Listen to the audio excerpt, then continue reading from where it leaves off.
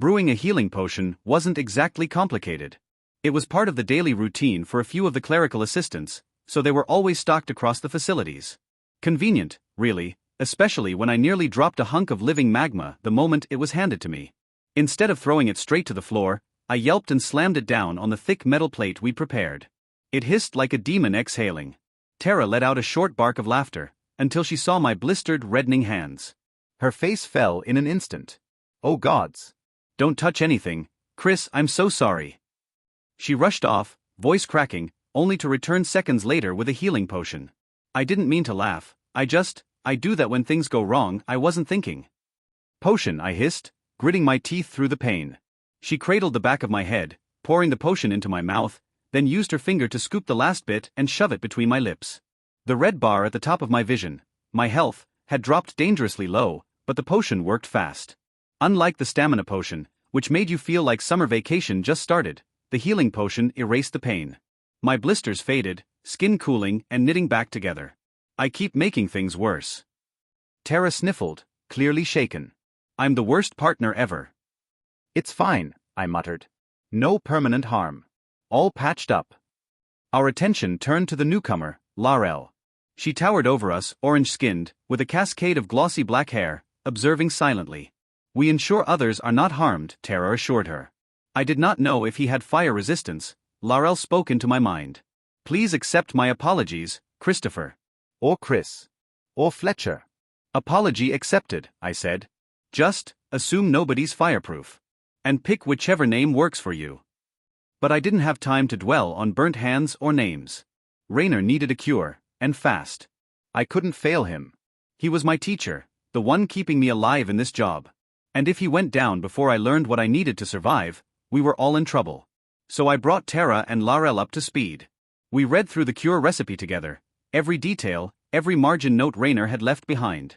This is going to take nearly 12 hours to complete, I said grimly. And we get one shot. Screw up, and we're back at square one.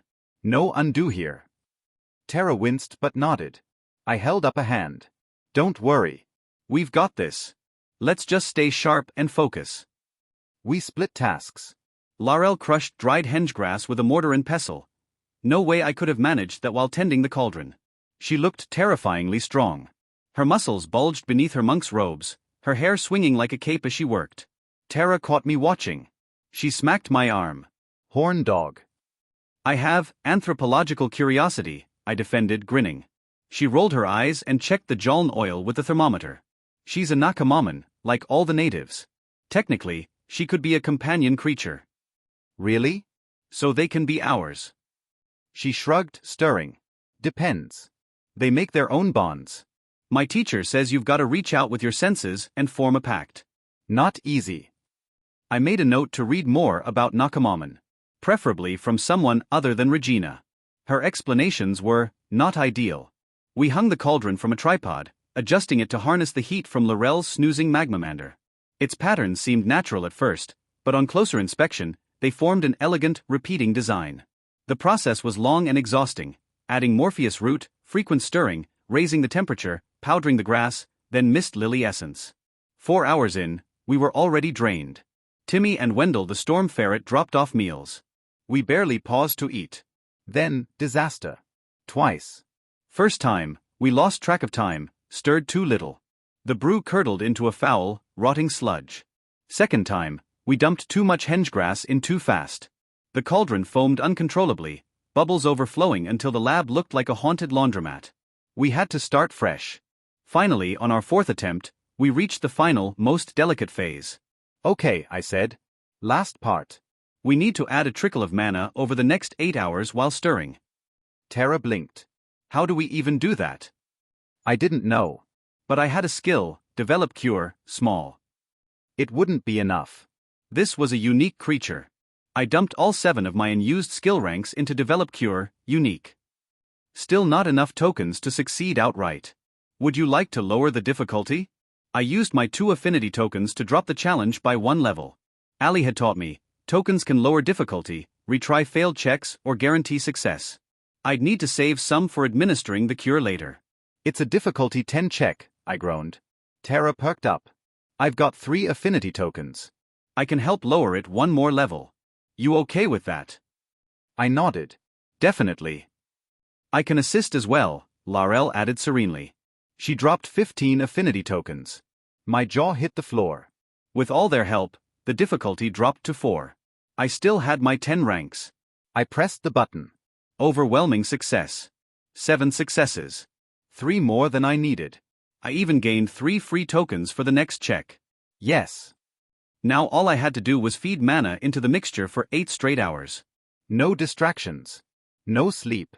Just focus. You two can go rest, I said. This is all on me now. Tara shook her head. Nope. We're staying. Laurel agreed, settling nearby.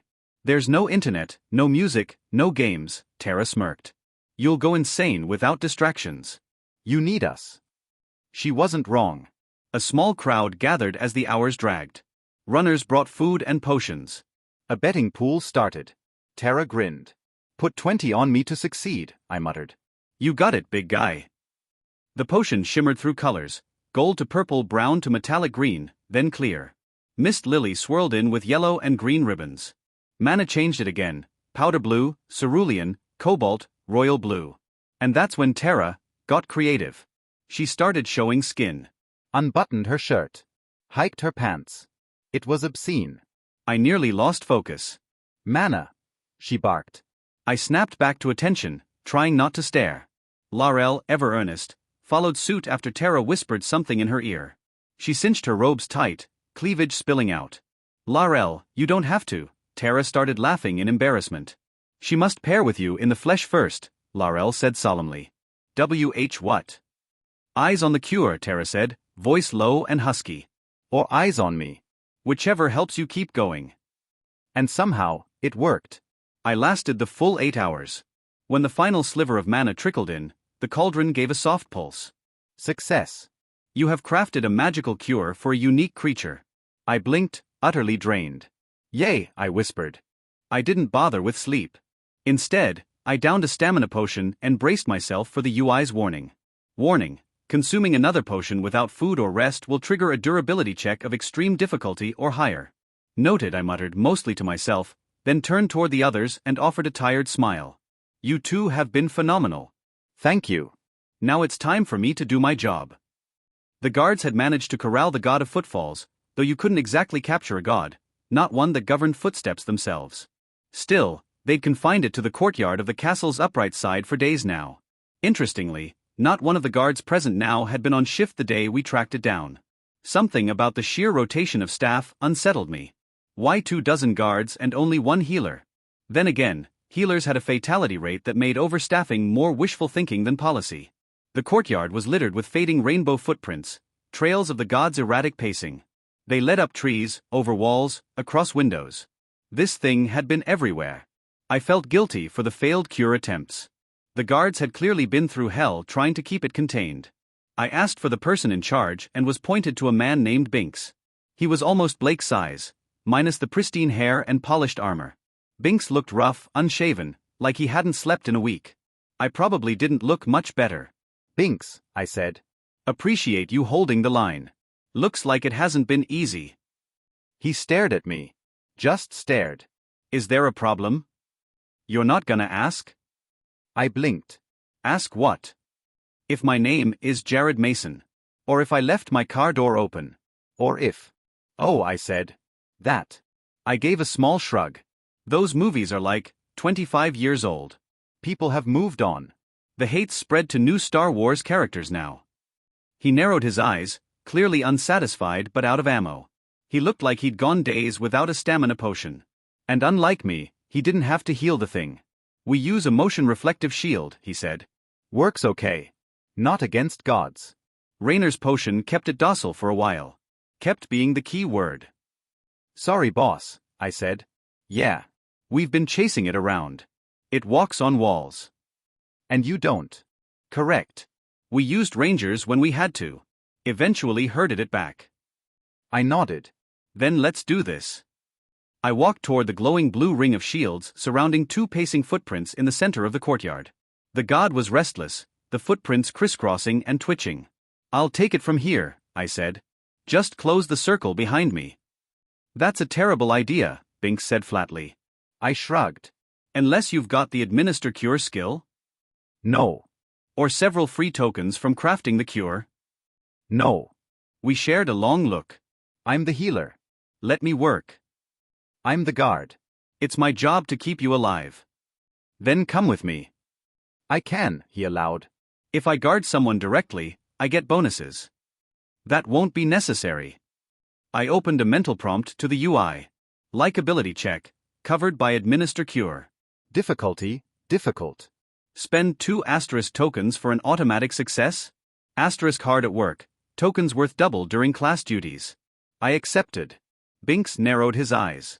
He could counter with 4 tokens, but after a long pause, he nodded and stepped back. Fine. But if you die, I'm chasing this thing out of the castle. You do you, I said. He signaled his team. Half a dozen more guards moved into formation, closing the gap behind me, forming a one-way barrier. The line opened, and I stepped through. I suddenly felt like a gladiator walking into the arena. The god of footfalls waited before me, not a monstrous form, but 2 dark, restless footprints shifting constantly. They shimmered with color and intent. Hey, I said gently, crouching down. It's okay. I know you're scared. The footprints recoiled, circling erratically. Rainbow tracks bloomed behind them. No shields, I said, lifting my hands. I'm not here to hurt you. Slowly, cautiously they slowed. Still jittery, but not bolting. I worked all night for this, I whispered. This cure, it's just for you. A guard behind me whispered something. Another shushed him. The god flinched, circling wildly, before skidding to a stop and circling again. Easy now, I soothed. I've got you. I opened my palm. It's medicine. Just a sip, and you'll feel better. I promise. I spent more tokens, lowering the check difficulty. Likability was now the attribute in play. With my skill and lowered threshold, I succeeded.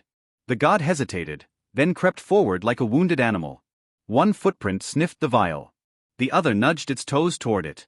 The liquid inside, dark as obsidian, began to vanish as the god drank. I reached out gently and laid my hand on the shadowy form. Divinity surged up through my fingers, a wild, imbalanced torrent of power. The god shuddered, then let out a soft, inquisitive coo. It was sick, still fighting the chaos within itself. Then, stillness. A flash of light pulsed. The UI flared. Success. Cure administered successfully. God restored. I collapsed onto my back, limbs shaking, every nerve humming. Magic had flowed through me, into me, and it had left a mark. The guards gasped and stirred around me, but I waved them off weakly. I'm okay, I rasped. Really? I stared up at the sky, smiling despite the ache in my bones. We'd done it. I had done it. I'd purified a god. There were cheers, shoulder pats, muttered praises. Binks himself barked for everyone to give me space. A massive figure eclipsed the sun. Laurel. She bent low, eyes glowing violet, and said simply, "You saved a god." I had help, I mumbled. You and Tara, you were both amazing. We should celebrate together. Images hit my mind unbidden. Inappropriate ones. I flushed. You did a good thing, Christopher Fletcher, also known as Chris. Laurel's voice echoed in my thoughts. You have saved us all. I do not wish to see the gods fall ill again. If they fall, I fear the world may follow.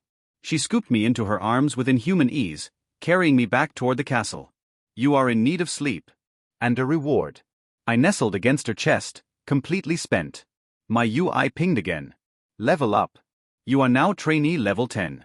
Significant experience gained. God of Footfalls appreciates your efforts. You have been gifted, go lightly. You have earned +1 durability. You gain 1 durability token. I blinked wearily and inspected the item. Go lightly. Wondrous, legendary. Wearer never tires while walking. Leaves no tracks. +5 to all skills involving feet. Unbreakable, cannot be destroyed except by divine force. Soulbound, yours alone unless willingly given. Returning, returns to you upon thought. I sent a silent prayer of thanks to the god of footfalls. Laurel entered my dorm, nudging the door open and laying me gently on the bed. Her skin was impossibly smooth, her eyes like deep amethysts. Rest now, she said. Your work is done. I didn't argue. I didn't say anything. I just smiled as sleep claimed me. This is Christopher, falling asleep almost immediately. Hey, welcome to Firescale Audiobooks. If you enjoy our audiobooks, please consider subscribing to the channel. Also, feel free to share your review in the comments section below. The discussion about Tara didn't go even remotely how I thought it might. I mean, first, Regina ended up having to wade through a whole host of interrogation questions by a number of different security staff. She then had to go do another escort mission from the portal to the castle, bringing back another young recruit. The 3 days in between the God of Footfalls showing up and me seeing her again were wild for the both of us. "You'll never believe what I had to go through to get our new friend here," she told me, when I let her into my assigned quarters. I was calling them that in order to make them seem less like a skeezy college room I was only going to inhabit for 10 months, and more like a cozy place usable by many different military people. She once again looked gorgeous. Freckles all glittering like little gemstones in her skin, all over her face and neck and shoulders. She was wearing a type of shirt I didn't have a name for. Like a tube top with these adorable little sleeves. So her chest, neck and shoulders were totally exposed, along with a freckled belly button. She'd gotten a haircut too, maybe while she was on Earth, because the sides of her head were shaved and the long part was draped down one side. I chuckled and tried to seem comfortable. I wasn't, not even a little, and I didn't know how long it would take before she figured it out. I've got some pretty crazy stories to tell myself. I didn't know when I was going to get to the discussion about Tara, but I was not up to the task at this moment. She could freak out, she could call me names, she could storm the hell out, and she could probably perpetrate violence on my poor little self. Because keep in mind, I still only had a physicality and durability of 3 by this point. Sure, I didn't know about Regina's stats, but also did I need to? She could climb a tree effortlessly, run over meadow and vale tirelessly, and she'd carried half my supplies in from the portal while doing so. "Okay, you go first," she said. In the silence that spun out, I realized this was the best time. This was perhaps the only time, honestly. We were going to get into the weeds. Okay, first, is there an official designation we have? Are we exclusive? Boyfriend and girlfriend. She froze and cocked her head. Whatever kind of earrings she had on, I liked them immensely, because they had a rainbow iridescent sheen to them. They were hoops, but a little wider than regular thin gold ones, and the band running up the center had that cool color-shifting sheen to it. "Who was it?" she asked quietly. "Look, I'm just asking because I don't know, you and I didn't talk about it, and let's say for instance that a god got involved and I was sort of divinely forced to have sex, then." "Wait, what?" "There's a god out there called the Lovers, and I got sex powers, and it's really kind of freaking me out, and I'm worried you're going to be really upset." She took me by the shoulders and backed me up until the backs of my knees hit one of the easy chairs. Then, she pressed until I was obliged to sit down. She took the one across from me and scooted it close enough that we were practically touching knees. There is a fudge of a lot to unpack there. Do you want to go over the god thing first, or the sex powers thing first? The god thing, I guess." She nodded, and I went over the scene between Tara and I, without saying her name. There were a lot of runners and guards who could have fit her description around, so I thought it was probably safe so long as I didn't describe her facial features or name her. Regina, however, wasn't interested in that at all. She wanted to know what Tara's pussy looked like, how wet she got, how she sounded during orgasm, how her breasts felt, what color her nipples were, which positions we did, how her body felt in different positions, that kind of thing. By the time I got through the story, I had a painful erection, and I could tell Regina was getting, or was already very, turned on. She kept glancing at my cock and rubbing her legs together. "Okay, well, there's no harm no foul," she said. "You couldn't have helped yourself against the power of a god, right?" Well, this person also said she really wants to have a rematch. To, sort of, see whether the pleasure was all God-inspired or not. "Oh," Regina said, eyes a twinkle. "And I told her about you and she said okay, just talk to you about this, and if we're just fudge buddies, then she won't have any problem doing me again. Yeesh, this all sounds so weird." "You mean you don't discuss sex with all your partners?" she asked. My face twitched. I didn't have partners with which to discuss this kind of thing. I had never been wanted by another woman, while not entirely sure of my relationship status with my current sex friend. "I mean, I've never been in a situation like this," I said. "I'm not what you'd call a sex symbol or a wanted man." She threw back her head and laughed. "Oh, okay. Okay. "Well, here, first, I'm gonna need to get that in me right now." She strode up and just brazenly rubbed on my cock. "And then we can talk about you having sex with this other girl, and whether or not I'll be there." I had this weird problem of having difficulty speaking when someone other than me was handling my equipment. And also with the words she had just said. Regina whipped off her clothing and mine before I could say an actual coherent word. She'd gotten me standing to wrench all my clothes off. With a single finger jabbing at my chest, she pushed me backwards and back into my comfy chair, and I sat down heavily while staring into her eyes. She then got up and knelt on the heavily padded arms of the chairs, which put her midsection almost exactly in front of my face. I was salivating with need. Tara had gotten my engine revved up last night by rubbing herself suggestively and pulling her clothes off. I was more than ready. So when she rose up on her knees and put herself in my face, I grabbed onto both cheeks and buried my tongue as far up inside her as I could. Pleasure's bounty, special ability, may be activated during this intimate act. Would you like to spend one token of your choice? I mentally answered yes and spent one of my ingenuity tokens. I had 5 and they weren't going to be missed. She responded with a gasp and then a laugh. Is Fletcher horny? Did he have to watch a girl play with her little pussy when he couldn't do anything about it? Her voice dropped an octave. Did he stay away from her just so he could ask my permission? I nodded. This was technically true. Regina responded with a growl in her throat. She was already wet, and the sweet floral fragrance of her was intoxicating. I wanted to get all of it out of her, and she was content to rub her clit against my nose with my tongue buried up inside her. I bet somebody wants a little threesome, she muttered, her voice husky. Some little perv wants 2 girls sucking his big fat cock at the same time, doesn't he? I groaned. Somebody wants to watch me eat out his mystery friend, she panted. Somebody wants to watch me make out with her while fracking me doggy style, doesn't he? My erection was throbbing. I had no idea she was even capable of talking like this. Holy crap. Ugh, yeah, there, she said, and started grinding herself in little circles around my mouth. Yeah, I bet you want one of us to ride you and the other one to sit on your face, pervert. Ugh, you're such a filthy man, Fletcher. Eventually she couldn't handle it anymore, and sprang off the chair.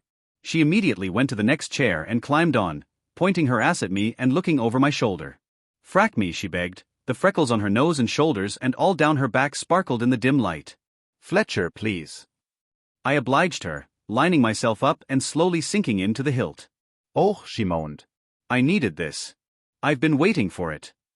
I didn't get to explain about the sex powers, I told her. I don't care. Just give it to me hard. For a time, I just watched her back arch, her freckles glitter and twinkle in the light, and the ripple of her ass cheeks when I slammed into her from behind. She was incredible. Shorter and stockier than Tara, curvy in a great way. And she felt like I imagined heaven would feel. Regina eventually put her hands on the back of the smoking chair and put her forehead on top, doing nothing but taking me over and over again. Eventually one hand drifted down between her legs and she came almost immediately. I'm coming. I'm coming, she said, her voice tortured, before she set off shuddering and shivering. Frack me. Don't stop. I didn't, though I had the powerful urge to explode inside her. Instead I focused on the increasing pain in my legs. The growth plate injuries, the osteomyelitis and the scoliosis worked to keep me from orgasm, because so far as I knew there weren't any condoms here. Let's change, she panted afterwards, and I disengaged to follow her to the bed. She pushed me back onto the bed and mounted me, then rubbed herself up the full length of me and back down, smiling. Do you want sex powers? I asked. Now her expression changed. What? What are you talking about? I can give them to you too, I said. I was almost completely sure anyway. This was a trial run situation. She didn't stop rubbing herself over me, but wanted to know what I was talking about. This was how I ended up explaining the second sex ability, entwined ecstasy, while teasing and tweaking Regina's nipples. Which was also how, in between listening to me read the explanation of the power, she instructed me on the right pressure and how much they could be twisted. The girls like to be licked, she said, and leaned forward to get them licked when I got up on my elbows. Do you want to be brought into the fold? Yes, she said. I mentally clicked yes to spend the 2 likability tokens necessary. Neither of us was sure what the more pleasure you both attain from intimate acts with one another meant. The pleasure would be boosted, but by how much? Regina immediately came. I wasn't even inside her, and she was only using my cock as a dildo to rub on herself, but there it was. She froze and started crying out in ecstasy. The shudders and shivers came over her, causing her to lay her head down on my shoulder and mumble questioningly about what the fuck had just happened. I made her orgasm 3 more times, and I had 2 of my own. The first one happened after a good 2 minutes of her riding me. The build-up before had been difficult to handle, but now it just wasn't possible. There was no resisting. I told her I was going to, and she pulled off just in time to have me spray her belly and tits. That was another amazing thing. I gained super spurting abilities. My capacity for distance was longer than ever before. The load itself was larger than it had been also. Holy shirt, she muttered, and stared down at the mess I'd made. That is so hot. Yeah, I panted. It's like a porno but in real life. Looking at it, I couldn't disagree with that. Regina got that unfocused look in her eye and scooped it up, then licked it off her fingers. She locked eyes with me and made a satisfied moan. We spent the next hour together, going through a series of different positions and speeds and intensities. She lay on the bed and pulled her legs up around her ears, tucking her feet behind her head. In that position, I could slam my entire body weight down into her over and over again. The newfound sensitivity of the special ability meant that I would have just orgasmed into her over and over again, except that my legs grumbled and complained after only a minute of hardcore bashing. Regina came, and then she came again, and begged me to stop, so we shifted positions. I can't anymore, she panted, and just lay on her side. Then, when I scooted up behind her, she guided me back into her, so we were spooning and banging at the same time. It was exquisite. I had definitely never had anywhere near this much sex in my entire life. After that one half real time, I had been in a dry spell. Now, I'd spent the last 2 weeks, literally every moment since getting here, either learning about this world or having mind-blowing sex. For a guy that was only 2 years out of high school and flush with teenage hormones from having no luck with the ladies, this was a crazy fever dream I didn't want to end. She came yet again with me behind her, reaching around and tweaking one nipple while kissing and licking at her ear. Finally, the pleasure was too much, and I grunted out that I was close. On my face, she begged. Once again, Regina amazed me with her speed. She exploded into action, off the bed, and down onto her knees. The sight before me was mesmerizing, a red-haired beauty, naked as the day she was born, shining with magic, down on her knees with mouth open and eyes mostly closed. The sight alone might have made me climax once upon a time. Now I sat up and aimed for her face. I'm not going to lie, I came more than I ever have in my life. Regina accepted my gift with relish, and even amazement. Eventually she made a surprised sound and asked if I was trying to drown her. Then she cupped her hands under her chin, collected it up, and tried to slurp it all down. I stared in amazement. What? It has to be influenced by the magic. It's really good. With that, she sighed and sank sideways against the bed. It was also the special ability from the lovers. I made sure to reorient the UI messages so I could read it clearly, and read it again if I needed to. Entwined ecstasy, you have entwined with Regina Hampstead. Your relationship status is close confidants. This bond isn't easy to forge so quickly. These lovers have shared a bed a number of times, both for intimate acts and plain sleep. These two are comfortable with one another's bodies and presence. Pleasure from intimate acts between close confidants is boosted strongly. The next UI message that arrived pertained to bringing her into the fold. Entwined ecstasy, you have brought Regina Hampstead into the fold. She has gained the ability Healer's Resistance. You have gained the ability Wild Lore from entwining with Regina Hampstead. Entwine more deeply with Regina Hampstead to unlock further abilities. Next, came a write-up for my new ability. Wild Lore. Special ability, common, active. Concentrate on a plant, animal or native of this world to understand it better. Information you gain is based on your ingenuity or affinity attributes. Did you? What the flunk? She blurted from the bathroom. Seconds later, she burst back into the bedroom, staring wildly at me. I think we need to have a lot more time rubbing our naughty bits together. I blinked at her, and she burst out laughing. Seriously, where did you? This is your sex abilities, isn't it? When I nodded, she leaped onto the bed and kissed me, grinning. I'm glad we're close confidants, Fletcher. Me too, I told her. And I was. I really enjoyed being with her. Could I ask you a favor though? She squinted at me. You want to keep these powers a secret, don't you? I felt myself go instantly red. How did you know? She shrugged. Just a hunch. Well, you're correct. I didn't want anybody else to go after the lovers and possibly get themselves killed. From what the literature said, gods were forces of nature that did not give a single solitary fuck about people, and could kill them with the slightest touch. That didn't gel with what I'd experienced. But also, there were people like Blake and Binks. In Blake's case, I didn't want a person selfishly trying to corner the god of sex just so he could get some kind of powers.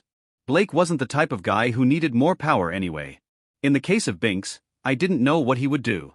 Build an enormous wall around all the human settlements and make a no-god zone? I wouldn't put it past him. Hey, when you were talking all dirty, I started. Oh yeah. You didn't mean any of that, did you?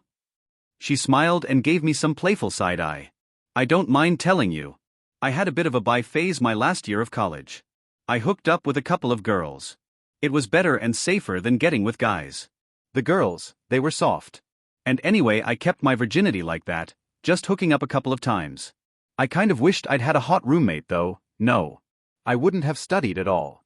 I would have just forked her over and over. Scissored her over and over. And licked her, of course. Whoa. She nodded. I figured you would react like that. Yeah, girls taste really good. She wasn't wrong. Because it's hot. She grinned. So the short answer is, I didn't not mean any of it. This is Christopher's brain exploding. We lay there for some time. I was reading through the abilities again, and staring in wonder at the changes coming over me. In under 2 weeks, too. My level in Pleasure Seeker had risen from 3 to 5. I was a level 10 healer. I had crafted a cure and saved a god's life. Level 2, plus 2 skill points. Level 3, gained ability, hard at work. Level 4, plus 1 ingenuity, plus 1 attribute point. Level 5, plus 2 skill points. Level 6, gained ability, healer's endurance.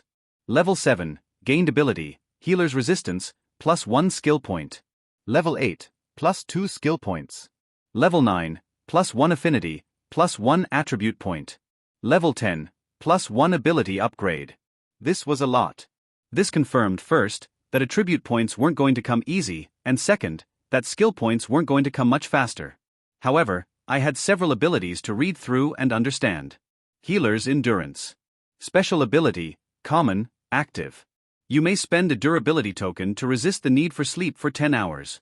Penalties for sleeplessness are suppressed during this time, but are doubled and take effect afterwards. Healer's resistance. Special ability, uncommon, active.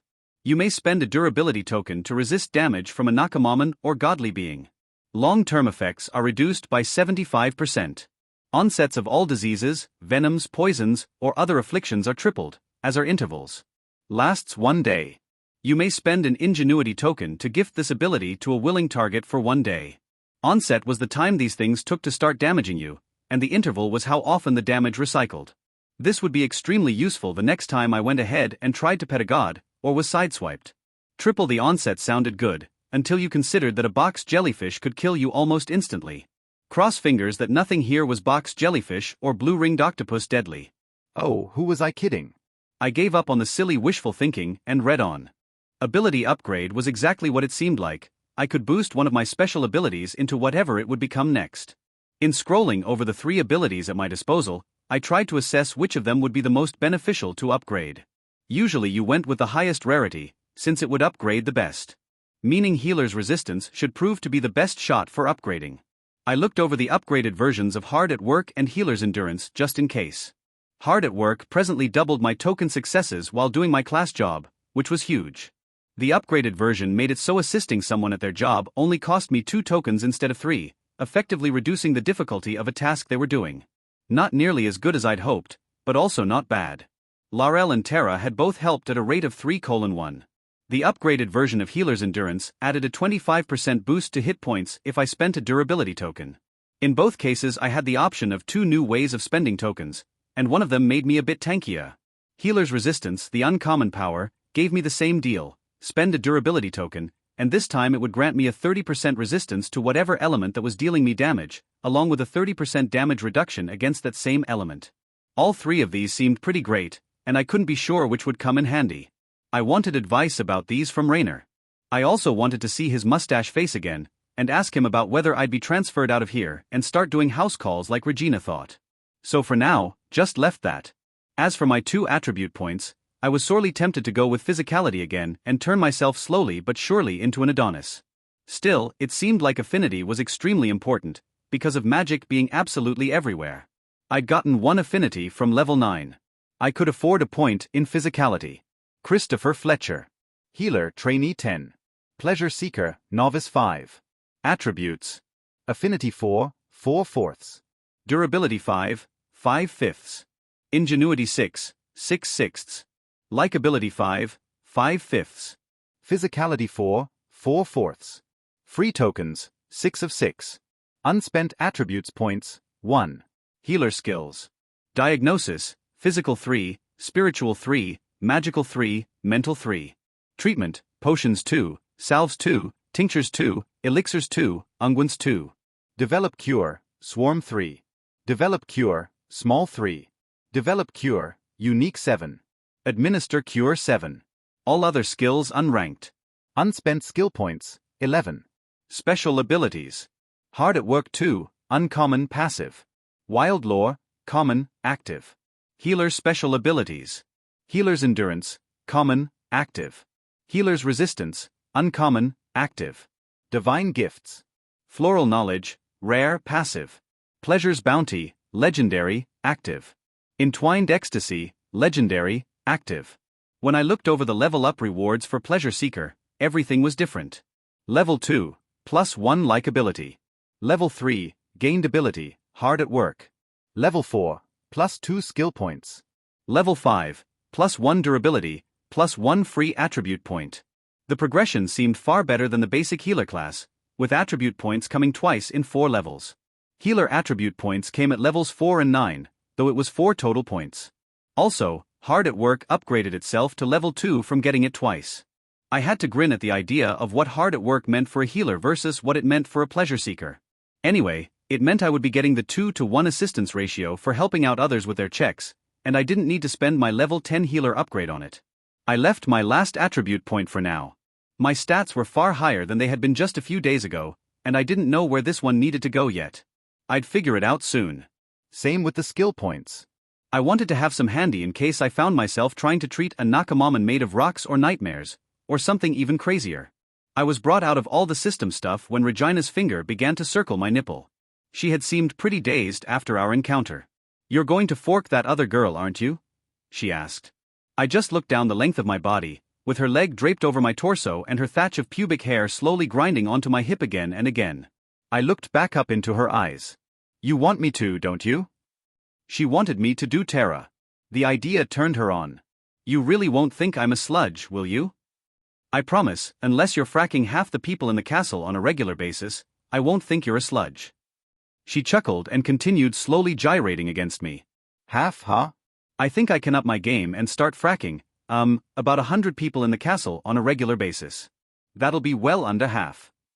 "Please don't," I told her, also laughing. "Just so long as you don't think I'm a sludge either." "You?" "PFF, you're like the farthest thing from a playboy there is. Which is why I have to tell you, I'm a bit surprised and delighted by this whole thing." "Delighted?" "I kind of want to corrupt you. You're so pure. You don't have any vices." She got up and straddled me, holding my arms up over my head and hanging her hair around me like a curtain. "The question isn't whether you're going to have sex with this mysterious other girl." Out of the side of her mouth she said, "Although I totally have enough details to figure out who she is if I wanted to." "What is the question?" "The question is whether or not I'm going to be there. And then the second question is whether or not I'll be joining." I struggled to use the brush on the stones in the laboratory. It had been hours, and for whatever reason, the bubbles here didn't seem to want to stop multiplying. It was like one of those horribly funny videos about a bathtub overflowing with bubbles, or adding bubble bath to a hot tub. And it was already a full day after we'd failed with this version of the cure. I had been inclined to laugh about it when it was suggested that I help clean up, and I laughed even louder when the scrubbing started. I had a long-handled brush, like a dust mop but with Raynor's thick, bristly mustache stuck on the end. My mood turned when the hours began to pass without any change, matching the sour faces of the other attendants they'd put on this job. "Sorry everybody," I told them, but I only got sullen and dark looks in response. Tara didn't seem to mind the work, but Timmy and his 2 buddies hated it. They also responded badly to Tara's familiarity with me, scowling while they pushed frothing bubbles into a fire Nakamamon who popped them and did nothing else. Eventually, I saw some whispering happening between Timmy and one of the other runners, and I had to tell her to scale back the flirting a little. "We can talk later," I whispered. "You got it, big guy," she said, then went and was her super bubbly self with Timmy and the other runners. Raynor joined us in the cleanup effort, initially jolly about being saved. Soon though he begged off, saying he was exhausted from too much strain on his body over the last 2 solid days of being on death's door. "You take a rest," Tara said, and led him out. "You don't have to worry about this little nonsense at all. We're all going to be just fine, all right?" "Fine." Timmy grumped. Fine? Why is it we get all the garbage menial jobs, and that guy gets to go? He trailed off, seeing the expression I was giving him. Is there a way to change your class from ranger to healer? I asked. Hey you, if you'd have done your job right, we wouldn't be here at all, one of Timmy's buddies said. And if you two had been healers in the first place, I'm sure you would have done a much better job, Tara said, chin jutting at them. Now shut your yaps and get back to scrubbing, before I remind you again that Fletcher doesn't have to be here at all, and he's doing us a favor helping out. What a nice guy who could probably stand to get a reward for all his hard work and kindness, and his bravery for choosing the only dangerous job in this whole place. The other three fell darkly silent, and the next several hours were spent in growing pain from every part of my body, but especially my legs and back. The scrub brush wasn't quite long enough, so I had to bend over a little, and that was enough to turn several hours of scrubbing from painful into unbearable. Still, I couldn't just let Timmy and the boys do the work. There could be no giving up. Finally, after what felt like an eternity, we had isolated the source of the bubble production, and threw it in front of the fire Nakamaman for it to roast. A fresh gout of frothy bubbles spurted out and covered half the room, but they didn't spread any further than that. I'm calling it, I said.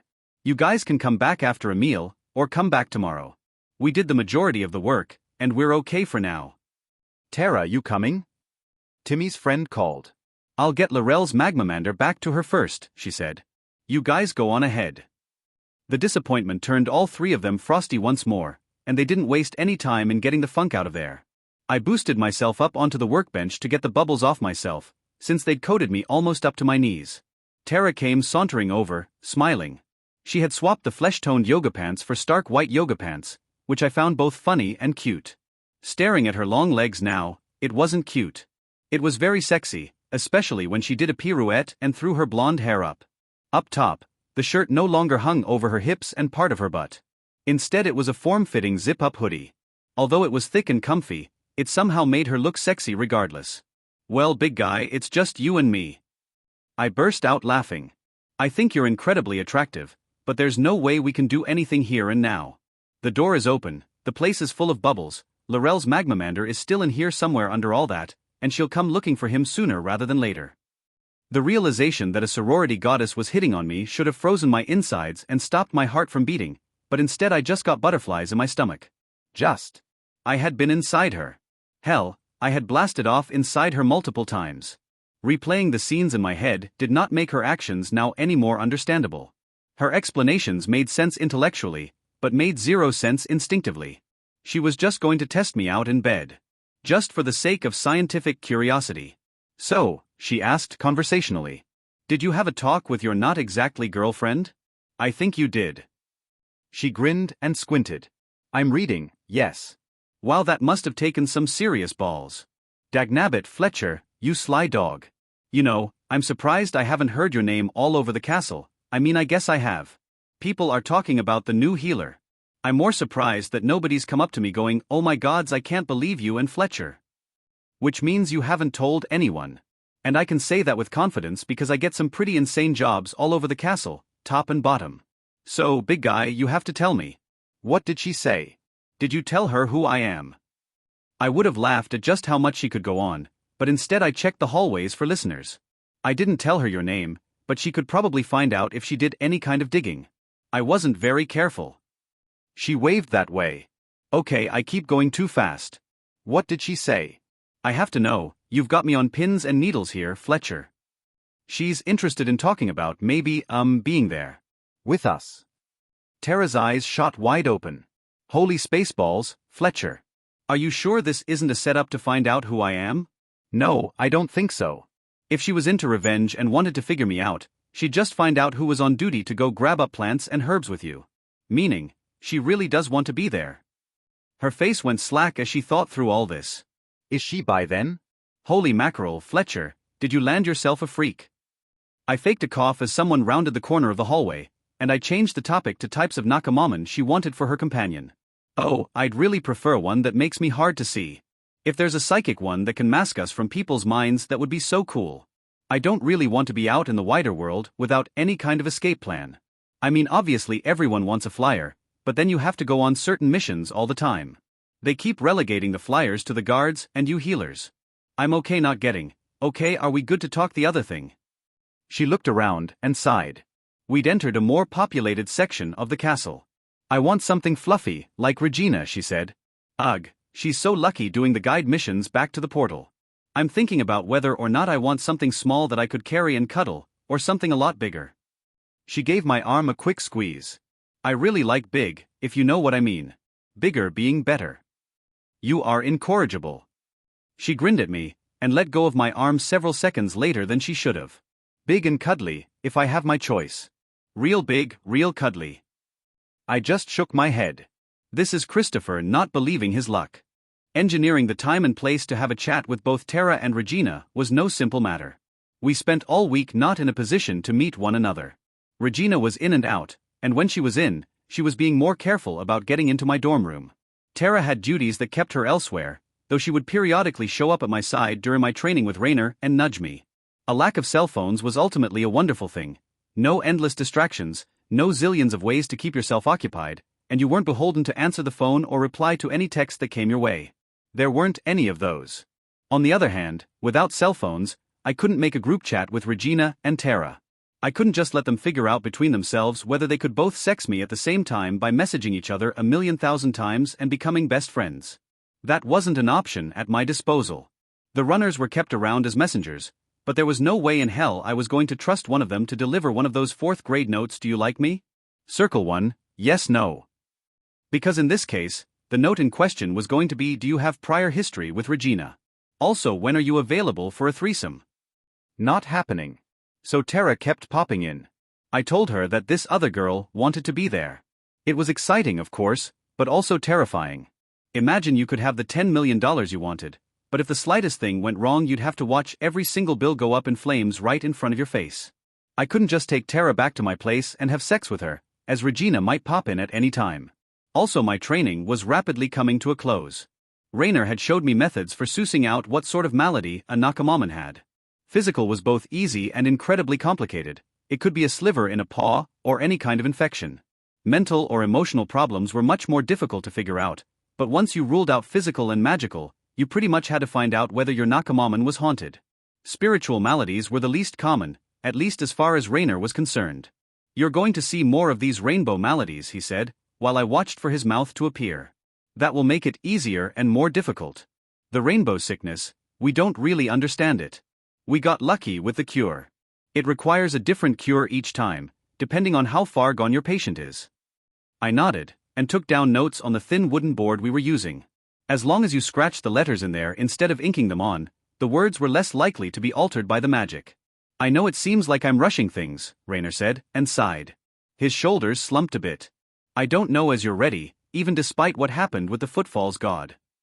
I wasn't about to tell my direct superior he was wrong.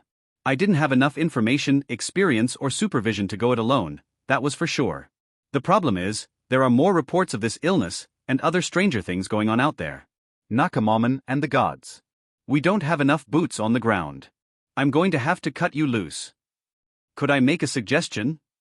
I asked. He pursed his lips, I thought anyway, his face scrunched further into the main mustache, and nodded. Go on then. I'd like to take a small group of recruits to help out. Having one of the runners to help in procurement was a big help. Having runners and one of the Nakamoman guards come to help develop the cure was also enormous. Non-healers. He clearly didn't like the idea.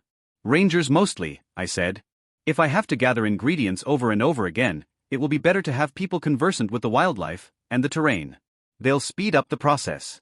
And also, it was a huge help to have that fire Nakamoman. It was much easier to keep the temperature steady that way than by constantly feeding a lit fire. He continued to chew this over, with his mustache twitching on one side. I could use a guard or 3 as well, I said. Probably a wizard too, though I have no real idea what it is they do. Rainer burst out laughing. That makes 2 of us, boy. He held his big gut and guffawed for a while. Aw, those fools, they seem like their only goal in all this is to turn a profit for the corporation. They're almost all of them holed up in labs in the castle, doing frack knows what, probably trying to enchant items that won't turn to pixie dust on the other side of the portal. Oh, I didn't know what to say to that. There was a lot of money being poured into this project, and I wasn't entirely sure where that money was coming from. Really, once I'd gotten here, Earth fell out of my mind almost completely. I did want to check in on Sarah and see my mom again, but not right now. Could I make a second request? I asked. Heck, why not? What V you got for me? My heart was racing here, and I hoped he couldn't see straight into my brain. I didn't think his Nakamaman gave him telepathy, but these creatures had some strange abilities. Could I hand-pick my group members? I'd like people I trust with me. I've had a couple of bad encounters, and I want to make sure the people with me are, let's say, on my wavelength about the work I'm asking them to do. Crossing my fingers behind my back, I silently sent out prayers to all the gods that might hear. I tried mentally explaining that I wasn't just trying to create a sex squad. That was a secondary objective. Let me run your 2 requests up the chain and see what I can do. Raynor paved the way for me to be able to pick my own team members. This is also how I was able to sit Regina and Tara down in the same room with a reasonable amount of relative privacy. Dumbass me, I didn't see it until I was 2 days into interviews and applications. I had Regina in as soon as she got done escorting a new hire in, and she recommended the new hire as well, a squirrel, a little guy called Alan. They gave me a small office on the inner portions of the castle, with a small window overlooking the courtyard, so while I was waiting for Tara to deliver my summons and for Regina to show up, I could peer out at the mobs of people lazing around with their Nakamaman. One guy had a land octopus type thing. It wasn't made of soil or anything, but was brown and green, and didn't seem to have any trouble moving over the ground to play fetch. It was actually kind of sad, because he couldn't throw very well, and the octopus creature sometimes just caught the stick by vaulting up and wrapping a tentacle around it before it went anywhere. I was chuckling about this when Tara returned with Regina, and this other dude. Fletcher, she said, I want you to meet Alan. It would certainly have crossed my mind to have Regina and Tara have their little conversation right here and now, except that Alan stood here. 5.5 feet of intense awkwardness. He looked so intimidated it wasn't even funny. Hello, Alan. I gave Regina a significant look even while reaching out and shaking Alan's hand. Why was she including another guy in this situation? I hadn't intended to pack my little divinity rescue team with only women, but I had wanted some time to speak with her alone. F. Fletcher, sir, he stammered. I am glad to meet you. Alan has a stammer, but is a genuinely great person, Regina said.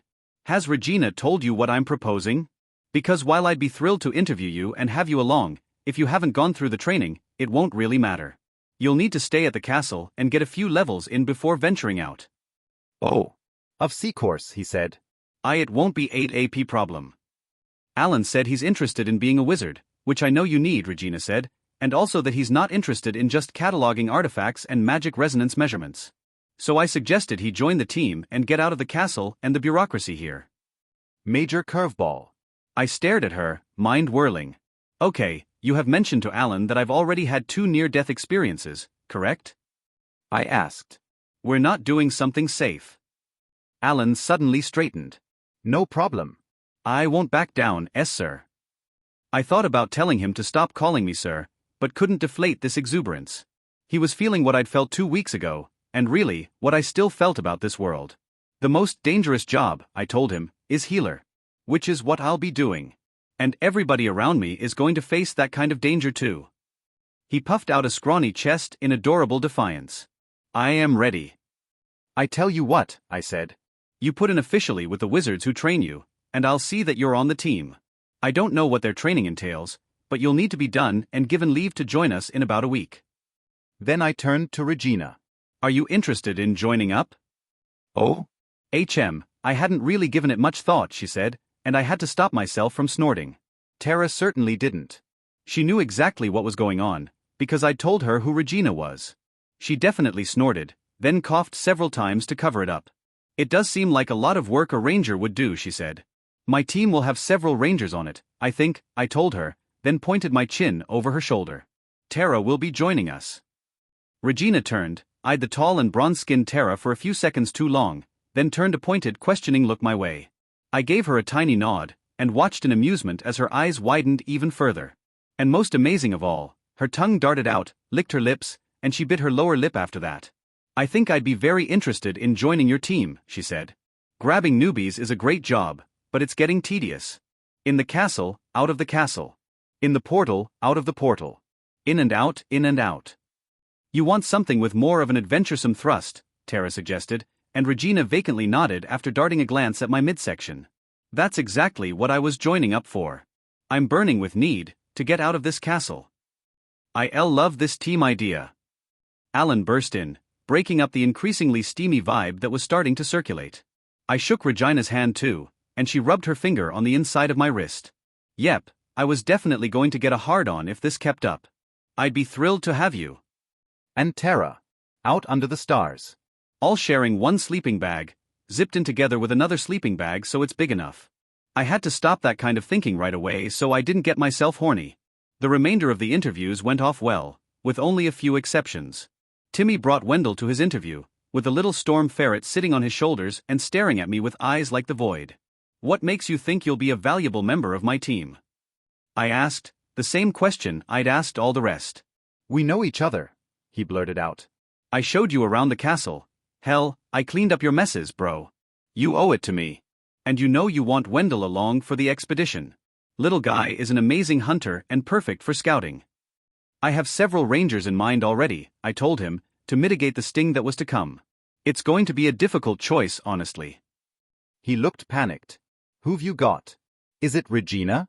She is hot, he admitted, as if choosing her was based on her looks rather than her experience and her own companion creature. And while it was a little of column A and a little of column B, he made it sound cheap, like I would only have her on my team to ogle her. I would definitely pick her if I were you. He chewed his lip and nodded. Maybe I can get on guide detail after she goes. I can't say anything is certain, I told him. I just want you to know that choices are being made based on a number of different factors. Can I ask what level you are? He grew angry, his blue eyes bulging and the cord standing out on his neck. They won't let me out of the castle. I barely get any actual ranger ing done. It's not my fault the administration won't let me do my actual fucking job. After being in this place for several weeks, the use of an actual swear word hit me like a hammer blow.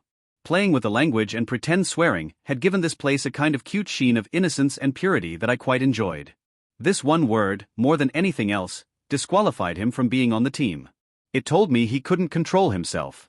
He had a temper, and I wasn't going to have somebody on my team with a temper, and an electric ferret that might obey him implicitly. No violence. What level? I asked him quietly. 16, okay? Is that what you wanted to know? I held out my hands to ward off attack. I only reached level 10 the other day. It's all right. It wasn't all right. He'd been here for months. I definitely wished the administration would take this kind of frustration into account with these noobrunners, but I wasn't in charge. I didn't hire people. Except for right now. Hey, I told him, standing and offering a hand. Thank you for helping me out when I got here. And I appreciate you helping out with the cure failure messes. I'll be in touch regarding the expedition squad choices. He shot his hand forward and ground the bones in my hand together painfully. It was clear bro had put his points into physicality. I actually took several hit points worth of damage, and saw the little red bar in the corner of my vision dip. Timmy pumped my hand up once, down once, and stalked out of the room. This is Christopher not liking the leadership role one bit. The first day of interviews had been exhausting and mind-bending. He'd gone through some 30 people, and he had given them a good 15 minutes of time on average. The ones who impressed him got longer to further impress him. Starting at 8, he finished just after 8, not loving life. On the second morning of the interviews, he had the amazing idea to have Tara summon Regina back in, but to make sure she came alone. You've got it, big guy, she said, winked and gave him a knowing smile before heading out. They were back in only 15 minutes. He was just about to interview another guardsman when the two of them showed up, Tara almost a head taller than Regina, and Regina blinking innocently at him. We didn't have an opportunity to conduct your interview yesterday, he said in the midst of closing the door. So, Regina said, are you sure that there was a god involved? Because I wouldn't blame you if you came on to this hottie and she wanted to be your second girlfriend. Could you keep your voice down a little? He asked, glancing toward the door. Oh, I like her, Tara said, while Regina shrugged nonchalantly. I guess this is maybe the most important interview, I said, and motioned toward the chairs. For nearly a half hour, I tried to get the situation as clear as I could in my head. The girls surprised me by falling into an easy rapport. Tara and Regina knew each other, obviously. They were part of the Rangers, and part of the Rangers who were stuck in the castle doing make work. Though they hadn't talked a lot, they had spoken some. Which left me with what became a very weird interview, because it was about sex. Regina answered easily and calmly, but only perfunctory responses. Yes, she was in. No, she didn't have a problem with me having sex with Tara. Yes, she was attracted to girls, and Tara specifically. She shrugged as she said this, while both Tara and I stared at her in wonder. Yes, she could keep secrets. As the discussion went on, Regina spread her legs and gave me a view up her skirt. Not long after she put one foot up on the chair, so I couldn't just get a hint of what was going on down there, I got the whole view. For Tara's part, she appeared somewhat mystified by Regina's responses but more into the interview itself. She wanted to know if there was anything Regina considered gross, no or off limits, and no toilet stuff, and whether Regina had ever done this kind of thing before. Nope, she said, smiling an easy smile, but I'm getting turned on just thinking about it. Why is that? Tara asked. Dude, need I remind you that there's no porn in this whole world? Tara burst out laughing. Fair point, she said. She stood up. So if I were to tell you that I'm going to get Fletcher hard, she began to slowly advance toward my desk, while unbuttoning her shirt. And let him do whatever he wants with me. Here she dropped the shirt to the floor and caressed her bra-covered tits. What would you say to that? Regina sat up in her chair, grinning and eyes locked on the long-legged beauty. I'd say you're most of the way there. Fletcher's already rock hard, so step one is out of the way. I could feel her arousal through my affinity attribute. She was generating a field of magic. That's what happened when people got horny in this world. She might as well have her tongue hanging out and drool dripping onto the floor. What if I asked you not to get involved this time? Tara asked quietly. Regina finally blinked and shook her head. That's fair and fine. What about next time? I'll need some time getting used to the idea, she said. I thought we'd just be sharing him as sex friends, like you Monday and me Tuesday through Sunday. Regina snorted laughter. More like I get him Monday through Friday and you can have whatever's left over on weekends. Hello? I asked. I have to say it was the weirdest, most flattering conversation I've ever witnessed in my life, being bandied about like a piece of meat. It made me stiffen just to hear them talk about all the sex I would be getting. We can give him a rest day, Regina said, grinning. I'll even offer up one of mine. They were kidding. They were definitely kidding. I was pretty sure they were kidding. You're not the only one who's conducting tryouts, Tara said, in the middle of slipping her yoga pants off, and kicking them expertly up to one hand so she could pull them off the second ankle in a move so smooth I wondered if she practiced it at home. She wasn't wearing anything underneath. It was just gleaming bronze flesh, a landing strip of dark brown hair, and then obvious wetness. I've been looking forward to this all week, she said in a low tone. She'd gone into full arousal mode, staring down at me in the chair. Finally, she parked her cute butt on the desk and put one foot up on the arm of my chair. Regina looked at me. What did you do to this girl? I held up my hands. It was a god, okay? Okay, big guy, Tara said. When I darted a glance over toward Regina, she reached down and pointed my face up at her. Right now, she's not here. It's just you and me. If you were going to invite me to be part of your little fellowship, it's time for you to impress me. Regina will have to impress me next time. I haven't thrown the idea out. I knew I liked her, Regina said from behind her. When Tara turned her head, she raised her hands defensively. I'm not here. But then her head appeared in my peripheral vision, and I could sense her intense glare. A lot was at stake here. Clearly Regina wanted some Tara, and maybe some threesome fantasies fulfilled. That glare told me in no uncertain terms not to fuck this up. It was time not to fuck this up, though fucking would definitely be on the menu. First though, I started with a massage. Her one calf muscle, nice and slow, varying pressure, followed by her thigh and hamstring. I wasn't used to touching other people so much, let alone gorgeous women, so I really got into it, running my fingers over the underside of her feet and rubbing in tight little circles. I wasn't a foot guy, like I had no inclination to suck on toes, but I wouldn't mind rubbing her feet on my cock. Tara's eyes flew open, but they quickly drifted close again as she blissed out. She was on her feet all day, running here and there, so this massage was badly needed. She groaned when I took hold of her other leg and lifted it up onto the chair's arm as well. After that, I asked her to lay down, and she rolled onto her stomach on my desk. Legs initially together, but they parted before I even got back to touching her. I kneaded her silky flesh for long minutes, loving the appreciative sounds coming out of her. I got in real close to the junction of her thighs before backing up and massaging both hips. This required me to straddle her. All three of us were on board with this. One look at Regina told me I was doing well. She was slouching back in her chair with her skirt hiked to her waist and her hand working between her legs. Her face was slack. I went to work on Tara's ass cheeks, pressing down where the bones came together, around her tailbone, and loving the tortured groan she emitted. She actually pushed her butt up into my hands. I didn't know how she ended up with statue metallic skin, but it certainly felt natural. and I saw her nether region appear and disappear as I squeezed and appreciated the globes of her butt cheeks.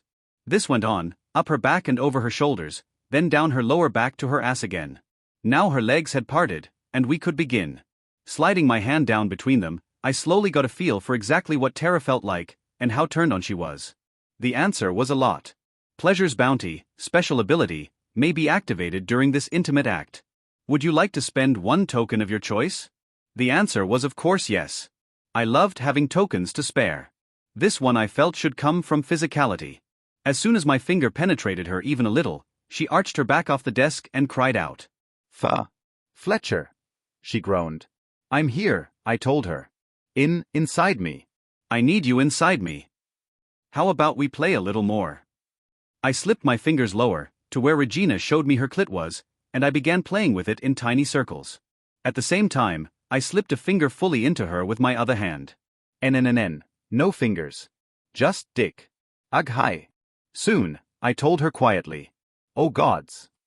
She went back down, head on forearms, and began to shake violently. Unconsciously, she'd drawn herself up onto her knees and pushed her ass out at me. It was easy to bend over the desk and get a mouthful of her juicy slit. Regina tasted of wildflowers and fresh breezes, but Tara had a fresh taste to her. Like juicy berries. Like watermelon. I got in there and parted her lower lips, and licked around, loving the taste. Maybe this was what Regina had meant when she said she liked my seed. I even paid a lot of attention to the clit, and sent her into overdrive. Soon she was arching her back, shoving herself back against my face and riding the air, moaning and groaning, head thrown back and eyes closed. Finally she sprang up to her feet and advanced on me.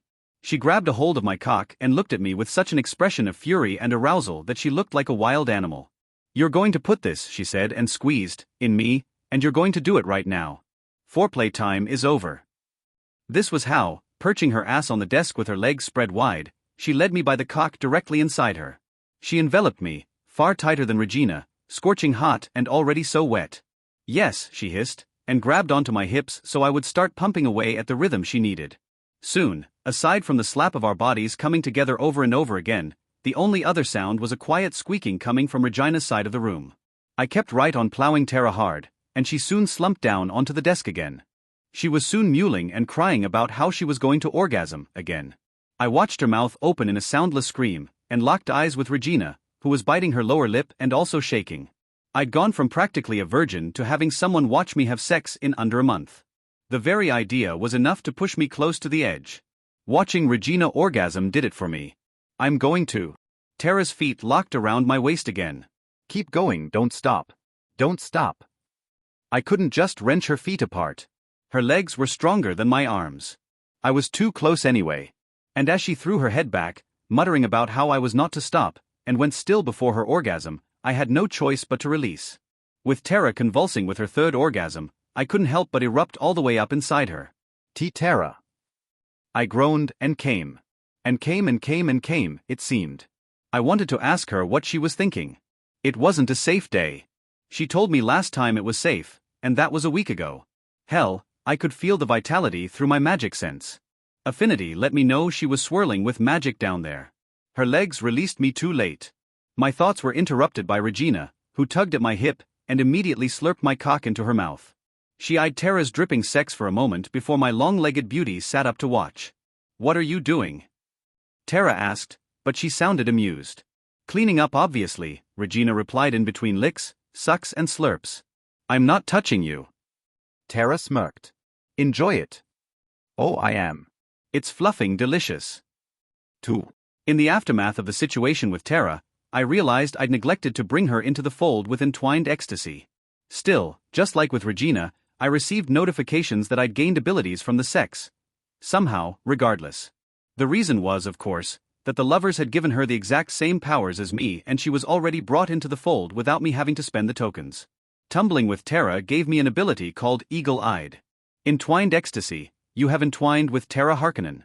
Your relationship status is acquainted. This is common for new lovers. These lovers have shared a bed only a handful of times. Pleasure from intimate acts between acquainted is boosted moderately. The next UI message that arrived pertained to bringing her into the fold. Entwined ecstasy, Tara Harkonnen was already brought into the fold by the lovers. She has gained the ability diagnostic.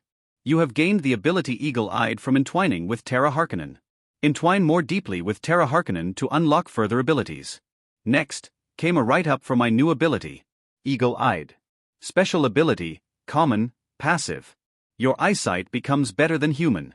You are able to discern details at a distance, and analyze close objects much better than base humans. The wild lore ability proved to be pretty amazing.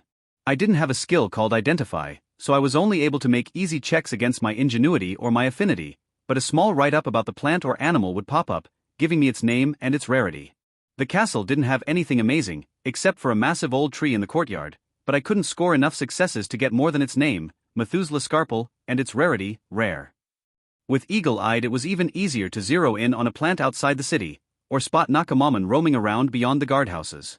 On the third day of practicing wild lore, I actually gained a rank of the Identify skill, which shocked the heck out of me.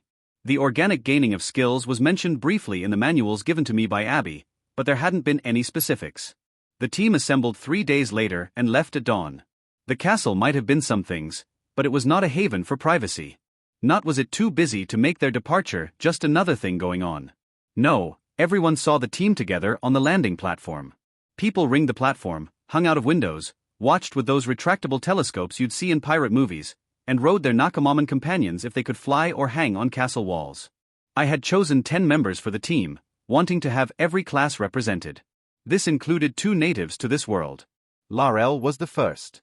Laurel had come to my office and squeezed in the doorway, asking telepathically whether she would be considered as an addition for the team. She had a magmamander, after all, and had already assisted in crafting a cure for a god. She claimed that she would be honored to join the expedition. She seemed almost frantic with need to get away from this castle and back out into her native land. I assured her that she was welcome to join my team, and I doubted I would be choosing any other guards over her. The other native was a guard as well, but didn't appear to be one. She was also nothing, absolutely nothing like Laurel. First off, she was whip-thin and floated just off the ground on a tattered skirt of white. Her whole body glittered with tiny facets, like she was made of ice or snow. Second, she had any number of arms she needed. That was odd. When I'd asked her to demonstrate why she was a guard and how she could be expected to assist us, she lashed out with about 10 of these arms, producing 8 daggers of different sizes, along with a tower shield and a spear some 10 feet long, made of the same substance as her body. She then launched those daggers into a wooden chair, and they formed a neat line when the last one finished thunking into it. "What are you?" I asked, amazed. It turned out there was no real word for her species before humans showed up, but they were now called frostlings. Her name was Krista, not Crystal. "Have you done much guarding in your time here?" I asked. Surprisingly, the answer was yes. She mostly guarded people from making stupid choices and doing violence with one another. Humans were kind of violent, when it came down to it. They kept getting this poison into their systems, this alcohol, and doing strange things while under the effects. 2 natives and me meant that after Regina Terra, that brand new wizard named Alan, I had 5 more human beings on the team. Timmy was not among them. I actually caught sight of him as we were boarding a huge flying carpet created by a team of wizards. Glaring at me. With his storm ferret standing on his head, also staring at me. Honestly, it would have been adorable if not for the fury written on Timmy's face. This is Christopher getting out of the world of human influence, and not soon enough. The perfect world here continued to shine and sparkle. The sky coruscated with colors, and the clouds continued to swirl and twirl. The trees did their weird boogie-woogie instead of pointing toward the sun. A fresh series of smells was carried in a refreshing breeze. It had rained a handful of times in the castle, short showers that drifted in, pelted everything for a good few hours, and moved on. For now though the temperature was dropping, it felt just amazing. As someone who was from the swampiest part of the United States, suffering through the humidity that seemed to squeeze the whole world, this was a delight. Laurel and Krista informed me that this world was called Dorfilialos by the natives. It was an odd word that seemed to stick in your mouth when you tried to say it. Dorfilialos. My mind could conjure the word up, but every time I tried to actually speak it, something went wrong. Dorfilchialtos. Wait, what? Doritos Fritos. Is there a reason my mouth simply cannot say Dorfinish Rialtos? That is very strange.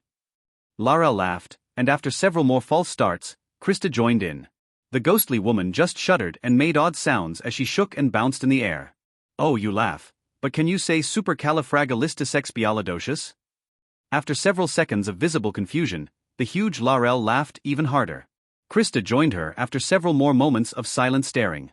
You laugh, but it's powerful magic. An eyebrow waggle undercut my point a bit, and again Laurel laughed. She then clapped a hand on my shoulder, which dealt actual damage. I nearly went flying. I like you, Earth person, she said into my mind.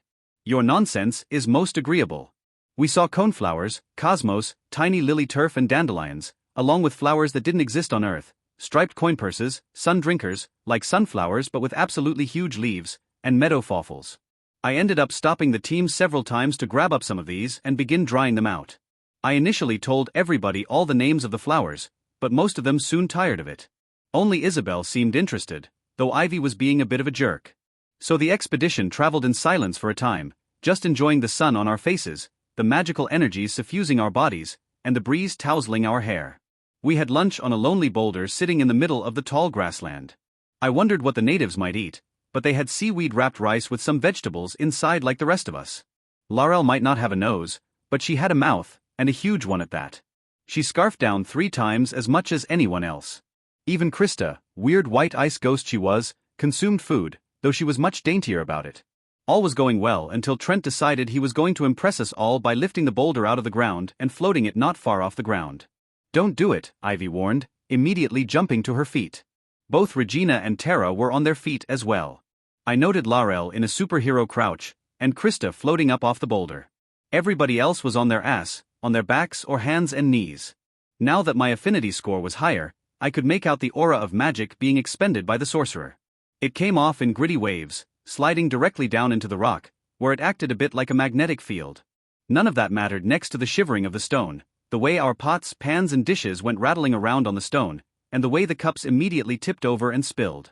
Not cool, Trent. Ivy yelled. Cut that schnitzel out right now. Trent just laughed. You're not afraid of flying, are you? He made his face into one of comical fear. Oh no, you guys, flight I can't control. Enough, Drat said. Come on, this is stupid. You're gonna. It was then he yelped in pain and lost control over his spell. 1 second he was holding his hands parallel to the ground, concentrating hard, the next he was shaking his right hand, and droplets of blood were flying. And the rock was tumbling. It hung in the air for just a second before slowly turning over and dumping Alan, Isabel and me off the one side. Drat stood and executed a perfect backflip off the rock, landing like a gymnast. Others were far less graceful about it, including Trent himself. He started sliding off, just as Laurel was scooping me out of the air and vaulting off the rock to land like a super badass. I would love to report that nobody was seriously hurt. Instead we had Isabel with her ankle broken after landing badly. Alan also landed badly, knocking the wind out of him. The rest of the girls were good. Regina, Tara, Ivy and Cinzy got to safety or landed awkwardly, but without injury. The boulder plowed into the ground just inches behind where Isabel and Alan had slid off, shaking the ground and producing a thunderclap of rumbling. It kicked up a large cloud of dust, and followed this up by slamming down the rest of the way. Stunned silence reigned for a time. I detached myself from Laurel's beefy arm and went off to look in on Alan, Isabel and Trent. The latter had landed on Alan's legs and was scrambling up off him with a shocked expression. He backed off, bloody hand up. Sorry, he said. I didn't, something bit me. You get to go put the boulder back where it came from and clean up your mess, I told him. I'll make it an order if you force me to. Yeah, no, of course I'll just, he wandered away clutching his hand, and pretty soon the boulder lifted a bare inch off the ground, then slid back away from us. Ivy was at Isabel's side a second later, muttering her concern and worry over her friend. The tattooed, pierced girl with her shaved head turned a dark look Trent's way. Nope, I told her. I'll get Isabel bandaged up, and we absolutely won't be retaliating. Understood. Ivy turned that wild look my way. You're just going to let him get away with this? I am not, I said. He'll have KP duty and be restricted from using his abilities off mission. You, however. I'm a guard, she snarled, and I failed to guard my girlf, my best friend. Ivy, Isabel hissed. Let it go, okay? I'll be okay. I had a look at Isabel's ankle, thankful I had the healer skills for the job. Diagnosis, ingenuity check, you have the skill associated with this check. This check is easy difficulty. Would you like to spend 1 token for an automatic success? Total tokens, 6 ingenuity and 6 free tokens. I signaled that I would not be spending tokens on it, and received the notification that of the 3 diagnosis, physical, and 6 ingenuity, I scored 3 successes, giving me 1 token for a treatment roll. Also, the UI explained that it wasn't necessary to develop a cure, since this was not a malady that would eventually kill her. However, a success on develop cure would make the administer cure a simpler matter. I could treat the wound temporarily, or administer cure. Develop cure would use large as a category, since Isabel counted as a large creature instead of swarm or small. I didn't have that one, nor had I invested in beast, which was how she was categorized. None of this was good news. Instead, I could spend my skill points.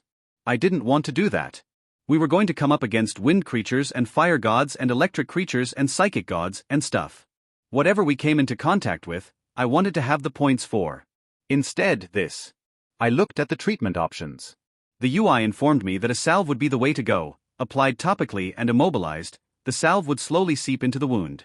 Why don't we use healing potions? She asked. I shook my head. They're resource intensive to make, the resources are back at the city, and they don't last long in liquid form. Second, it's way more than you need. And third, I'm told that it infuses you with magic, which can attract Nakamaman, or gods, or both. Ah. If someone gets impaled or has a limb torn off, I'll make up a quick healing potion for them and make sure they don't die, but we only have ingredients for about 3. If we use those ingredients for salves, unguents, elixirs and such specific to needs, we'll have ingredients for about 3 dozen. That makes sense. Listen, Fletcher, thank you. I paused at my work and flashed her a smile. It's my job. Happy to help, happy to get the experience, happy you'll be well soon. She was beautiful. Isabel and Ivy were guards, so they had formidable combat abilities and physiques, but they weren't overbearing mountains of muscle like Blake.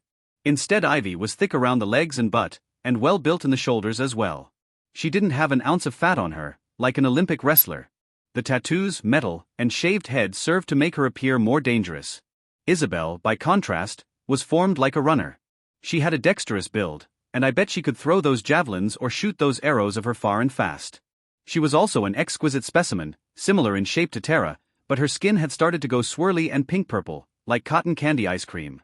Pin stripes of white threaded along her skin, and her hair was raven black, tinting toward purple. Mostly though, it was the open gratitude despite the pain on her face that made me think of her as beautiful. She was also Ivy's girlfriend, if I understood correctly. Whether she was Ivy's girlfriend-like friend who just happened to be a girl, or whether they were dating, I didn't know. Ivy's behavior made it seem like the latter. You've ridden on Muppin before, right? I asked her. Oh yeah. Wait. Muppin sounds a lot like muffin. That's his name, she said. It's the Korean word for muffin. I squinted, and saw that she did appear to have Asian blood. Are you half Korean then? She gave me a smile. Well, I love that. Muppin doesn't look super comfy to ride, but not everything is what it seems. We'll work something out. Right now I'm going to work you up a salve, splint your leg, and we'll get you laid down comfortably on your big old rock monster. How's that sound? The huge rock beast didn't look comfortable, but we had blankets and could fashion something to help her ride. Thank you, doctor, she said, and flashed me a big smile. I spent my token as part of the 3 needed to automatically succeed at the salve creation check. Right now I felt like I had plenty, and I hoped that feeling didn't dissipate. Soon enough we had the double boiler going, heating the oil and melting the beeswax in there. I'd mashed up some sun-drinker leaf and mixed it with other herbs that had been mashed up, ice balm and root of Mender's fern from the herbs I'd brought. They went in and were only stirred for a good 30 minutes before I asked Alan for a cooling or ice spell. I wouldn't burn her with the salve. Alan was not ready for such a thing, but fumbled through a series of note cards carved into bark, and eventually came out with a spell that he said should work. After muttering an incantation about 300 times under his breath and practicing the hand motions another good 50 times or so, he cracked his neck and announced he was ready. Make it happen, buddy, I told him. I just need. He got out some water and flicked it at the jar of salve. After saying the words, and doing the hand motions, a tiny ray of blue-white energy shot out and splashed into the mason jar. Frost grew around it, and he leapt to his feet, pumping his fists in the air and howling in triumph like he'd just landed a rover on the surface of Mars. Good job. Cinzy gushed, and put one hand on his forearm. Alan about had a frackin' heart attack. His eyes bugged out of his head and his mouth opened and closed again and again fish-like. Once Isabel's dainty, lovely little ankle had a good dabbing of salve on it, and then it had been splinted to keep it immobile. We got her situated on top of Muppin and set off again. Ivy rode up there with her for a while, and Trent sulked in the back. His Nakamaman, Garnet, was nothing more than a literal gemstone that made its way through the topsoil like a mole. It would pop up periodically, gleaming facets around its head. Then as soon as it appeared, it would vanish beneath the dirt again. We had miles to go before we slept, and that meant a companionable silence fell over us. Largely. There was still a fraught silence hanging between Ivy and Trent, over Isabel's injury and his foolish showing off. I kept circulating between different members of the team, who had broken up into small cliques. The two guard girls attracted Cinzy the Bard, and at times Regina and Tara. Laurel and Krista largely kept together, and kept to themselves. Regina sometimes ventured over, had a short conversation with one or the other, and broke off again. Alan was by himself most of the time, though Drat joined him walking in silence. First, I stopped by to thank Alan for his spellcasting, and he went all shy on me. Drat informed me, laughing, that Cinzy and Tara had already been over to do the same thing. Alan was collapsing into his own self-esteem issues. He was worse than me when it came to girls. Next, I had a word with Laurel and Krista. They told me that the gorgeous landscape held little in the way of danger, unless we spooked a large or huge Nakamoman. We might not be able to sense it because a huge creature would naturally spread its magic aura out over a huge area, and you wouldn't notice it right away unless you knew what to look for. As for how we would spook it, Laurel just made an amused sound into my mind, and Krista said there were many ways we could trigger a reaction out of a slumbering creature. In that case, I asked them to stay vigilant and make sure we didn't run afoul of anything that could kill us with a wave of its flipper. Afterwards, Ivy found me. "Fletcher," she said curtly. "Ivy. Thank you for handling Isabel's injury. She has already recovered most of the damage caused. She has suffered a temporary. Her max HP has been lowered for the time being. It should come back within a few hours." I nodded. "Great. That's excellent. I can't imagine recovering from a broken ankle within a few hours." She reached out and took my shoulder, forcing me to stop and look her in the face. "I'm glad you chose us, Fletcher. You won't have to worry about Izzy and I, okay? We're with you 110%. I could only smile at that. Afterwards, I sought out Tara and Regina, under the guise of conferring with the team's rangers about ranger-related business. In fact, I was not. Instead I got sly, knowing looks from the two women I was coming to believe were the horniest two women on the planet. "Oh, you sex monster you," Tara said, giggling. "I have no idea what you're talking about," I sort of lied. "Are you saying that Isabel and I are about to do the deed, because I healed her ankle?" "This guy gets it," Regina said, laughing. "Dude," I said, amazed. "My advice would be to just tell her you're amazing at sex and she'll believe you," Regina said, but couldn't keep a straight face. Tara couldn't either, and snorted her juice out of her nose, before choking and sputtering juice all over the place. "Can you do that when I'm not drinking?" she asked. "Honestly though, Fletcher, you should probably get all these girls to do you at least once. I don't see any downside to seducing all of them, and getting a power from having them join the fold." "You're just fluffing with me," I told her. Astonishment came on its heels. Maybe she was being serious. "Of course I'm not being serious," Tara said, practically reading my mind. "You definitely don't want a bunch of jealous women being catty with one another. You've already seen Ivy lose her cool over Trent." "Overreaction much?" Regina confirmed. "Have you two become best friends overnight?" I asked. Much laughing followed this. They were definitely party to an inside joke I had yet to get in on. This is Christopher repeatedly rolling his eyes, while grinning like a fool. Laurel suggested a few activities to give us a better sense of one another's abilities, along with getting to know one another. We would still cover ground and move toward our eventual destination, the improbably named Glumpdumpkin. We would also range out with the rangers, pull guard duty with the guards, collect materials with our healer, me, and maybe do some whizzing with our wizard and sorcerer. Drat had gruffly refused Laurel's suggestion that he take some of us out for some stealthy scouting. He then rolled his eyes, walked off in that direction, and disappeared into the underbrush. "What a mushroom," Regina said, giving me an elbow. "What are you talking about?" "What a fungi." I threw back my head and laughed aloud. That was actively terrible.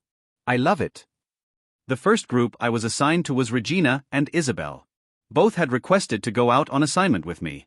I leveled a flat stare at Regina and told her with my dead expression that we were not about to attempt to put the moves on Isabel. This meant ranging out away from the main caravan while another pair went with Tara out in the other direction. We would swing wide around in an arc and meet up around evening. "We're not worried about Nakamoman attacking us?" I asked. "Why would we?" Isabel asked. Regina here knows where the dangerous ones are, and I have a shield. She held up her shield as proof, and wiggled it, I guess to make me believe in its existence. The terrain started rolling here, and the main bulk of the party appeared and disappeared several times in the distance. Muppin with a vast majority of supplies on his back, Laurel and Ivy on guard duty, Trent still lagging behind and sulking. Krista and Alan had gone out with Tara today. For a long time we traveled in silence, each absorbing the world outside the HQ. It was a vast expanse of magic, so how could we not? I also turned my face to the sky. No planes overhead, no car horns or freeway rush in the distance, no police sirens. Real, actual silence. Nothing but the whooshing wind making the grass sway, and the occasional Nakamaman poking its cute head out of the grass before chirping and bounding away. Tweedledee bounded ahead, hid badly in the grass, and leapt out at Regina when we reached his position. Regina allowed the adorable fox to knock her down and lick her on the face, then leaned into the pets and scratches administered by Isabel and myself. It sure isn't SoCal, Isabel said, peering into the distance. It isn't Mexico, and it definitely isn't Korea. Why do you say that? I asked. You've been to Korea? Regina asked. Dee made a questioning noise that got her giggling. One parent from California, one from Korea. That's amazing, I said. Isabel didn't respond, but smiled without much mirth. Her parents, perhaps they were no longer married. Perhaps one of them wasn't in the picture anymore. What's so different here? I asked, already knowing the answer for myself. No suburbs here. The world was natural, not cut apart by roads and constantly blaring at you to try to get your attention. No, it was bright and relaxing, a vacation for every moment. I wasn't taking hours to mix up cures. It was like those videos of African sunrises, where the sun is monumentally huge, but the whole plain below, and the trees are silent and still. The quiet, she said, shrugging. And the distance. Korea's close. Busy. Crowded. There's always people around you, at all times. Here I can get away from people, you know? I knew. Here I didn't have to play arbiter between my parents and my sister, or fix all of Sarah's problems. Mexico isn't much better, she said. Hang on, what? My father is Mexican-American. I'm pretty much a mutt, you know? She laughed again, but I still couldn't sense any genuine feeling. Her body was going bright sky blue and cotton candy pink, with thin threads of shining silver curling up in there, little spirals and curlicues. Don't sell yourself short, I said. Being a whole lot of things is better than being plain old white bread. And you've seen things I've never seen. I glanced over at Regina, who was waggling her eyebrows like I'd never seen before. Either it was the effect of the magic, or she was really good at it. I had to force myself not to laugh, and not to roll my eyes. Isabel shrugged, smiling. I can speak Korean, and some Spanish. Then you're a language and a half better than me. We spooked something with a lashing tail at one point. A slicing blade of a tail came whipping up out of nowhere and up in a wide arc. Just like a downed power line, it was sudden and unpredictable, and I would have gotten it bad if Isabel hadn't suddenly surged forward with a glowing shield held before her. The cable slashed against her shield and threw out hissing sparks. Isabel hissed and gritted her teeth, bracing against what looked like a ton of force. The strike sent her skidding back several inches. But only for an instant. A moment later, and a huge bird had taken flight, taking its thin metal wire of a tail with it. The tail streamed out something ridiculous, like 15 or 20 feet behind the silvery wings glinting in the midday sun. All of us just stared after it. The glints continued until eventually the bird landed somewhere else in the grass a good distance away. Silence continued to hold us, until finally Isabel looked at me. You're not hit, are you? No, I said, though I had to look at myself. The wiry tail on that Nakamaman bird looked like it could have sliced my leg off and I wouldn't have noticed it until now. You saved me. We'll call it even, she said, and extended a hand down to help get me to my feet. Then she pulled me into a hug. There hadn't even been a check at all. No chance for me to dodge the thing. Maybe I would have gotten a durability check before being torn apart, but maybe not. I was so glad I never needed to know. Thank fork, she muttered into my shoulder. You're okay. Regina had moved around behind us, and was now mouthing words. I actually did roll my eyes this time, which caused her to shrug. No, I wasn't going to try seducing Isabel, not here and not now. No chance of that. I was pretty happy with my current level of extremely hot ladies, thanks much. Isabel released me and looked my body up and down. In my periphery, Regina was flapping her arms madly and gesturing like crazy. She was probably miming but squeezes and kissy faces, so I focused on Isabel instead. That didn't get though your shield power? I asked. Knocked most of my mana out absorbing all that damage, she said, but no. Geez, I don't know what I'd have done if you got hurt on my watch. Ugh, you're the leader and you hired me even when you weren't supposed to. She groaned. I wasn't supposed to bring it up. Ivy told me not to. I'm such a babwa. I gave her what I hoped was an easy smile. Truth be told, I was amped up on adrenaline and freaked out a lot of other creatures might attack us. I don't know what that is, but it doesn't sound like you're being kind to yourself. Anyway, don't worry about the team. You've already earned your place here. Isabel smiled gratefully. Still holding me by the arms, she looked me up and down again, confirming that I was still unharmed. Only then did she let me go. Regina's pouty disappointment disappeared as soon as Isabel turned, and she grinned. We spent the next number of hours ranging and talking, with a sidetrack over to grab some reeds from a river we found gurgling nearby. Regina showed us the sign we'd been missing of the silvery-tailed bird Nakamamon. I learned that Isabel's physicality was already at 8, with a durability at 6, though she barely had any ingenuity to speak of. Meanwhile, Regina boasted that she had straight 5s in everything. Isabel didn't look like a physical powerhouse until the split-second moment you needed her to save you from a cutting blade.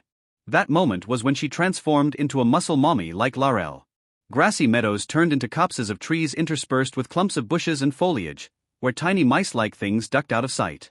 Regina halted us in the middle of our journey, and we waited as a snake as big around as my thigh slithered away into the tall grass. That thing was pitch black, Isabel said with a shudder. There are so many different kinds, Regina said. I hadn't encountered the metal birds before. I would bet the snakes prey on the birds, and we spooked it. She took every opportunity possible to brush her hand against every part of me she could touch. A hand squeeze here, a shoulder orbit squeeze there, brushing off dirt from my shirt here, patting me on the lower back there. Every time Isabel turned her back, Regina would flash me a wild grin and get her hands on me somehow.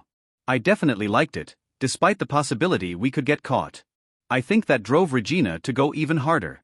Though she wasn't pleased we weren't getting freaky and adding Isabel to the mix, she sure did enjoy this as a substitute. Only once did we have another issue, when a mushroom the size of a large house suddenly sneezed out spores.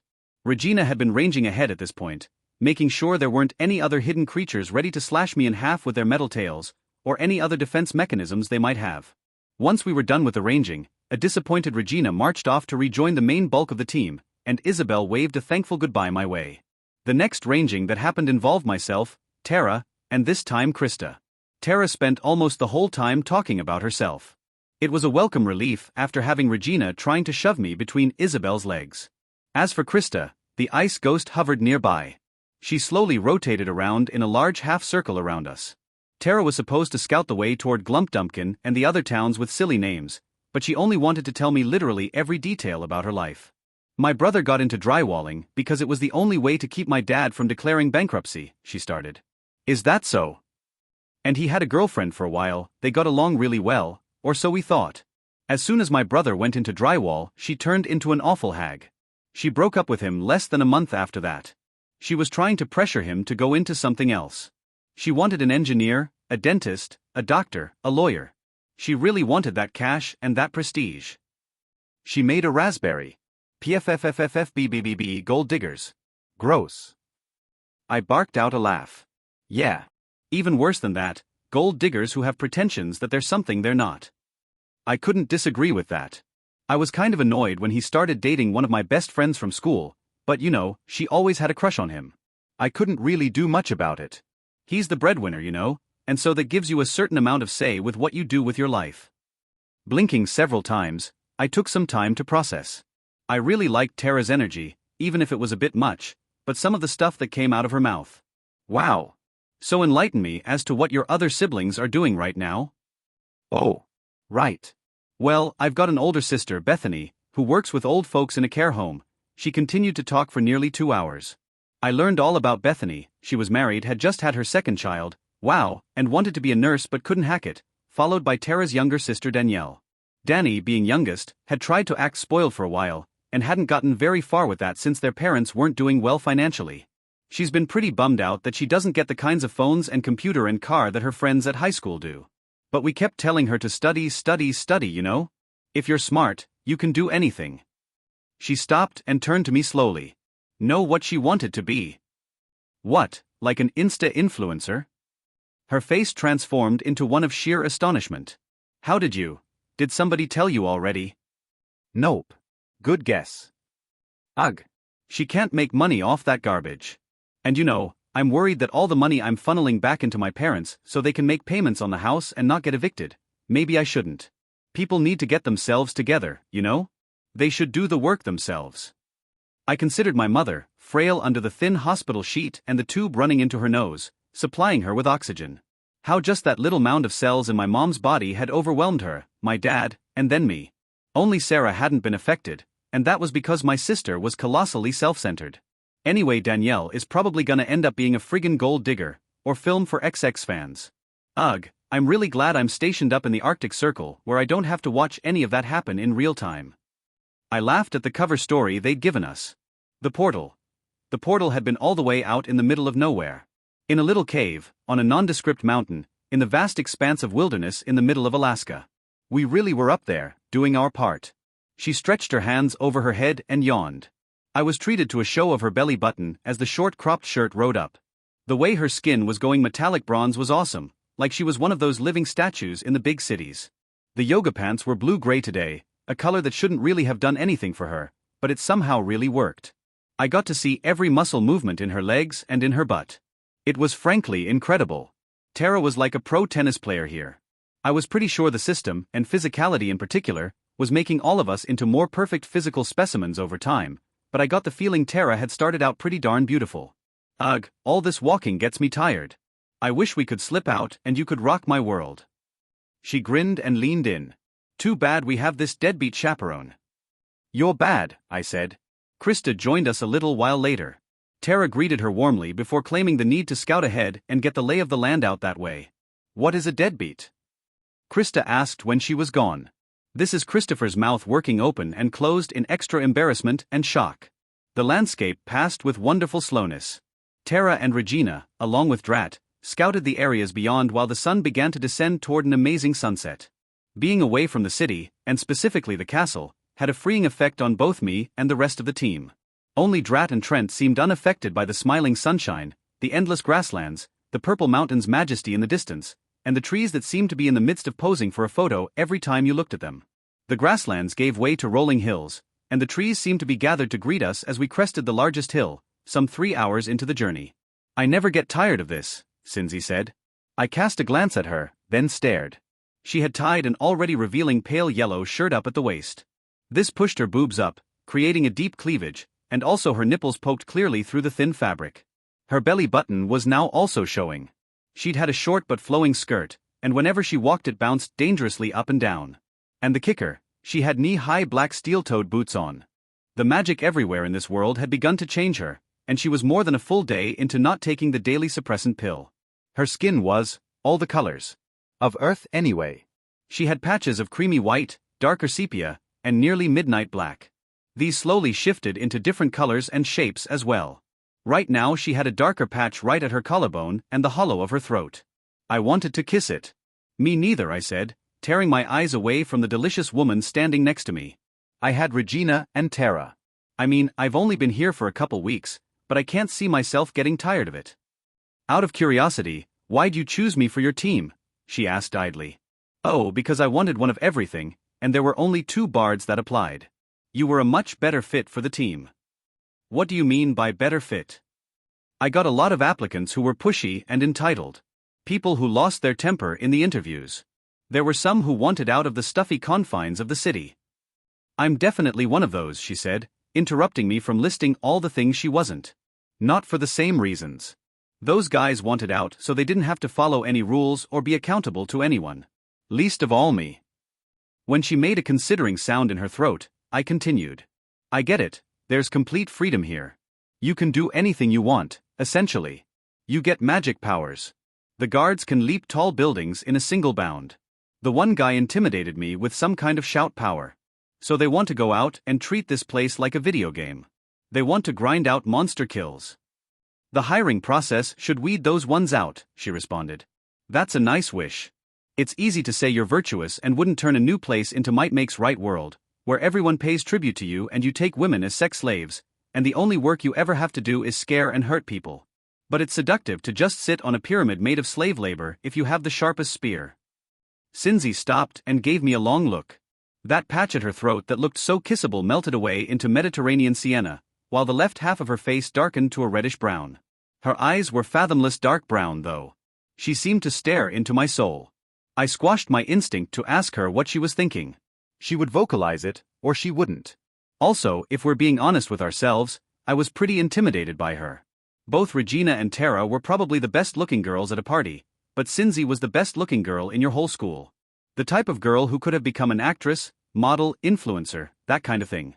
Before this new job and this new world, and the new body physicality was giving me, I would have put myself at a 4 out of 10, a generous 4 out of 10. Imagining that the most beautiful woman in the world is a 10, I'd put Cindy at an 8, possibly a 9. She was way out of my league, like way infinity ways, beyond my reach. "Did you want to meet Fairy Poppins?" she asked. "Absolutely." A teensy fairy popped out of her traveling bag, looking like a dragonfly that glowed from within. I gasped and made a sound of astonishment. "You are just the cutest." I held out my finger and the little person landed directly on it, standing up and waving. "Well, hello to you too." I goggled a bit, before turning back to Cindy. "I have a lot of questions." She just laughed. "Never mind. I'll just stand here gobsmacked." She nearly doubled over laughing. Meanwhile, Fairy Poppins took to the air, went around my outstretched hand several times, and doused me with fairy dust. "Durability check, you have been fairy dusted. You do not have the associated skill for this check. This check is very difficult. Would you like to spend 6 tokens for an automatic success? Total tokens, 5 durability and 6 free tokens. What happens if I don't succeed at this durability check?" Cindy squinted at Fairy Poppins. "Bad Fairy Poppins. "You're going back in the bag and not coming out tonight if you can't be good." Turning to me, she said, "I'll lower the difficulty on the check." "Just curious," I told her, though I was beginning to feel the effects. A timer was running out on my ability to pass the check by my lonesome. I didn't have a snowball's chance in hell of passing this without tokens.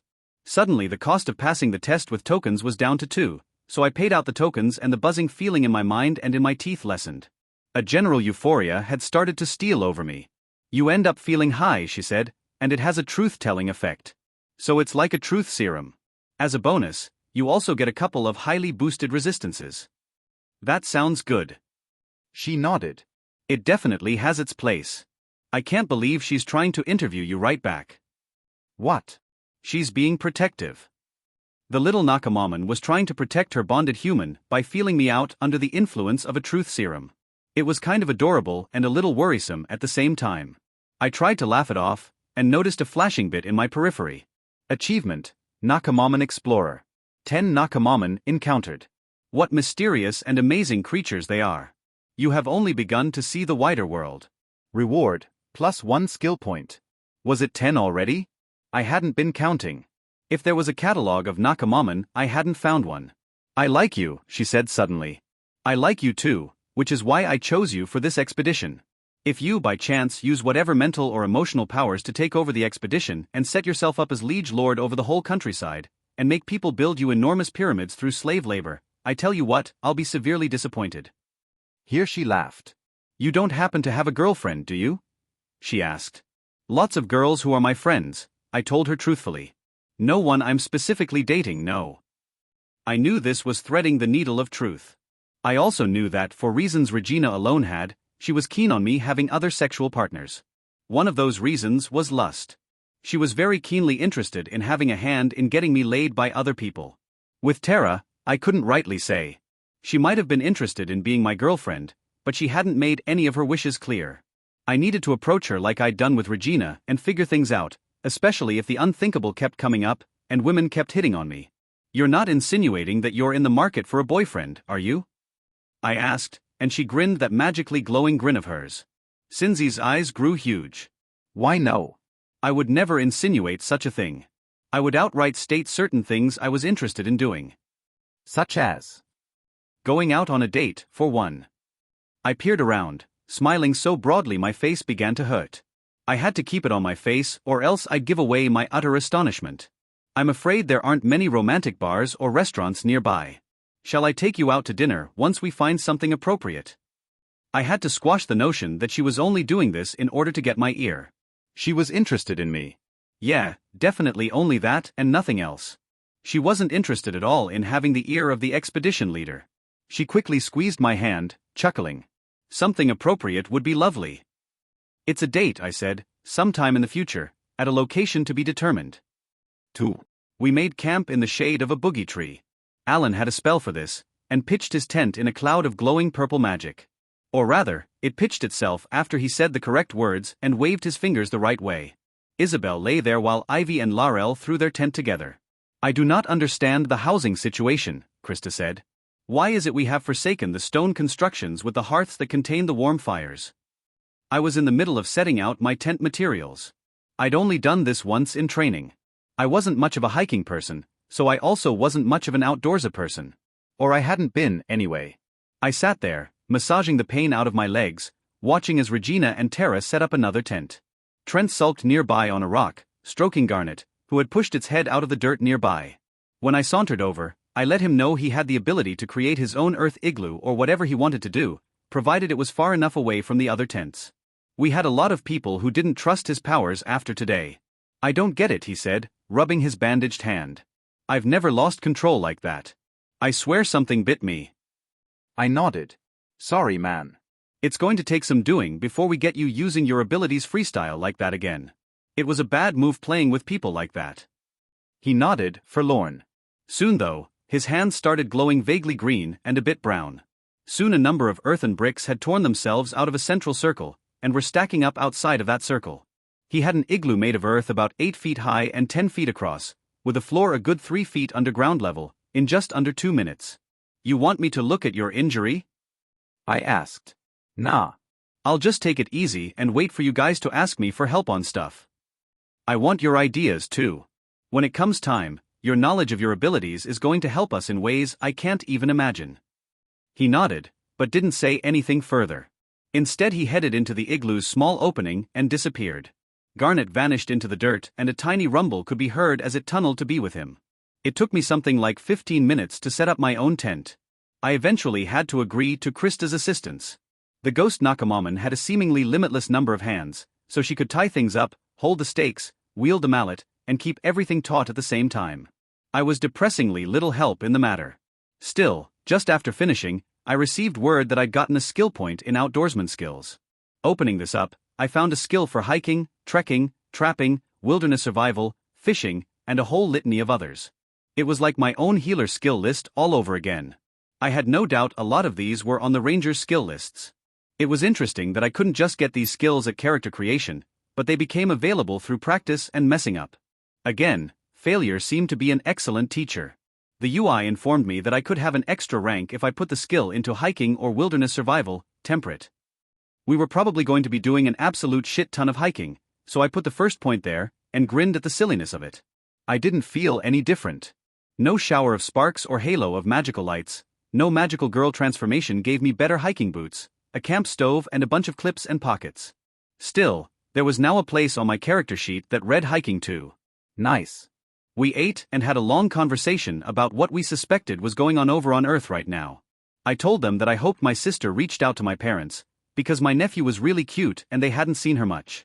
This got a lot of oohs and ahs, and annoyed curses at the magic saturation of this world that it would completely wreck photographs.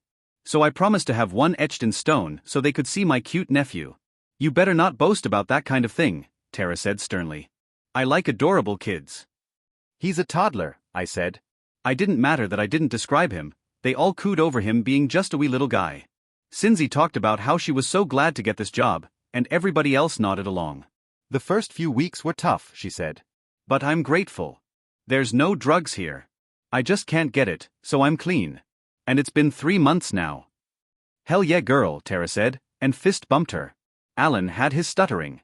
Isabel confessed she had crushing depression, and hadn't actually submitted an application. Ivy had.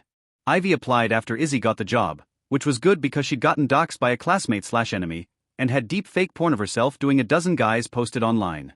It got pretty fracking ugly, she said. We had to move. I had stuff posted all over my locker. I got assaulted. A group of guys boxed her into a ring in the hallway and they groped her before a teacher broke things up. Then her dark expression cleared and she beamed a huge smile at Isabel. Fresh start, Isabel said. Fresh start, Ivy echoed. Tara said things weren't easy back home but, amazingly, didn't elaborate. Maybe with one person she could open up easy, and talk ceaselessly regardless of your familiarity with her and her life. Now she quieted after a single sentence. Nobody pushed. Regina? Cindy asked. Regina smiled sadly, staring into the cook fire. Yeah. Oh? Bad. Regina just nodded, and nuzzled Tweedledee. The fox with the multiple tails pressed his forehead to Regina's face and absorbed her tears. Sounds worse than mine. Regina shrugged. It's not a contest, but it was bad. Like human trafficking bad. Oh, Cindy said sadly. The girls all came over and hugged Regina, forming a human blanket. Fairy Poppins poked her tiny head out of Cindy's bag and chirped a tiny squeaking noise, but Cindy waved her down. Yes, euphoria probably would have been good, but not with the truth serum effect. Drat? I asked, then looked around. I could have sworn Drat was there, but I couldn't find him anywhere. Alan nodded over toward where a figure was disappearing into the darkness beyond the light of the campfire. Trent's name was not brought up. Larell? I asked. Could I ask how you came to be employed in the city? The enormous woman with the no nose and the acres and acres of hair sat in thought for a few moments. They came and asked. And that was all we got out of her. She volunteered to take first watch a moment later, stood, and began circling the perimeter. Did you all meet Dick Johnson? I asked. A chorus of snorts erupted. Is that his real name? Amazing, I know, Isabel said.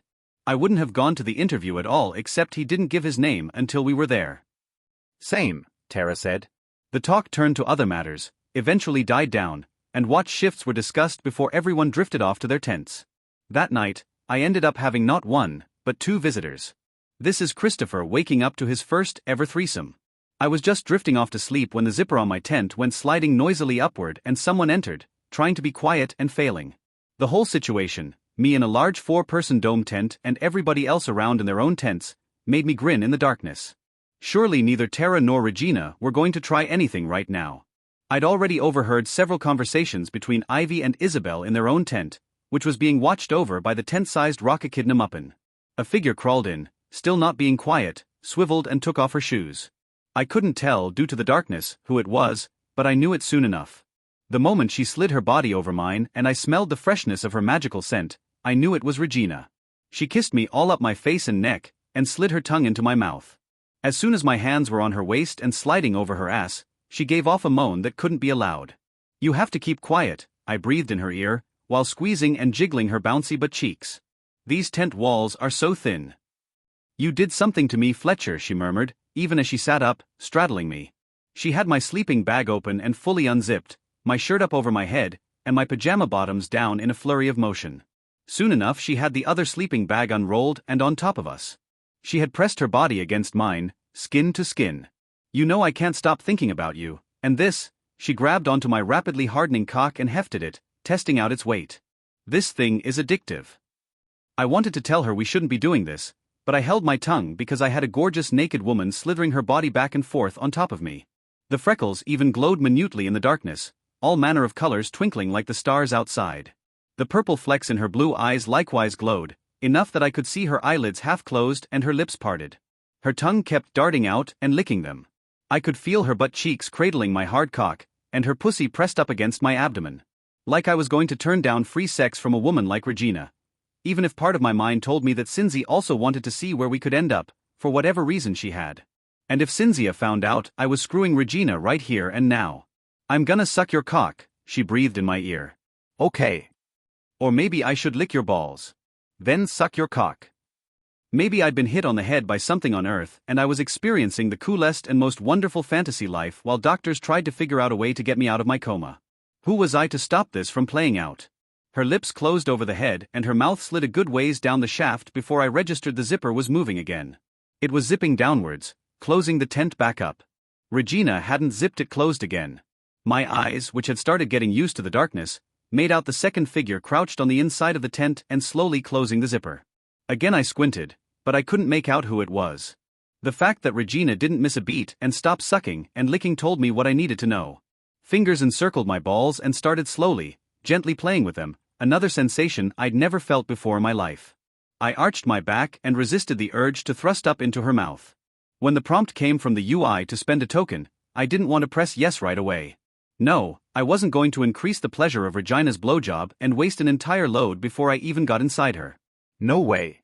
She licked around my balls for a while I watched the second figure sit by the tent flap, unmoving. The pleasurable sensations grew. I couldn't see anything, so I was only left with the sense of touch. Regina's tongue was everywhere, and in between exploratory licks, she took me into her mouth just as far as she could go. I definitely couldn't focus on the newcomer because of what Regina was doing. Still, I tried to get a bead on whether it was Tara or not. It had to be Tara, but she wasn't moving. Please, let it be Tara, I thought. The pleasure went on and on. She thoroughly lubed me up, and that was good because when she finally mounted me, she was tight. So damn tight. I pumped upward from below, clamping a hand over her mouth a moment later when she started to moan. Only then did I spend the token to boost our pleasure. This one went from ingenuity.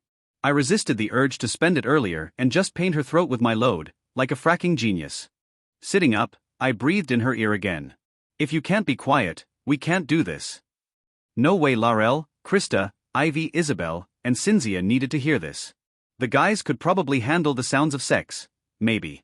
But I couldn't handle the girls hearing it. As dumb as that sounded, these were the panic thoughts that went streaming across my mind at the time. You'll have to shut me up, she breathed in reply, and got up off me. This time, she stayed on her hands and knees, grinning down and inviting me to get up behind her. I did, quickly slotting my cock home and stifling a moan of my own. I sank deeply inside, and once again perfection surrounded me. Gods, I needed this all the time. I had no idea how I was going to keep my hands off her. It was hard enough watching her walk around without constantly touching her. She straightened, putting her back against my chest. Frack me, she murmured. I need it so bad. I had to stop her from crying out with a hand over her mouth. She responded by bucking backwards and downwards, shoving her ass into me repeatedly. The sensations were unbelievable. We had been having sex maybe 2 weeks, and I still couldn't get over how just incredible it was. Regina's moan was out of time, and I peered over her shoulder to find Tara feeling her up. The eagle eyes ability was getting my night vision going. Her thin hands glided up and down over Regina's softly glowing freckled breasts, and Regina gasped. Tara wasn't nude, not yet, but that didn't stop Regina's hands from drifting up to her breasts too, hefting and kneading them in the darkness. You can suck them, Regina moaned, only to have me clamp my hand over her mouth to shut her up. Down below, a muscle I had only read about squeezed tight against my whole length, and I hissed out a breath to keep from making too much noise myself. I want to watch, Tara breathed. Just like she watched us. She meant she wanted to watch me sliding in and out of Regina. Just the idea of this was an incredible turn-on. I wanted to know how it looked also, but Regina and I had done it in front of a mirror, we'd done it with the lights on. I liked her inquisitiveness. There wasn't a ton of room in the tent. I couldn't figure out how to make this happen at first, but then got it. Bending Regina over at the waist, she went back down on all fours, but I kept pushing until she slowly lay down on her stomach. Something about this position lit me up from within, making it really hard to resist dumping a huge load deep inside her. So I grabbed her by the hip and guided her up onto one side. Luckily this lessened the pressure, but not by much. Lifting one of Regina's legs, I slid slowly into her, and then started back into our usual rhythm. I hoped Tara got down there and was satisfied with the show, because I wasn't going to last long. Regina clamped both hands over her mouth, breathing rapidly and emitting teensy little screams each time. It was so cute the way she tried so hard not to expose us to the rest of the team. She came like that, suddenly stiffening and shuddering. Tara appeared over top us. You two are really hot, she murmured. You could help, I told her, still pumping in and out of Regina's incredible channel. When she looked a question at me, I said, she needs to be quiet. This was how, just a few seconds later, I was greeted by the most erotic thing I'd ever seen in real life, Tara making out with Regina. Soon she had her hands all over Regina's curves yet again, twisting and pinching and kneading those breasts. Tara's long thighs were slipping around down there too, with Regina's hands sliding up and down her butt, then up into her yoga pants, and then back down inside. It's practically impossible to describe just what this did to me. The ecstasy I was experiencing was enhanced by pleasure's bounty, and I suddenly couldn't hold it any longer. Ugh. I'm gonna come, I muttered, and the girls exploded into action. Tara pulled Regina off me, and both of them got down there, mouths open. The sight of two gorgeous women ready to swallow my seed meant I didn't last long. I came all over their faces. The night was far from over. Tara had apparently gotten over her hesitancy and locked lips with Regina, and Regina went absolutely wild. She shoved Tara down and virtually tore her clothes off, then commenced with licking and sucking every inch of her, from neck to genitals. She spent a long time on Tara's smaller boobs but larger, darker nipples, and I joined her. Once she had her fill of this, and had her fingers liberally coated in Tara's juices, she dove between her legs, while I watched in amazement. I eventually slid into Regina again from behind, marveling at the sight of a girl giving another girl oral. When the prompt came, I didn't hesitate to spend another token to boost Tara's pleasure as well. Regina insisted that Tara ride me reverse cowgirl, then had her lay down on my chest. "Now you hold her butt," Regina whispered. "Gods, that's so hot." Soon I was pumping away and driving Tara wild, with the two of them kissing and Regina swirling her tongue over Tara's nipples yet again. One hand below to feel me pumping in and out of Tara, mouth locked on her bronze nipple. I was able to hold Tara's hips, giving me the ideal angle for maximum friction. It was a struggle to keep myself from climaxing, but I clamped down on my body and made sure this went well for the girls. If it did, they might want to do it again. This thought alone kept me from going off inside Tara, with Regina's fingers wrapped around my shaft. The moment Regina locked her lips on Tara's clit, she came hard. I had to abandon one support hand and clamp it over her mouth so she didn't wake the whole camp. Afterwards, Regina coaxed Tara into trying a little meal at the Y. She wasn't into the idea until I had her doggy style. Once that happened, Tara was up for anything. We got her down on her stomach and she started licking away, driving Regina wild. Although I wished to have unlimited stamina, the long day of trekking had already taken its toll, and I wasn't about to spend physicality or durability tokens to keep going. Tara had switched position to be on her back, with Regina basically sitting on her face, and I was leaning forward to suck on Regina's glimmering boobs when I felt my third load becoming inevitable. Just like the first two times, Tara had her long legs wrapped around my body, ankles locked. There was a magical little switch down there, somewhere inside her, that I could only tickle on the downstroke when we were in this position. I'd felt her tense up and shudder with several orgasms over the last. How many hours? There was no way of knowing. Maybe less than 1. It felt like 3. "Tara," I whispered. "I'm gonna." "Tara, I can't." And was it my imagination, or did the bronze-skinned Amazon goddess tighten her grip on me so I couldn't escape? Her midsection looked incredible in the darkness, flexing and relaxing so she could hump up and get more of me inside her. A six-pack kept appearing and disappearing with each hunch of her unbelievable body. "Tara." There was no more talking, and no more resisting. I couldn't stop myself from exploding, deep into her. "Oh my God," Regina whispered. "You just came in her again." All three of us collapsed onto the sleeping bags, and the girls moved so they formed the cookies to my creamy center. Smooth, delicate hands traced over my body just as soon as we were covered. I wasn't sure how this was going to work. I couldn't just emerge from my tent and have two gorgeous sex goddesses follow me right out. My mind swirled with the implications and the possibilities. Maybe I could leave the tent, get people in motion, away from the camp, and the girls could slip out. "Are you using protection?" Regina asked. Tara took her time answering. "No." Nor did she have some kind of magic pill. No, she wasn't sure what she was thinking.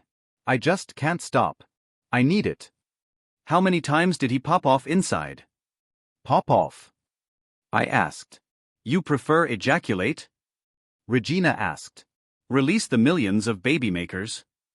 "Pop off is fine, I guess," I mumbled. 6 now, Tara answered at last. "For when we saw the lovers. Once last time in the castle. And now." "Whoa. Yeah, I don't know what's wrong with me. I probably should go. I think my body wants more of it, and I'm pretty sure I could make you get hard again." "And then get you to," she shuddered. "Get you to, blast off inside me. I definitely have to go." I seconded that assessment. She was smoking hot. I was going to retract my earlier rating about Cinzy and these two. But perhaps that was the pheromones talking. Tara silently dressed and left the tent, while Regina moved not at all. "She's trouble," she told me. "You need to stop doing that inside her." It might have already been too late for all I knew, but I didn't disagree with her. "What are you going to do if you get her?" She couldn't even say the word, apparently. The word was pregnant. I didn't know the answer to that question. I wondered, now dozing off, if Regina was going to leave, but she felt so good snuggled up to me, one leg on mine and her sex pressed against my thigh. I couldn't just demand she go. I didn't want her to go. Instead of dealing with that, I looked over my character sheet and mulled over use for my free skill point.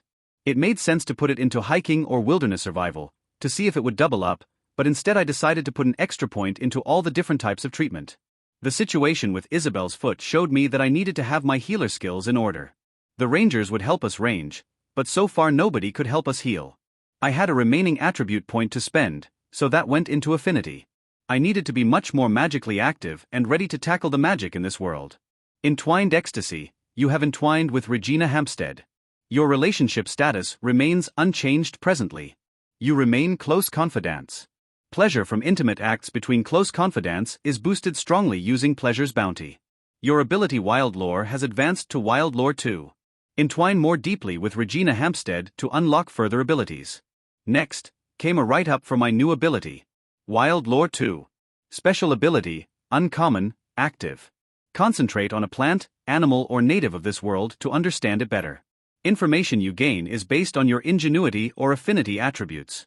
2. Choose a plant, animal or native of this world and spend a token to gain the ability to speak to it for up to a minute. The subject's level of trust and information given is based on a likability check, including the persuasion skill.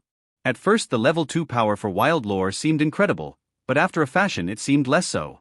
Spend a token but with no guarantee of any decent information? And I had to imagine plants weren't very intelligent or interested in anything other than sunlight and keeping pests off their branches. I hoped I'd be wrong about how it worked, and resolved to try it out at the first available opportunity. I also gained a write-up for sex with Tara. Entwined ecstasy, you have entwined with Tara Harkonnen. Your relationship status has changed to trusted acquaintances. Pleasure from intimate acts between trusting acquaintances is boosted moderately. The next UI message that arrived pertained to bringing her into the fold. Entwined ecstasy, Tara Harkonnen was already brought into the fold by the lovers. She previously gained the ability Diagnostic. You have gained the ability Eagle-Eyed from entwining with Tara Harkonnen. Both your abilities have leveled up. Entwine more deeply with Tara Harkonnen to unlock further abilities. Next, came a write-up for my new ability. Eagle-Eyed 2. Special ability, Common, Passive. Your eyesight becomes better than human. You are able to discern details at a distance, and analyze close objects much better than base humans. 2. Your peripheral vision and reactions are increased beyond human maximums. You may not be caught off guard except while asleep. When I tried to flex this particular new muscle, I realized nothing really had changed.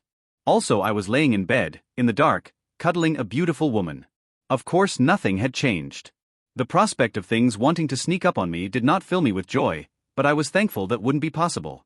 Lastly, looking over my sheet, it appeared that I'd advanced 3 more levels as a pleasure seeker. My salve action to handle Isabel's broken ankle wasn't enough to take me to healer level 11, sadly. However, the following bonuses were here. Level 6, gained ability, Blissence. Level 7, plus 2 skill points. Blissence? Okay, this I had to see. Blissence. Special ability, Rare, Active. By touching a target and spending an ingenuity token, you gain insight into their deepest desires, kinks and passions. Your target also gains bits of insight into you. This is Christopher working his mouth like a fish out of water. Then sleeping. The next morning, I didn't have to do anything in order to activate Blissence other than spend the token, since I was already touching Regina, so I did, taking the token from Fiascality. I wasn't restricted to spending them in a way that sort of made sense, but I kept wanting to. If it ever became important, I would spend them more strategically, but for now I was getting a token refill every 5 levels, and that made spending them easy. In the future, I'd have to be more judicious. For now though, Regina. Now, as a human, I didn't have a third eye. I didn't have a physique either, unless you wanted to label it laughable. Now though I had both. The center of my forehead opened, and allowed in whatever was happening. A flow of images, sensations, and magic rushed in, making me gasp. Regina's tastes ran to the passionate. She wanted to be wanted by someone. She wanted to be shown she was beautiful in someone else's eyes. There was no place she didn't want to be pleasured and give pleasure. She found the female body gorgeous and desirable. She clearly had a lot of fantasies involving men. Clearly, she was experimental at least, and most likely bisexual, with an appetite for variety. She wanted to see someone beaming at her, utterly transfixed by Regina. The next couple of images were from Regina's point of view. She wanted, apparently, everything. Regina riding some gorgeous woman's face. Regina arching her back and taking a man from behind, while another person lay beneath her and sucked on her nipples. Regina being fucked while standing up. Her being flexible enough to get her feet up around her ears, and slowly easing a big thick cock into her back door. I felt myself stiffen in my sleeping bag. How could I not? There was Regina having sex in the calm waters of the ocean with the sunset behind her, with her pants down and hands planted firmly against a tree while a faceless man railed her from behind. Regina on the sheer cliffside of a mountain, overlooking the endless forests below, with all the climbing equipment hammered into the rock and a sort of hammock spread out so she could sleep there. She had the supports of the hammock in each hand while taking it from behind.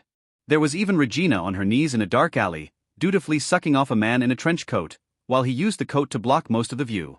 Regina was on all fours, spit roasted by a pair of men, sucking off the one while the other slammed into her hips again and again. She was on a bed, rubbing herself against another woman's pussy, groaning in exertion. She was on a chair, bouncing up and down on a cock while facing the rest of the hotel room, while another couple made passionate love. She was laying on the chest of one man, who was buried up her asshole, while another man arrived to make it a double penetration, while having a cock in each hand. I got all these sights and more. I couldn't help but snuggle up against her and explore her body with my free hand. Every curve of her felt smooth and delicious, down to the patch of hair. She groaned in her sleep, and opened her legs for me. I dipped my fingers down, finding her wet and rubbing over her folds. "You're going to get us caught," she murmured. I actually couldn't be sure what was going on outside the tent. I heard some sounds of motion, tents unzipping, murmurs of speech, some pots and pans banging in the distance. "Should I stop?" I asked, rubbing at her clit in between poking my finger into her. "No." Her fingers wrapped around my girth in the darkness and I heard a sharp intake of breath. Soon she'd slid over on top of me, kissing me and wriggling her whole body against mine. In seconds she had my cock in hand and was shoving herself backwards to get me inside. Pleasure's bounty, special ability, may be activated during this intimate act. Would you like to spend one token of your choice? Yes I would. I spent one from Affinity and clenched my hips and abs, stifling a moan that wanted out. The token came into being nearby, flying up in the air out of nowhere, spinning once, and then disappearing. I caught brief sight of the familiar fairy embossed on the one side of the coin, but it puffed out of existence in a shower of rainbow sparks and smoke. "You're so wet already," I muttered. "And hot. And tight." I had all these dreams about fluffing. Ugh, it was really romantic, she breathed, pushing herself back into my cock again. Sliding her belly and boobs up and down me like this, she got into a rhythm, breathing out heavily each time she impaled herself on me. It was like I somehow reached all the way up in her guts and smashed into her diaphragm the way she was exhaling. She kept the pace slow and easy, but deep and ending in a hard push against my abs that sent shock waves of pleasure throughout my body. I couldn't help but take her by the hips and force her back and forth while I humped upwards. "That's right," she whispered. "Oh, that's right, fluff me good." "In your butt?" I wanted to ask, humping away. Footsteps happened by just outside, and there was no way I could stop myself from ramming myself into her as long as I could. This hadn't been my reality until just a few weeks ago, and it had utterly transformed my world. We shifted in the sleeping bag, getting me on top, as quietly as possible. I couldn't stop from wanting to feel these sensations for longer and longer and longer. I pumped in and out of her, with long and hard strokes, watching her eyes flutter and her bite her lower lip to keep quiet. "Oh," she breathed, I'm gonna come, Fletcher, oh." I was hitting the magic spot inside her. Kissing silenced her as much as I could manage, but some sound still came from her throat as the pressure of orgasm built and condensed inside her. I felt the magic gather up in her core as it happened, a tight ball of natural energy threatening to explode like a bomb. Once she reached that precipice, all the magic and all that tension shot out. She jerked away from my kiss, and I got a hand over her mouth in time to muffle her orgasmic moans that followed. This was a long one, even for her, lasting a good 20 or 30 seconds. "Are you there?" she breathed. "Not yet." She got me off her and urged me up the length of her body, until my cock disappeared between her lips. She began sucking, expertly bobbing her head and urging me back and forth to establish a rhythm. In the meantime, she worked at my balls and encircled the part of the shaft she couldn't fit into her mouth with her thumb and forefinger. The sight of this alone would have caused me to blow before, but I had much more staying power than the Christopher who agreed to come to this insane world. But it wasn't just the sights right now. She was lashing the underside with her tongue, and swirling it around the whole girth on the downstroke. And I don't know what it was about her looking into my eyes, using her tongue and lips like that, or slowly raking her nails against my balls, but the amplified sensations from pleasure's bounty put me over the edge. The orgasm surprised even me, and I barely had any time to react. I managed before my own ball of tense energy burst and I poured all I had directly into Regina's waiting mouth. There was still the problem of a waking camp and Regina in the wrong tent, mine. Just stay here, I murmured. We have to take down tents soon, she replied. I know. I'll think of something. I unzipped the tent, made my way out, and greeted the brisk morning. Several of the team members were already up and about. Trent had cleared away the coals by sucking them into the ground, and gotten another cook fire going. He saw me coming and left. Soon he'd broken the igloo down into clumps and left the ground mostly like it had been, though it looked like someone had shoveled the whole area up. Ivy and Isabel were still in their tent, but Alan and Tara were up and about. Laurel slept with her back to one tree, her acres of hair all tangled and frizzy. Krista drifted out and toward me. The rogue has departed without a word. Possibly in search of food or to look at the Dragon Lake. I nodded. Drat was going to be a bit of a problem and I wasn't looking forward to the confrontation. For now, I just shrugged it off. Speaking of Dragon Lake though, last night before bed, Laurel informed us that in this direction, toward the village of Glumpdumpkin, a vast lake sometimes stood in the way. You know, how lakes sometimes aren't there. That's fine. Can you take Tara, Alan, Trent, Ivy and Isabel to the lakeside to scout the area for a moment? I'll get some things moving for breakfast. To what end? I guess make sure the area is safe, and see if you can't figure out how long the lake is going to be here before it moves on. I focused on the lake with eagle-eyed and my vision sharpened. I will see if perhaps Regina is down there. Her companion was curled up at the campfire all night. Suddenly, down the slope and past scattered copses of trees, I could make out the shoreline, the broken tree trunks and the wilted plants around the edge of the lake. I could also see where the shoreline had been before. Meaning the lake had lifted off the ground, gone to do whatever lake business it had as a river or a flying water dragon thing, and then settled in a slightly different spot. The result were a number of places that used to be lake bed, but now were like mini cliffs supporting dried water plants. Affinity check, you have the identify skill. This check is at extreme difficulty. You currently have 10 tokens, not enough for an automatic success. Would you like to spend tokens to reduce the difficulty of this check? Total tokens, 4 affinity and 6 free tokens. I laughed off the fact that sex with Regina just now had cost me the automatic success. Turns out I don't know what a lake is, I told myself while chuckling. This check wasn't covered under my hard-at-work ability, which wasn't ideal. I could do it if the lake was a god and was sick. For now I didn't even know what I was dealing with. Gigantic water elemental? Nakamamon of a truly insane size? A god? My skills indicated that gods could come in huge and larger sizes, so it could have been any of those. Based on the information I'd read and checks I'd gone through, I could expect 1 out of every 3 of my attribute and skill levels to produce a success, meaning I had an average of 2 successes on this check, but my range was from 0 to 6 total. I could probably succeed most moderate checks. Lowering the difficulty using all my tokens would take it from 11 down to 6, and there was just no way I could succeed either way, unless I was super lucky. Hell with it. I let the check go without using any tokens. Predictably, I failed. Still, I knew that failure granted more experience than success, generally. I laughed again, turned back, and hurried to my tent. Coast is clear, I told Regina. She emerged a moment later, hastily clothed once more, and made her way to her own tent, casting me several amused glances on the way. I made good on my promise of breakfast materials. We had packed a whole bunch of goodies on the back of Muppin, and in the backpacks that came with us. Laurel, for one, had been hefting over 150 pounds of supplies for us. And speaking of Laurel, I looked her way, found her still sleeping and had a moment of intense curiosity. After wondering briefly if I should do it or if I definitely shouldn't, I gave in and approached her where she was sleeping against the tree. The enormous woman in her white and blue trimmed martial arts garb had her eyes closed, and lots of very long hair stuck up and out in a cute way. She still had the cinnamon buns hiding her ears, but individual strands shot out in every direction. All I had to do was touch her, and I could spend the point to figure out whether natives had sexual urges. Then I'd know what hers were. Purely for scientific purposes. Seeker of pleasure, seeking out pleasure. It made sense, even if I felt guilty and frightened sneaking up on her. The voice entered my brain directly. I am at your service, Fletcher. Oh, I'm getting breakfast together, I said. The others are down at the lake getting the lay of the land, and hopefully Krista will know how long the lake will be there. I will assist you with the cooking of the sustenance, she told me, momentarily. Was anything out there while you were on watch? A few Nakamamon visitors had come in the night, along with the presence of a smaller god. None had remained, though they'd sniffed around the outskirts of the camp and weren't interested in eating any of us. Her vigilance was reassuring, though the report didn't fill me with confidence. I went back to making breakfast. While working, I checked out the enormity that was my character sheet. It was looking pretty hefty by now. Christopher Fletcher. Healer Trainee 10. Pleasure Seeker Novice 8. Attributes: Affinity 5, 4/5. Durability 5, 3/5. Ingenuity 6, 5/6. Likability 5, 4 of 5. Physicality 4, 3/4. Free tokens 6 of 6. Unspent attributes points, 0.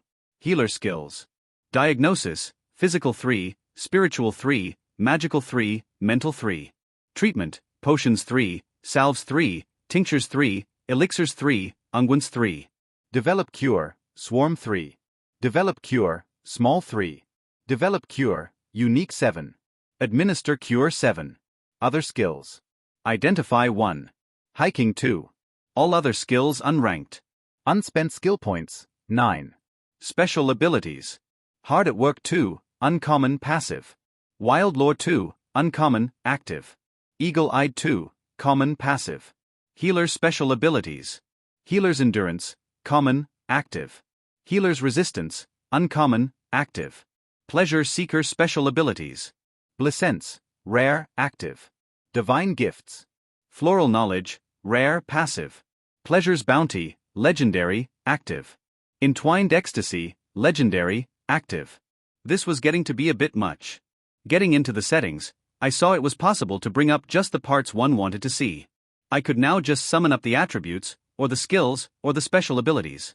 For instance, Go Lightly was an item I'd received from the God of Footfalls, but because worn items weren't part of my character sheet, it wasn't showing up. That's better, I said, while mixing up eggs and veggies into a sort of omelette. The others returned not long after without much news to share. I fed them food, and they fed me information. They didn't know how long the lake would remain there. Alan did know the name of the lake, Gwenelzia. Gwenelzia had been in the list of gods I'd read over in Abby's Welcome to a Magical World packet of introductory clay tablets, but little information was available. Since it was a god, there was no way we could safely touch it, I knew that much for sure. A boat maybe, but falling into the god would be deadly. I was secretly hopeful that just applied to sick gods. There was literally nothing else to do but try to go over it. After breakfast was packing up camp, then getting on the road. We had a ways to go before Tara would find her Nakamoman to bond. This is Christopher not being envious at all, not being impatient to get to the good part. Glumpdumpkin, the town, was our first civilized destination, but the disappearing-reappearing lake was presently in the way. Now, as anyone can imagine, hearing these words caused a lot of questions. Since I was expedition lead, it fell to me to ask the one on everyone's mind. Why is the town called Glumpdumpkin? I asked, ignoring the probably more pressing disappearing-reappearing lake question. Out settlements were very different than what you think of as settlements in your Earth world, Krista said. Many of the folk had never previously lived in a building. The vast majority find your Earth ways interesting, and are excited to participate in becoming more Earth-esque. Earth-esque. Good word, Cinzy said. Perfect word. There are other nearby settlements that have emulated Earth sounds, but inexpertly. Flunt-on-the-Russell is one such settlement. Saxwacket is another. Saxwacket is my favorite of the three, Drat said with a perfectly straight face, and all the girls lost their shit. They started laughing uncontrollably. Tara and Cinzy were actually close together when they doubled over, bonked their heads together, and fell back onto the grass guffawing until they weren't even producing sounds any longer. You will be the first Earthlings to arrive in Glumpdumpkin to stay for any period of time, Krista said, to even more raucous laughter. It would behoove you to muster up some decorum. Don't worry, Drat said in that same dry tone. The residents of Glumpdumpkin, Flunt-on-the-Russell and Saxwacket can expect to see us act with the utmost professionalism. Several of the girls were wiping tears from their faces. Regina and Cinzy were kicking their feet onto the dirt and holding their sides. What is so funny to everyone? Laurel asked me mentally. I too was having trouble stopping myself from laughing. Those names are rather humorous, I told her. But these are Earth words, arranged in a way that conveys the title of a township. And they came highly recommended from Russ. Ah, I said. Russ is a little different than the rest of us. He must have recommended them. So Swollen Woods is also a silly name? She asked. I burst out laughing. Oh, Russ. The problem with the on-again off-again lake was that it sometimes migrated. I was informed that sometimes it decided to become a ribbon of water a good quarter-mile wide and zip off into the sky, or make its way around the area masquerading as a river, but then take a rest later and become a lake again. Does this make the lake a god? Krista stopped and considered. I believe that assumption is correct. The lake, a huge source of water variety Nakamoman, would take ages to go around. Going over in a boat or raft could reduce the travel time from over a week down to less than a day. The trouble was the risk of being launched into the air on the back of the dragon version, or being dragged well off course if it changed into a river. If it changes into a river we can probably jump ship and not suffer too badly, Tara said, but if it changes into a fracking dragon we don't have any flyers who can carry the whole team. We don't have anyone with a sky manta or a way to float down. There's no way Krista can pull us up and out, right? I cannot, she said. You would more likely freeze to death on what was that? All of us looked around. Affinity check. You do not have the associated skill for this check. This check is easy difficulty. Would you like to spend 1 token for an automatic success? Total tokens, 4 affinity and 6 free tokens. I indicated that I would spend the single token from among my affinity tokens, and immediately a large shape lit up. This was like a sheet of air, near invisible at first but then coalescing into a cloud-like thing with darker gray cloud eyes a moment later. It was maybe 10 or 15 feet long, and it behaved oddly. It would swirl around a group of several of us, musing hair and lifting backpack flaps and skirts, or slither along the ground. You have spotted a slitherwind, an elemental of air. The UI explained. This is an uncommon type of Nakamoman. Look at you. Tara said in a sing-song tone. How lovely you are. Oh, you're so beautiful. She immediately did a cartwheel and spun around with arms outstretched and head back. The sheet of air paused before swirling around her. With a joyous laugh, she took off down the hill, waving her arms and turning around.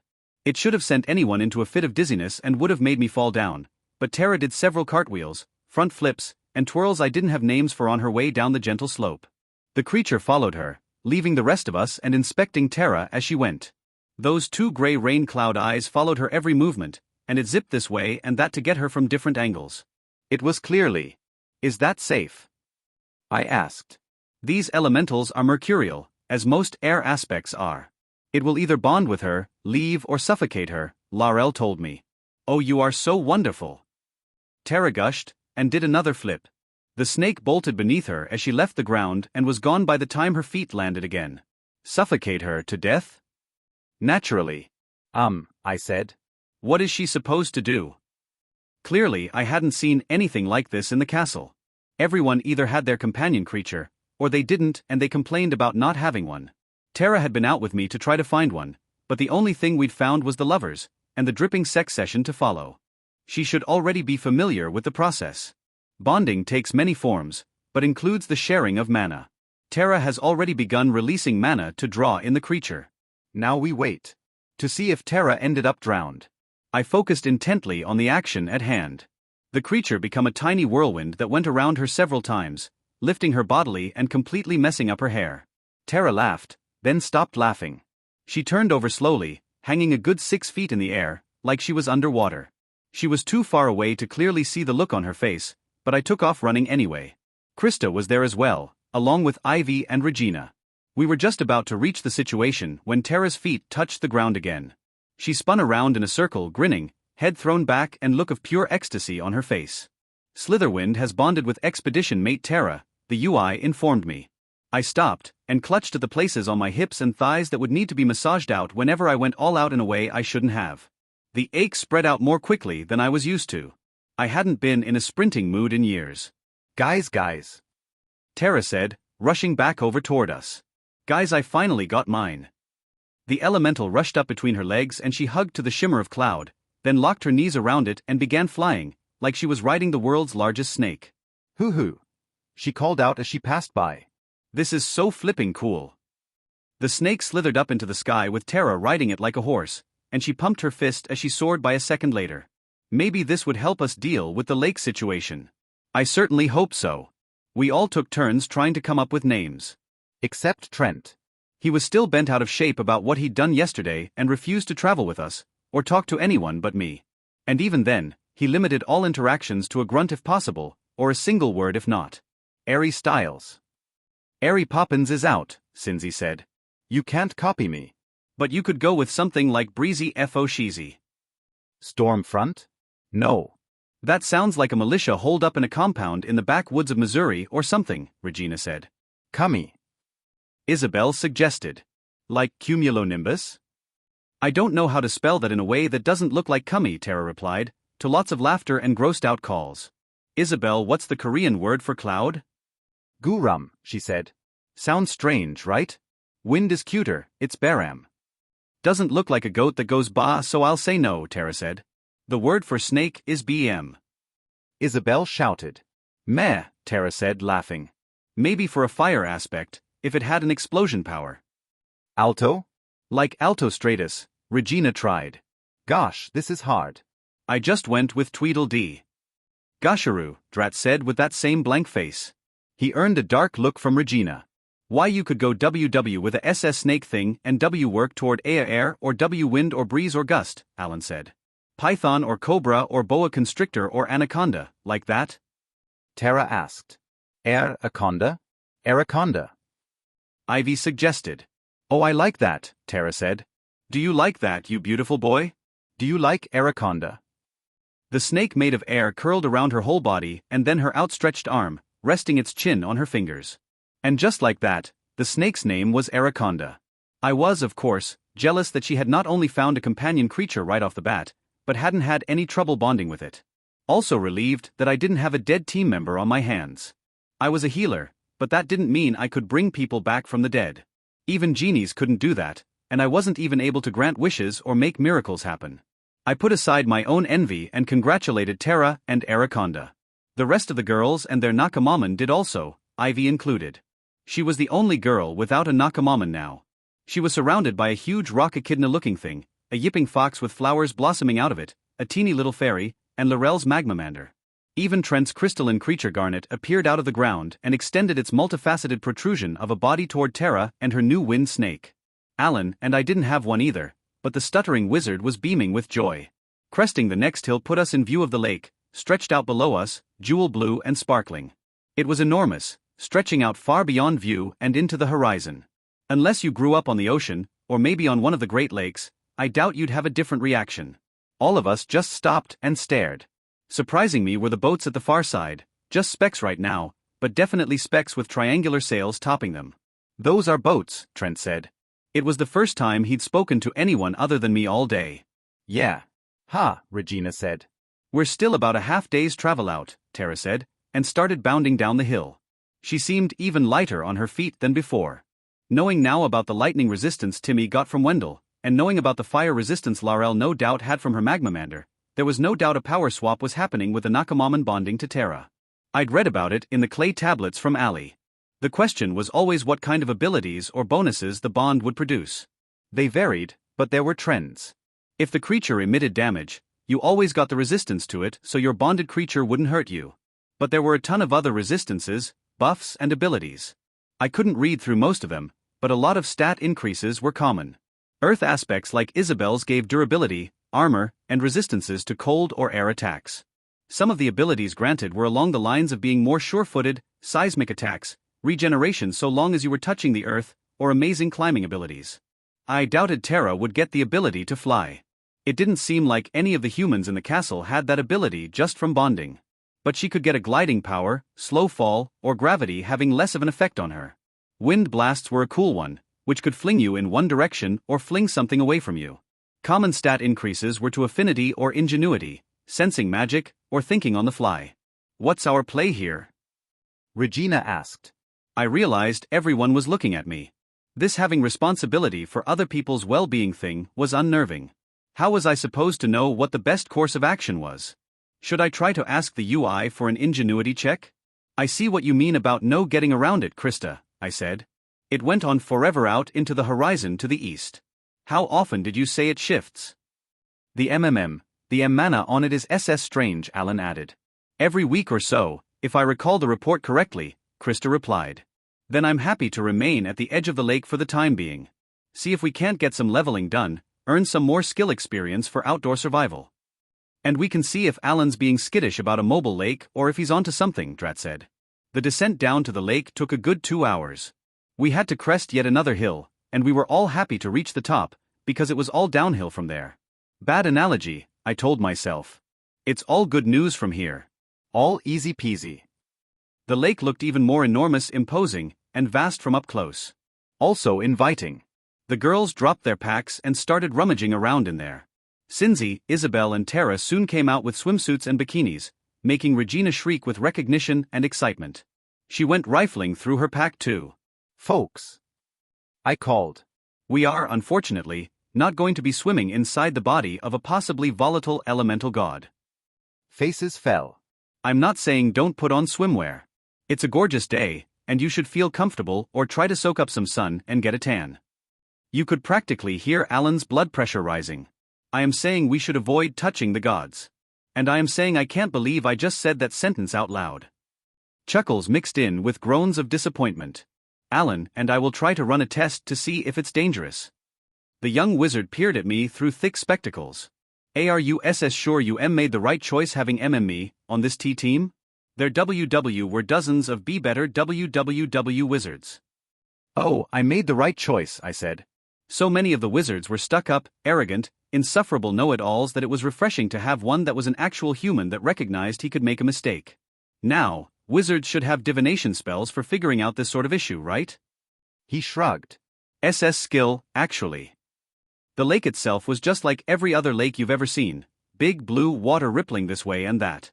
It was slightly different based on the large dinosaur-looking creature poking its head and flippers out of the water. This was a possible sign that we might end up in the water at some point, but not conclusive.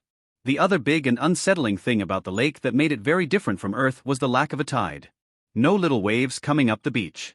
No white caps crashing against one another creating foam. The edge of the lake just sat there. Alan removed a small device from his pack and muttered a couple of magic words into it. I'd noticed that when he was doing his casting, the stutter was missing. The device lit up and beeped. It's definitely a G-god, he said. Safe for us to touch, or not. Based purely on my identify check difficulty, it seemed clear that any attempt to diagnose, treat, or work up a cure was going to be practically impossible. Even with the assistance tokens from the remainder of the team, I doubted it would work. We'd spend ourselves dry, and then tokens replenished every 5 levels and with special conditions, so we just have to wait and wait and wait. So if there was any danger here, I wanted to be able to avoid it. Alan said, and muttered some more magic words. He stared at it, frowned, tried again, and again it beeped. D-device readings, in ink, inconclusive. So he did something utterly insane, and dipped his hand directly into the water. This is Christopher wondering how long it will be before there's a team member fatality. Alan looked at his hand, up at me, back down at his hand, then back up at me. Do not go sticking your hand in a god again. That is an order. I threw my hands up in the air.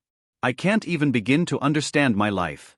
I just said that sentence and not only did it make sense, but I didn't feel silly saying it. Alan chuckled, then stiffened and fell back onto the variable-colored grass. His eyes rolled back in his head and his face went slack. A thrill of terror went through me watching him convulse and shake uncontrollably. Fuck, I muttered. Fuck. I dropped to my knees and tried to get a diagnosis check to come up, but nothing happened. This was well beyond. Why you're not supposed to swear, he muttered. Ha. He hadn't stopped shaking, but it was all from laughter now. His hands had gripped his sides and he was rolling back and forth on the dirt. You're not dying instantaneously from the touch of a corrupted god, are you? I asked flatly. He laughed harder. You think freaking me out is funny? Wiping the tears away, he nodded. Well, it is. But it's still a dick move. About a half hour later, I was staring at a pile of logs cut down to build a large raft. Laurel, Krista, Ivy and Isabel were engaged in a contest to see who could get the most, and it looked like Ivy was close to meeting Krista, even though the ice ghost Nakamaman had all kinds of arms and all kinds of axes. Boss man, Cindy said, sidling up to me. Fairy Poppins was out now and fluttering around the logs, tapping on them like a dragonfly laying eggs on the surface of the water. How'd you sleep? I asked. Fitfully, she said. Oh. I'm hella excited about meeting these people. Flumpdumpkin, can you believe it? She giggled, the sound almost equal in adorableness to the look on her face. I confessed, grinning and chuckling, that I could not. The logs touched by the fairy Nakamaman began to shudder, and Tara had no trouble picking them up under one arm. These should have weighed hundreds of pounds, but instead seemed to weigh little more than a sleeping bag or a rolled-up tent. I wonder what the Flump Dumpkinites will be like. Or the Saxwacketers. I'm imagining blobs of gelatinous ooze with big googly eyes and dopey smiles in Flumpdumpkin, and a bunch of anthropomorphic birds in Saxwacket. Each one has a saxophone that they use to play a game like croquet. What? Why are you laughing? When I finally stopped myself, I shook my head and blew out a loud sigh. We will have to be ready to keep a straight face when the day comes where we encounter these people. Honestly, what they were doing employing people in their early 20s with this kind of work, I could not begin to imagine. Near the water's edge, Tara used some kind of ranger ability to coax the boogie wood to straighten out. The wood creaked and groaned like the ice over a lake beginning to come apart. However, slowly but surely, the wood went ramrod straight. Cindy waved a dismissive hand. Nah. I'll have them eating out of my hand in no time. That's a promise. When I gave her a thumbs up, she shrugged. I need to start earning my keep around here. Everybody's been working really hard so far, except Drat. I wonder about that guy. You'll have plenty of work to do, I told her. Just so long as you don't pull the kind of stunt Alan just did. Oh, Regina put him up to it. She's got it out for you, you know. She grinned. I don't know what you did to annoy her, but you should apologize. I probably hadn't fulfilled my quota of deep dicking she seemed to require, the horny little minx. As if on cue, I locked eyes with her, where she was in the middle of stripping the bark off the trees and turning it into a crude rope. She was giving me a pouty look and I loved it. What? I called out. Just waiting for the squishy little healer and the even squishier little bard to start pulling their weight in this expedition, she called back. Don't make me order you to work quietly. I shouted. Someone has just made the shirt list. Well, I told Cindy, I guess that settles that. Yeah. She giggled. Now it's even worse than before. She'll get over it. Now it was my turn to wave a dismissive hand. She better have gotten over it. I hoped she'd get over it. A pit of fear opened up in my guts and made my body run cold. If Regina really was upset with me, I didn't know if I could handle it. So I wanted to talk with you about the town when we make it. Great. Well, you and me will be in this together, okay? We're going to have to work closely when we arrive. Oh. She beamed another magical smile at me. Bards, I was coming to believe, were dangerous. If they could just influence your mood, they could really wreak some havoc on society. Civilizations could easily be laid low by somebody like this. A bard with the power to convince you could be an apocalyptic threat. I stifled a laugh. I'll need to know your intentions, plans and needs anytime we speak to the leadership of the natives. Krista tells me they have a small ruling council called a shagnasty. I lost it. After another good 10 minutes the guards gave up their game and Ivy collapsed on the ground, heaving, while Isabel called her an idiot for trying something so stupid. Krista seemed to be winded also, floating down to the ground and lying beside the tree she'd been about to fell. Tara and Regina recruited Isabel and Drat to help lash the logs together. The request had come in to use Trent to arrange the logs and hold them in place using earth. He had, of course, jumped at the suggestion. It seemed like he was trying hard to get back in the team's good graces after the lunch boulder incident. Cindy discussed how often we would meet, and how best to arrange time for going over reports, drafting requests, and how often to meet the town leadership. She seemed ready to drain the vast majority of my time. Just after lunch the raft was declared ready. It was a glorious thing, some 30 feet square, made of trees with their bark stripped and then shaved down almost square. They fit together exceptionally well, and I was amazed the whole project came together in a morning. Okay. Regina yelled. Everybody aboard. Muppin was loaded aboard first, and all the supplies that weren't already lashed to her back. Tara and Regina tied those on as well, in a ring around the enormous lumbering rock creature, in a way that gave anyone else a bit of a wall so they didn't fall off. Afterwards they had the guards on, and then the squishies in a ring in the middle. There's a web of rope all around Muffin, Regina explained, guiding Alan's hand directly up to the mesh of rope they'd created. You're tied to it by this bowline here, but you hang on to it anyway. Then she moved to Cindy and helped her, unnecessarily in my estimation. Cindy told her she'd keep her hands and arms inside the ride at all times until it had come to a complete stop, and that she would enjoy her ride on America's roller coaster. Regina then gingerly took my hand in hers. With our super sexy bard watching. The sensation of her smooth warm hand gliding up my wrist electrified me. Okay team captain who's on my shirt list, you are going to want to hold on here, and then here. Once I was holding on, she swiftly tied knots around my wrists and looped them around the mesh net. Excuse me, I said, watching Cinzy smirk. I don't want to be tied to this thing. I'm afraid that's too bad. And if it somehow capsizes, you're going to have to learn how to breathe water fast. This is what I get for being mostly useless? There is one thing you're good for, and you can't do that on the raft anyway, she said. Another thrill of terror shot through me. Surely Cinzy could figure out what she was talking about and get that this banter was all an act. She wasn't stupid. When I turned a terrified look her way, she lit me up with another glorious smile. Tough luck, I guess. Isabel strode over on her totally healed leg, scowling. As the person whose job is to keep people from being injured in the first place, I have to use my guard veto power and save poor Christopher. Poor Christopher is in your debt, I said, and stuck my tongue out at Regina.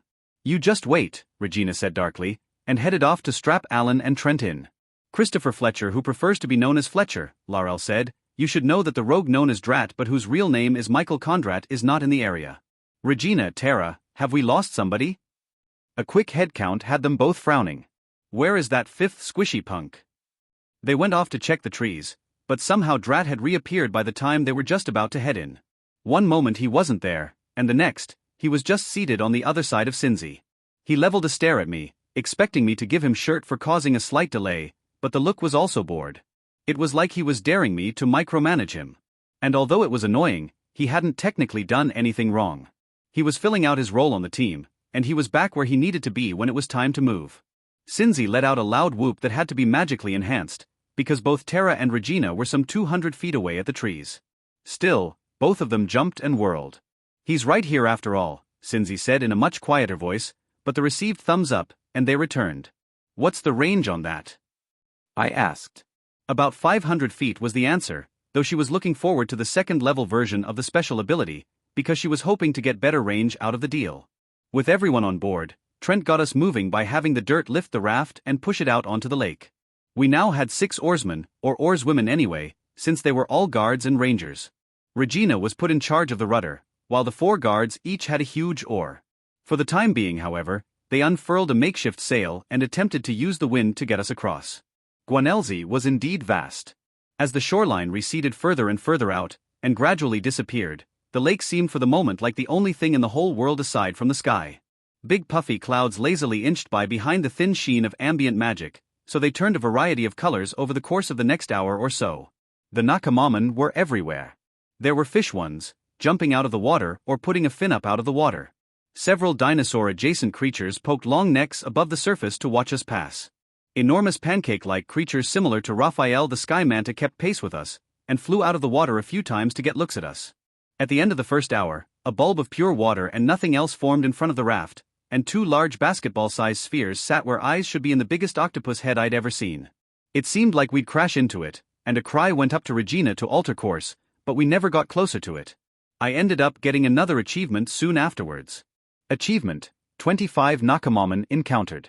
How many different varieties will you find? Will you ever encounter them all? Only time will tell. Reward: +3 skill points. Those spheres fixated on us, slowly traveling the length of the raft and its occupants, keeping a good 20 feet away from the raft the whole time. Whatever it thought of the raft, we had no idea, but it finally vanished beneath the waves some 10 minutes after it appeared. I love it so much, Cinzy said. Me too, I replied. I don't know why. I feel like I should maybe be terrified of a gigantic head and the eyes, but instead it's just awesome. Look at this: blue skies, a little chilly, sweater weather is awesome, honestly, and blue seas. There are weird jellyfish creatures here and there, flying fish Nakamaman, some strange cluster of seaweed that looks like it might have eyes. What else could you ask for? Peace and quiet? Drat said rather than asked. Oh, stop being a grumpy Gus and enjoy something for once, Cinzy shot back. If I do, will you promise to stop talking? She just rolled her eyes and leaned over into me. I could smell her now, and somehow she had a whole bouquet of good scents. I smelled buttered popcorn, for 1 caramel, for 2, chocolate swirling in with coffee, and the scent of oncoming rain showers. Together they should have smelled overpowering at least, but they were perfect for some reason.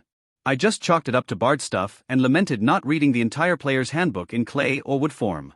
I'm glad you're not a grumpy Gus, she whispered, with a hand on my knee. Me too.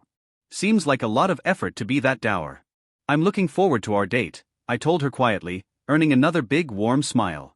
I sure am glad we've got smooth sailing so far, she went on. Ugh, why'd you have to do that? Drat asked. What?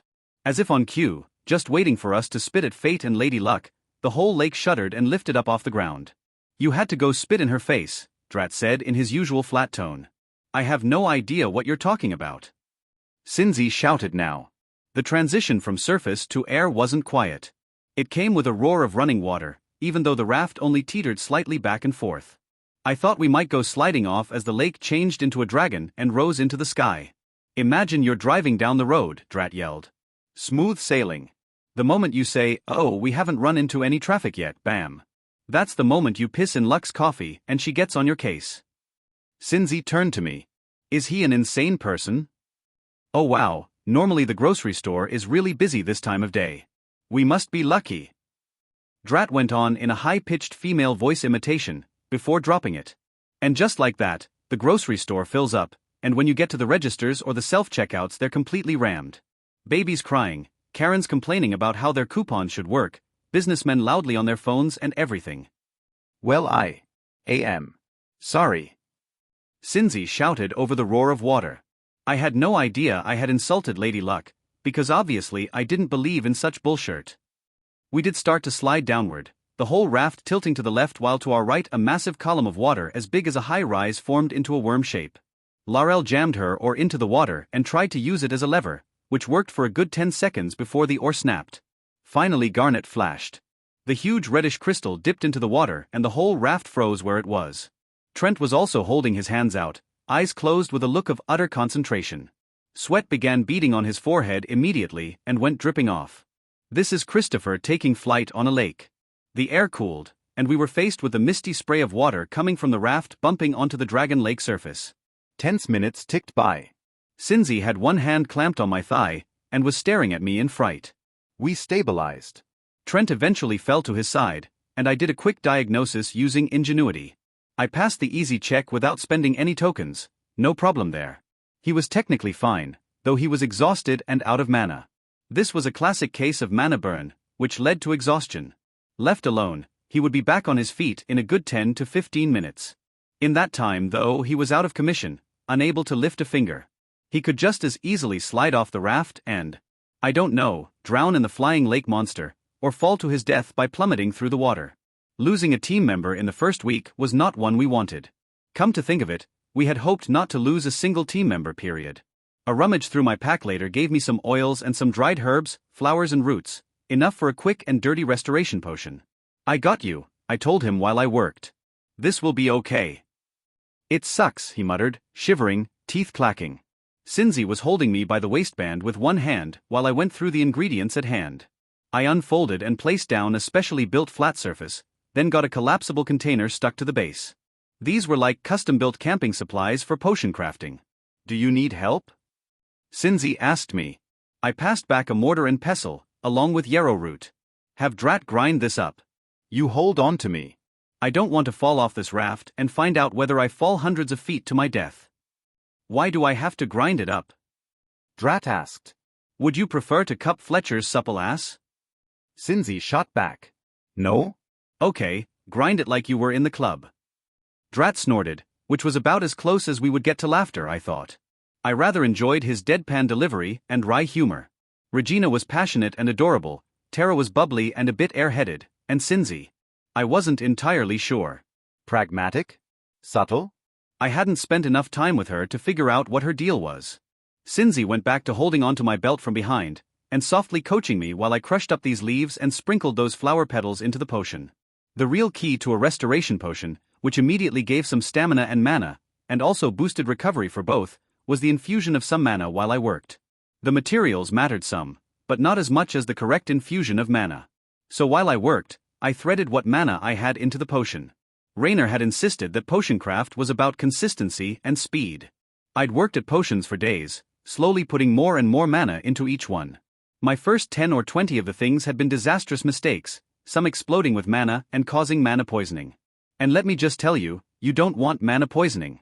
I've never had it, but apparently it's like being on LSD, where you hallucinate in the most insane ways imaginable and a bunch that aren't.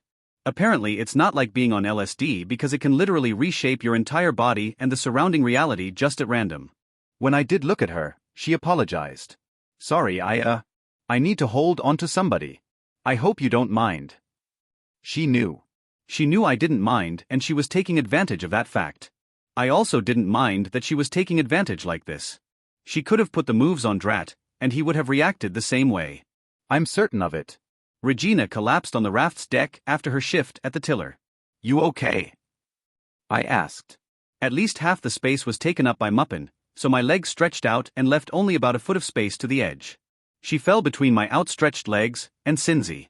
I'm good, she said in a shaky voice, pointing a finger at the sky. Tweedledee had joined her and was snuggling up to her chest, licking her face and making her laugh. Fine. I'm fine. Your Nakamamon is so coo to it, Cinzzy cooed. Regina rolled over and sat up while Tweedledee got Cinzy's hand off my leg and onto the flower fox. In the meantime, Regina stared at me, flicked her gaze over toward Cinzzy, then back over to me, before waggling an eyebrow. Good lord.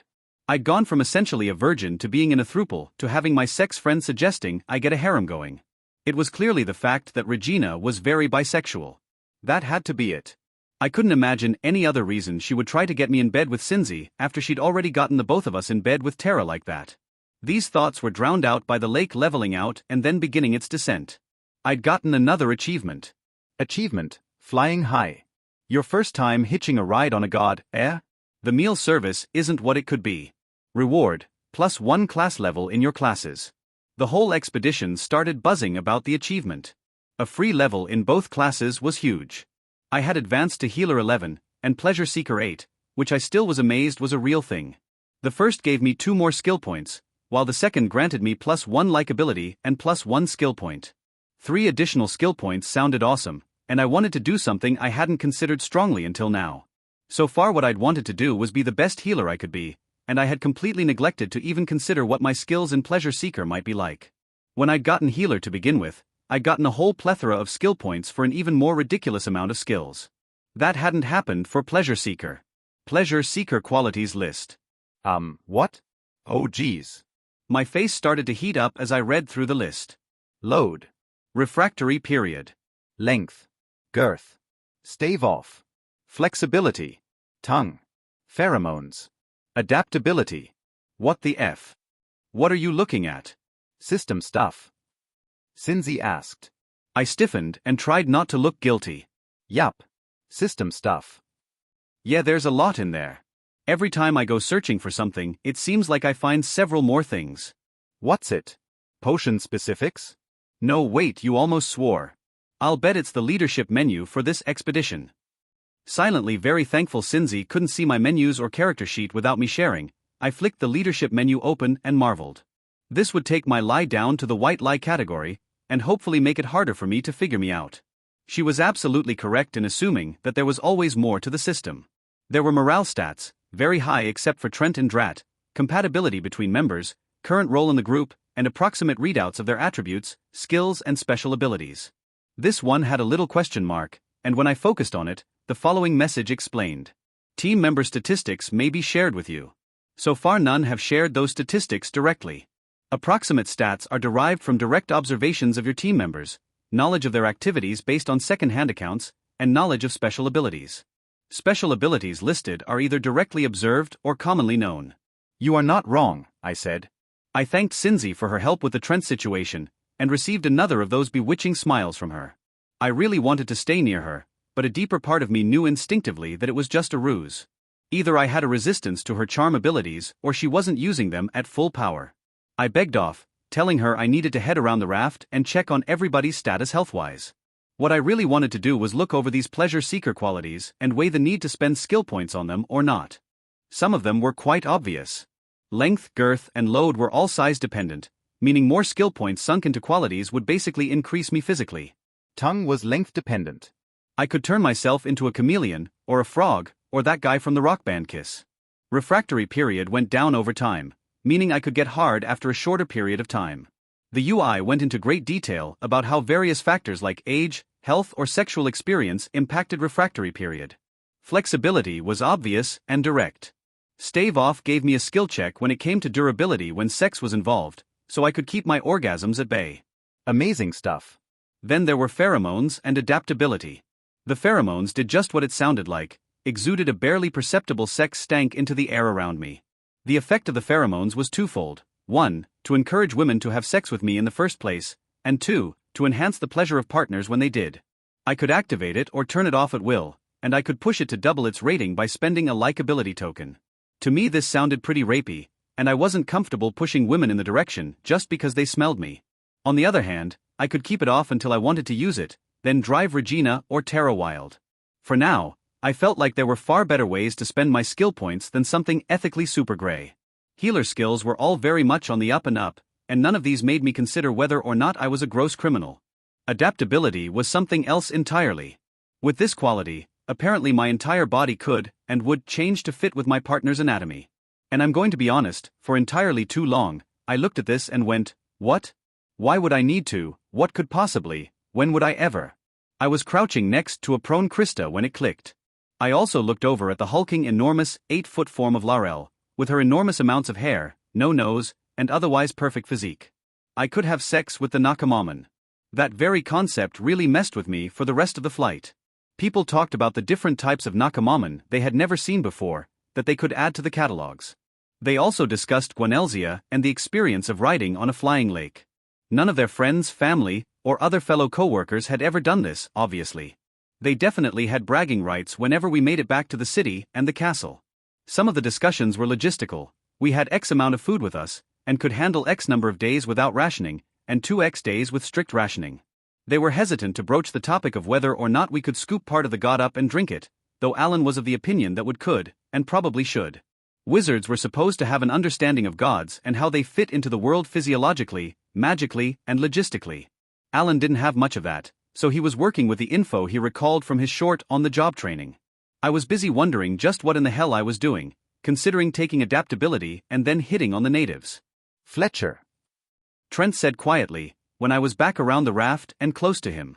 Hey Trent, hey, you did great, okay? Exactly how we planned it. Consider the temporary ban very close to lifted, okay? It's not that, he went on, the severity in his voice and the shifty look on his face filling me with more worry than probably warranted. I mean, thank you. I appreciate it. But there's another thing. Okay, hit me. Who was in charge of keeping the magic resistance pills? He asked. That would be Alan, I said, though I asked Cinzy to keep an eye on him. She didn't have much else to do. The magic resistance pills needed to be taken once a week to ensure you didn't transform into a Nakamaman yourself. Cinzy had those color-shifting patches on her skin. Tara's skin was metallic bronze. Regina's freckles twinkled. Isabel and Ivy had their own things, but I just didn't think about them. Ivy had a red-orange aura around her feet that sometimes sent glowing speckles fluttering up, like campfire embers. Sometimes there were streamers of the aura reaching up as far as her knees before drifting away. Isabel had cotton candy skin, and like Cinzy it slowly shifted.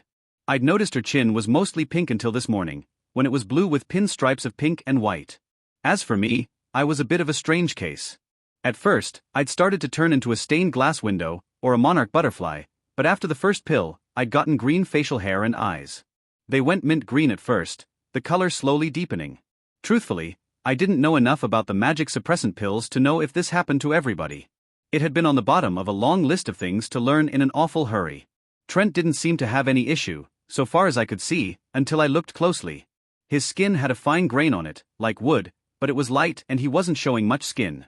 Trent lowered his voice even further, darting glances at the others. After the boulder incident, a bunch of the pills were crushed. Alan just stared at them. I thought for sure he would tell you. Cinzia didn't tell you either. What? This is Christopher Day's travel from home with a body absorbing magic like a sponge. A light breeze blew, and we alternately spent time cataloging types of Nakamaman or dipping fingers into the god and swishing them around. By now our flight had lasted most of a day. Isabel's ankle had been fully healed by the magic in the salve. Trent was back to normal only minutes after taking my potion, and now it was just the 10 of us and our companion animals enjoying the ride. Though chilly, the direct sunlight kept us from breaking out the warm weather clothes. We were up level with the scattered clouds, but after our full day aloft, the great god of the lake descended. Laurel and the rest were ready to paddle like hell to keep the raft from falling, but after several tense minutes it didn't look like we were sliding up towards the WYRM's head. Tara had spent a lot of the ride getting to know Araconda, her new friend. The serpent could manifest as an actual flying snake, with wings hovering around it and wads of puffy clouds, or it could shimmer and vanish. In both forms, Araconda was large and powerful enough to take a passenger for a little joyride, and for now that passenger was Terra. She and Araconda looped around the raft, sailed from the lake's head to her tail, and then when Terra was more confident she wasn't going to fall to her death, around the entirety of the mammoth snake of water. She could be heard talking to the creature, telling it her whole life story in typical Terra fashion. I wondered if the Slitherwind could speak, and it just didn't ever get a chance. As the minutes passed and the air around us warmed further, we gradually approached the ground. A small valley in between two sharp mountains soon proved to be our destination. Dipping down, the lake god curled around into a circular snake shape, and finally touched down. I'd only flown in an airplane a handful of times, but this landing was much gentler than the one I remembered. The plane landing had been a bump, sure, but not a problem. This was like a leaf on the wind, gently gracing the land with its presence after a whole summer hanging out above it all.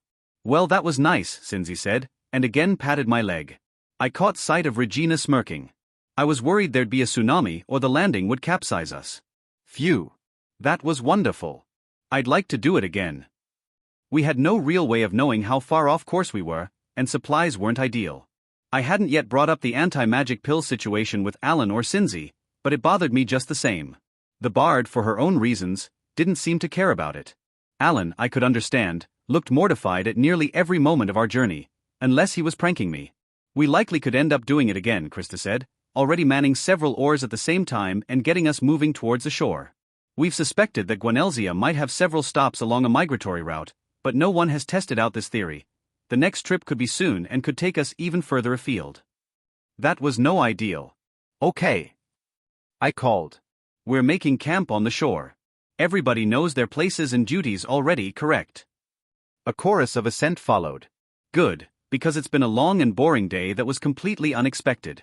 Let's make it a calm, orderly night, no surprises, no messes. Laurel, Ivy and Isabel grabbed their oars from Krista and got to work. Trent got to work too, piling up dirt beneath the shore and creating a ramp closer to the raft.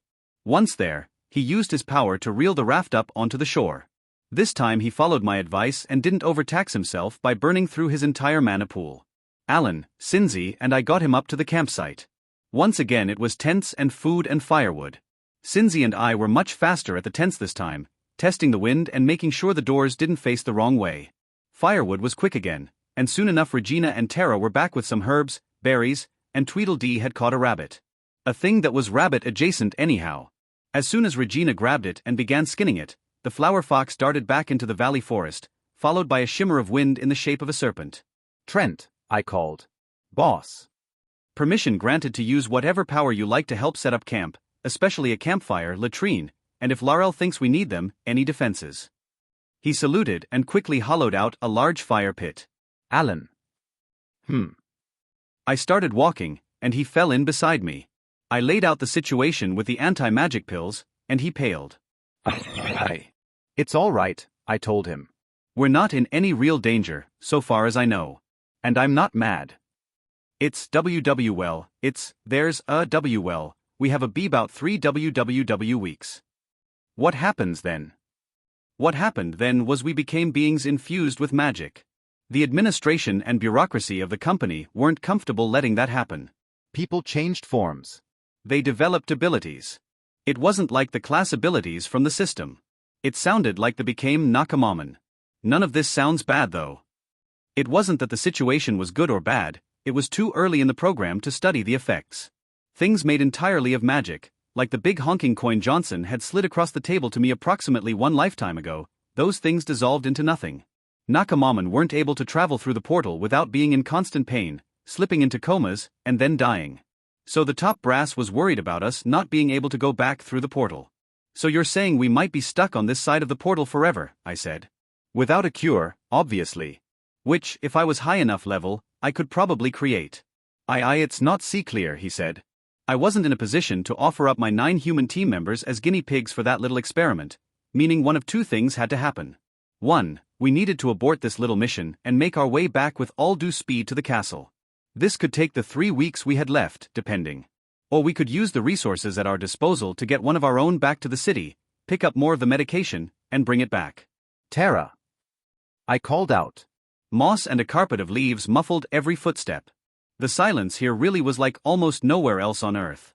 From the corners of my vision, I could see odd animal creatures poking their heads out of burrows or shuffling off deeper into the forest to get away from the two-legged oddities. Obviously, I wasn't pleased that my long-legged, bronze-skinned gorgeous funk buddy was going on a weeks and days or week-long mission to recover the medication we needed in order to see our home world again. She reminded me just by what she was wearing that this wasn't going to be fun or easy. Tara had on a pair of black yoga pants with pink stripes up the middle, and they showed off her toned legs and gorgeous bubble but superbly. Above that I could see an inch of belly, including her belly button, before a matching athletic zip-up hoodie took over. She had her blonde hair in a ponytail, but it too had been going bronze, making her look like one of those living statues in the middle of big cities. It bounced as she walked, shining in the evening sun. I joined her on a short walk through the forest surrounding the valley, checking out the weirdness that was to be found. I spied several flowers I'd never seen before in my entire life, but knew the names of anyway. Jalanapes weren't native to Earth, but here they were, twining around several dead trees and spreading their bell-shaped purple and magenta flowers for huge bees and butterflies. This is not an order. You are allowed to say no, I told her, but I wanted to ensure that we had this conversation in private. I don't need a panic. She peered at me, then took my hand in hers and rubbed her thumb over it. Her skin was cool, soft, and smooth. Perfect, in other words. It's a difficult choice to make, she said. I should be fine. Araconda and I have been flying for hours now, and she's getting used to my weight. I can bring food and water with me, and if you give me a potion for stamina, we'll be gold. I think probably we'll spend the night somewhere under the stars, or if the weather's not cooperating, I can construct a shelter. Ranger, after all. This sucks, I said. I was hoping. Shush. If I get this done right, I'll be back in less than a week, and then you can get down and dirty as much as you like whenever you want. I grinned at her. And we can have a little farewell messing around, she said, and offered me a grin that was equal parts adorable and naughty. Now, expedition leader, are you going to order me to strip down for health reasons so you can clear me for this emergency excursion back to base? She didn't wait, but instead unzipped her hoodie and freed up her perky breasts. Apparently there hadn't been anything beneath, and I was here for it. She then turned and inched those yoga pants of hers down her ass. I guess I don't need to issue any orders, I muttered, staring down at her incredible ass, contrasting as it was against the black of her pants. She grinned and winked at me. We'll need to do an oral exam first, I'm sure, she said, and dropped to her knees. A second later my cock was out in the open and she had her mouth all over it. This blowjob was going to be a sloppy one, it seemed, lots of tongue and lips slurping up and down, over my balls and up and down the shaft without sucking on me. Twice she popped the head into her mouth and sucked me down halfway, before it popped free and she gave a satisfied ah. Like she just had a refreshing sip of beer on a hot summer night. Next I'll need you to see if my chest is all right, she said. I stepped forward and put my cock between her breasts, and enjoyed the odd feel of them cradling around my well-lubricated shade. They weren't big enough to really call this a full-tit fuck, but it had the added effect of making me feel like a very well-endowed man. Every time I slid upwards she lapped at the head and slurped at it before letting me free to slide back down. Lust had largely replaced her playful manner. Her face went serious, eyelids falling and her breathing deepening. I'll need to do a cavity check, I said, in between strokes. Oh my, doctor, which cavities? All of them, I think, I said. Pleasure's bounty had signaled that I could spend a token in order to enhance the pleasure of our lovemaking, but I held off until now. She stood, back to a nearby tree, and thrust her midsection out at me. There was nothing sexier to me than seeing a beautiful woman both leaning back and also pushing her pussy out toward me. I was still very much in the disbelief phase of this situation. I couldn't believe my luck, and wasn't about to question it. Wrenching her pants down, I checked by hand and found her very wet. It was now, working a finger back and forth over her slit and tonguing at her pleasure button, that I spent my token. I spent some serious time making sure her clit was as healthy as it could be for her trip back to the city, and also massaging her inner walls with first one, and then 2 fingers. There was a patch of skin on the inside of Tara that produced the desired effect of making her go absolutely wild. She humped down into my face over and over again, talking breathlessly the whole time. Yes, she said, that was the spot. Right forking there. Yes, she went on, I shouldn't stop, it felt so damn good, she wanted me to fluff her right here, right now. Please, would I just give it to her? Why couldn't I just stick it inside her, please? I got the sense, via affinity, that she was rapidly climbing the ladder to a huge climax. The mana within her collected, balled up just beyond where my tongue flicked back and forth over her clit. And after several minutes, that ball of mana inside her condensed so much, it exploded outward, and she came. The flavor of her changed immediately, sweetening and becoming even fresher than before. Holy, she panted. I've never come that fast. I couldn't help it. I had to buy up a point of one of those pleasure-seeker qualities. I put 1 point into stave off and the next into girth. I'd been having a little trouble keeping everything in when I wanted to keep going, so stave off claimed it would help with that. And who doesn't want more girth? When I stood, she was just finishing turning around and presenting her incredible ass. She'd kicked off her yoga pants and was looking over her shoulder expectantly. Don't keep me waiting, Fletcher, she moaned, so I didn't. She kept right on talking, in her own terror way. I need it right now. I need yes, I want that big fat, oh for Jessica you're big.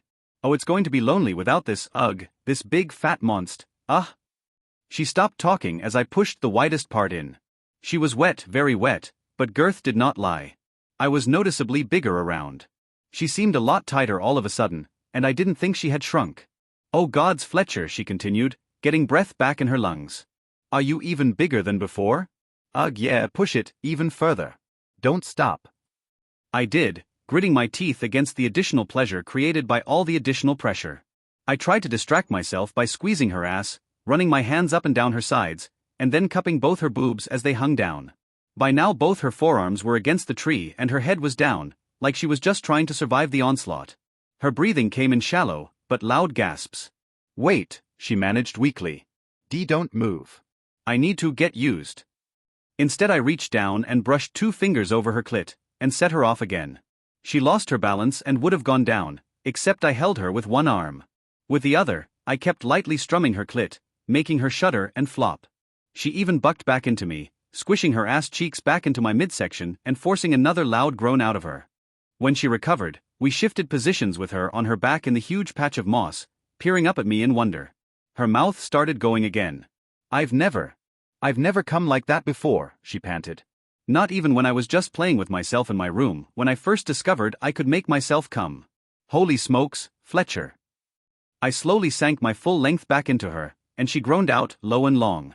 It was perfection again surrounding me, which ratcheted up notches in the perfection level the moment I started sawing in and out of her. Oh geez, she said, you're not done. She brought her legs up around my waist again and locked her feet together at the ankles. Fluff me, Fletcher, she begged. I want it. I couldn't very well refuse such a request, now could I? This was how, 10 minutes later, I was slowly pounding my cock in and out of her, and she had gone through 3 more crushing orgasms and being loud about it. I'd been sucking on her nipples and sliding my hands all over her toned legs, loving how long they were and how smooth she felt in my hands. If she was going to be gone for at least a few days, possibly days and days, I wanted her to know what she was coming back to. You going to have sex with anybody else? I whispered. No, she moaned. Why not? Because I want Fletcher's dick, she managed. Nobody can match this. And you want my cum now? Yes, she hissed. Where? I asked, grinding in deep and rolling my hips. You want it in your mouth? On your face. Inside, she gasped. Come inside me. I didn't question it. My mind was too fogged from all the sex. My need to have her trumped my higher-order brain function. Plus, she had her ankles locked and I'm not sure I could have gotten them apart at all, much less in time to stop her. I pressed forward as deep as I could and dumped every drop into her. She said, a sound of pure satisfaction. Time passed, with us just resting like this. You better get used to doing that, because I need it more than just these 3 times, cowboy. After that first time with the lovers. I just can't have it any other way. Eventually, I softened up enough to pop out of her. Her hand drifted down to the junction of her legs and she scooped some of my seed out, staring at it like she wasn't quite sure what it was. Yeah. I can't decide whether this stuff is addictive, or having you dump it in me, or the friction. I had no idea what to say to this. But I can't stop. Can you go again? If you can get me hard again, I said. It turned out I could. We had sex for another 30 minutes, and at the end of it she was riding me, shivering and shaking and demanding I pump everything I had into her. And like a genius person, I did it. This is Christopher flirting with consequences. The night got chilly again, and forced us all to scoot closer to the campfire. I'd only gone camping the one time with my father the one time, either broken and recovering in the hospital, or incapable of walking long distances without triggering serious pain. Now I truly understood what I'd been missing. First, the camaraderie. Cindy was wrapped in a blanket and holding a mug of steaming hot chocolate, made up by Alan and later Isabel, once she was done with her portion of the firewood collecting. Just her face and blonde hair peered out of the blanket, along with her hands gripping the mug, leaving her looking just adorable. She caught me looking once, and a dimple appeared as she smiled just a fraction at me, then winked. I couldn't help but feel conflicted. Regina had noticed whatever Cinzia was trying to do, and Wonder of Wonders approved, but the reciprocal was not necessarily true. Cinzia didn't know I was, intimately involved with both Tara and Regina. I wasn't sure how she would feel about me once she learned those facts. She wouldn't have to know that I was routinely attempting to fill Tara to the brim. I couldn't be entirely sure that Regina could handle that information either. Hell, I wasn't sure it sat well with me either. The flames were hypnotic. First, I dealt with the pleasure seeker situation. Tara and I also gained the close confidence relationship status. While I was being milked, the system granted me an upgrade to Eagle-Eyed, bringing it from common to uncommon but keeping it at level 2. Eagle-Eyed 2. Special ability, uncommon, passive. Your eyesight becomes better than human, including limited night sight. You are able to discern details at a distance, and analyze close objects much better than base humans. 2. Your peripheral vision and reactions are increased beyond human maximums. You may not be caught off guard while your eyes are open. You may spend 1 durability token to sleep with your eyes open. Well, that was some tomfoolery I hopefully wouldn't ever need. It sounded amazing, but a bit scary. With luck, I wouldn't ever have to use it. That said, if we ever had a night watch situation, I could take the whole night and give the whole team a rest. Both powers I'd gained from the girls, Eagle-Eyed and Wildlore, were definitely tied to their class ranger. I made a mental note to ask Regina what sort of ability she'd received from me, and snorted laughter. How would that conversation go?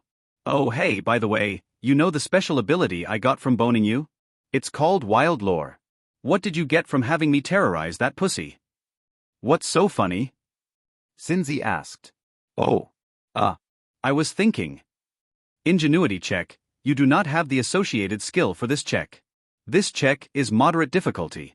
Would you like to spend 2 tokens for an automatic success? Total tokens, 4 ingenuity and 6 free tokens. I quickly spent the tokens, not wanting to be caught in this particular lie. Several options quickly popped up in front of my face when I spent the tokens. The first one was great. Asterisk I was thinking about when I got the job, and I thought Dick Johnson was planning to sell my organs. I repeated the words and watched as Cinzia's face went from shock to amazement to disbelief and very quickly onto hilarity. She thought the whole idea of me meeting this real HR recruiter but thinking he was a fly-by-night organ salesman charlatan was perfect. This time she clapped her hand on my knee and didn't let up, eventually pressing her forehead to my knee and crying. Not far off, I spied Regina giving me an unreadable look. I need to speak with you, I told her, and stood. It was a good thing I did, since my legs were stiff and full of ache from sitting down too long. She joined me on a slow circuit of the area we'd picked for the camp. I know it's not ideal, she said, and we won't have a chance to go on our dinner date anytime soon. I'm told you knew about the pills getting destroyed? I asked. Oh, that. I'm concerned that Alan came to you, and neither of you consulted with me. Are you mad? She asked, sounding for the moment like a child about to be punished. Like she'd been caught with her hand in the cookie jar. Mad? No. I mean a little disappointed. Using the word from my parents. Ah, she said, frowning. I hadn't thought it was that important. Alan told me the wizards don't have any data on what happens if we get magic saturated. And I figured you could probably heal it, like develop your own medicine for us. Well, I had to send one of our rangers all the way back to the city on her Nakamaman. That will cut into our ability to deal with trouble if trouble arises, but I think the 10 of us and our abilities and companions can handle it. And we lucked out with her getting that slitherwind. She nodded. I hope you're not too upset.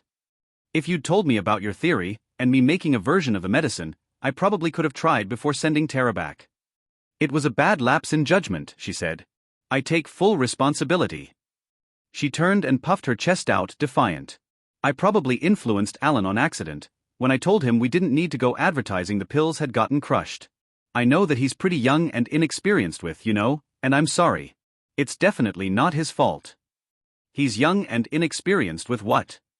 She said, and smiled a coy smile. I have no idea what you're talking about, I lied. I wanted to make her squirm a little bit. Well, I may have made him, a little uncomfortable with my, feminine wiles. I leveled a flat glare on her. You seduced him. You make it sound like I had sex with the poor boy. she blurted, a little too loudly.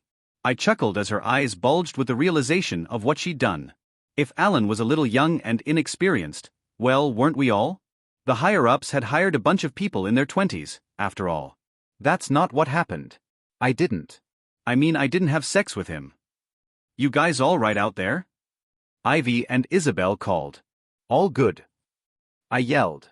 Then, back at Cindy, I said, but you did seduce him. I didn't just spread my legs for him, she hissed, then appeared embarrassed yet again. I didn't have to. I just smiled at him. Just smiled. My parents did this a lot, just repeating the same word somebody said back to you, but sounding like half a question and half an accusation. I may have unbuttoned one of my shirt buttons and showed a little cleavage. A little cleavage. Okay. I hiked up my skirt a little. Hiked up your skirt.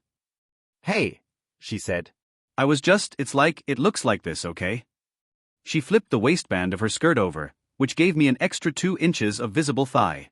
Then she unbuttoned the top button of her shirt and clasped her hands together, which pressed her big boobs together. The line of her cleavage deepened.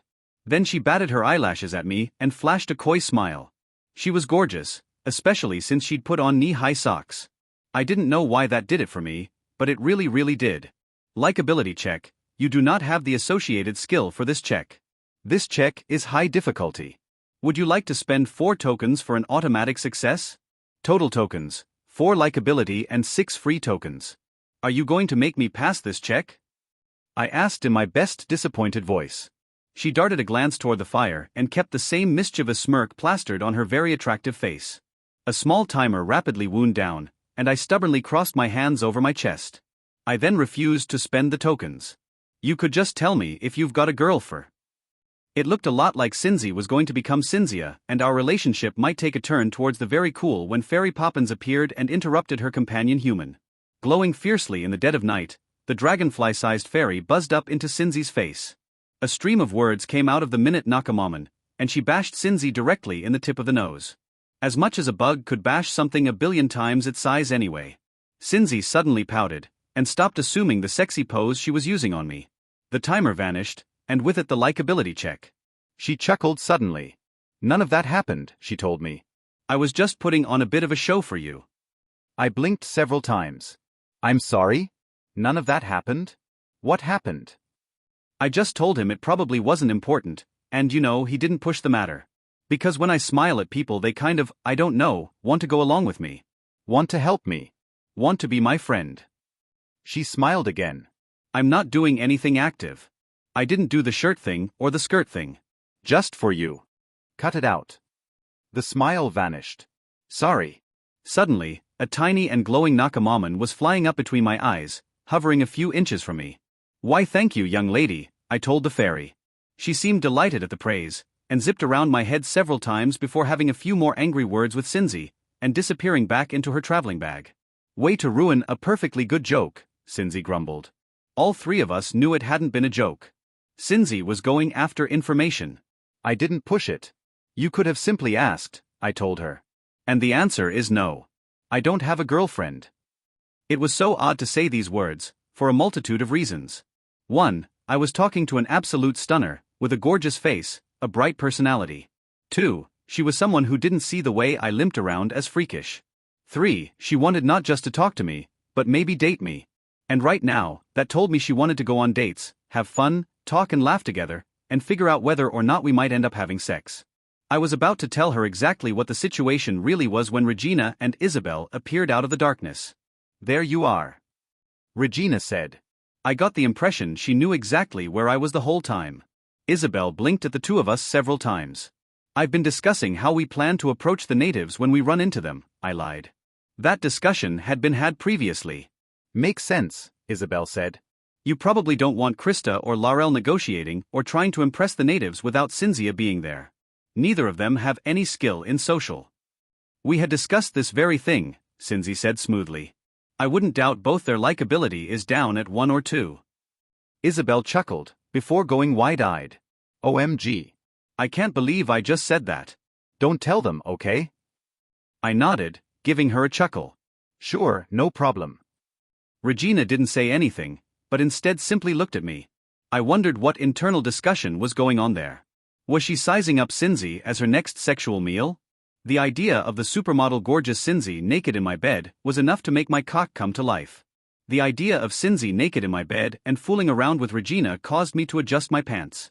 Let's get back to camp, I said. Cindy didn't seem to love this idea, but there was nothing she could do or say to oppose it. Her skirt was still hiked up a little, and I know this because when she skipped ahead with her ponytail bobbing behind her, I caught a lot of thigh when her skirt bounced up and down. This new world was definitely the weirdest and most wonderful thing to ever happen to my life. I had a slight twinge of regret, thinking about my parents and my sister, along with my nephew. They were probably better off without me there, and with the money this job supplied. This knowledge didn't make me feel a lot better though. I still wanted to be with them, near them, or at least in contact. My nephew was a toddler, and the cutest he would likely ever be. Once settled back around the fire, we traded fun stories about our first encounter with a Nakamaman or a god that wasn't Tweedledee. Isabel, as it turned out, had a similar run-in with a god, but hadn't been dumb enough to stick her finger in it. It was just a little flower god, she said. Dr. Rayner was just about to heal it, so I got to watch him use an eyedropper to drip something on it.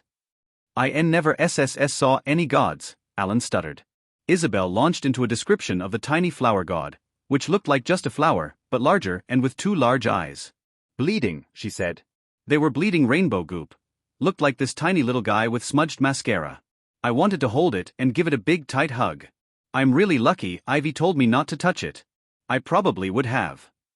Regina then told my story, which had everyone staring. Drat, alone amongst the group, laughed at me. He threw back his head and guffawed at the sky. Honestly, I didn't mind it. If you couldn't laugh at yourself, who could you laugh at? Amazingly, it was Isabel who came to my defense. Drat, that's not funny. I caught Cindy leaning forward with a look of righteous fury on her beautiful face, but it was the half-Mexican half-Korean who stepped up first. Oh yeah, that's rich, he said. I should definitely feel sympathy for the guy who touched a corrupted guy. This is the same guy I have to take orders from. You should take this order, Cindy said, her tone icy. Head to your tent and don't make a peep, got it? Drat flashed her a nasty look before standing and turning his back on the fire. Hundreds of miles out of the way, no clue where we are, and I'm with a bunch of girls swooning over this Utes. Good night, Utes. Enjoy your harem. He vanished into the darkness, and we all stared into the crackling flames. The only sound was a zipper catching badly, followed by a quiet curse from Drat, and then a longer, slower zipper. The rogue's words might be harsh, Krista said, but that does not make them untrue. Touching the corrupted gods was an action with deadly consequences. I know, I said.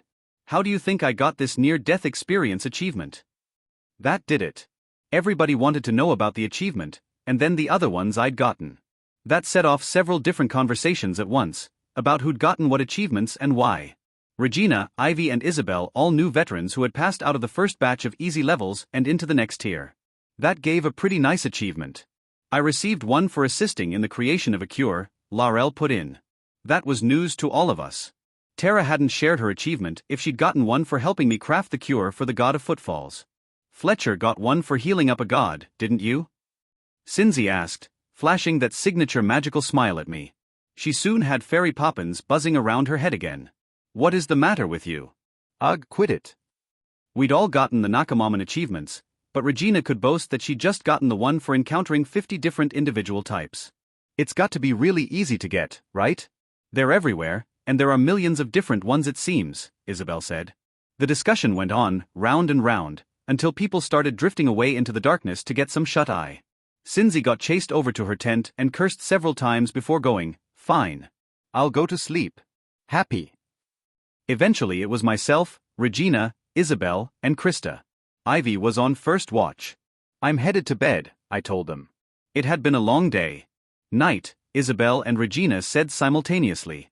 They shared a look, burst out laughing, and both rose to head to their respective tents.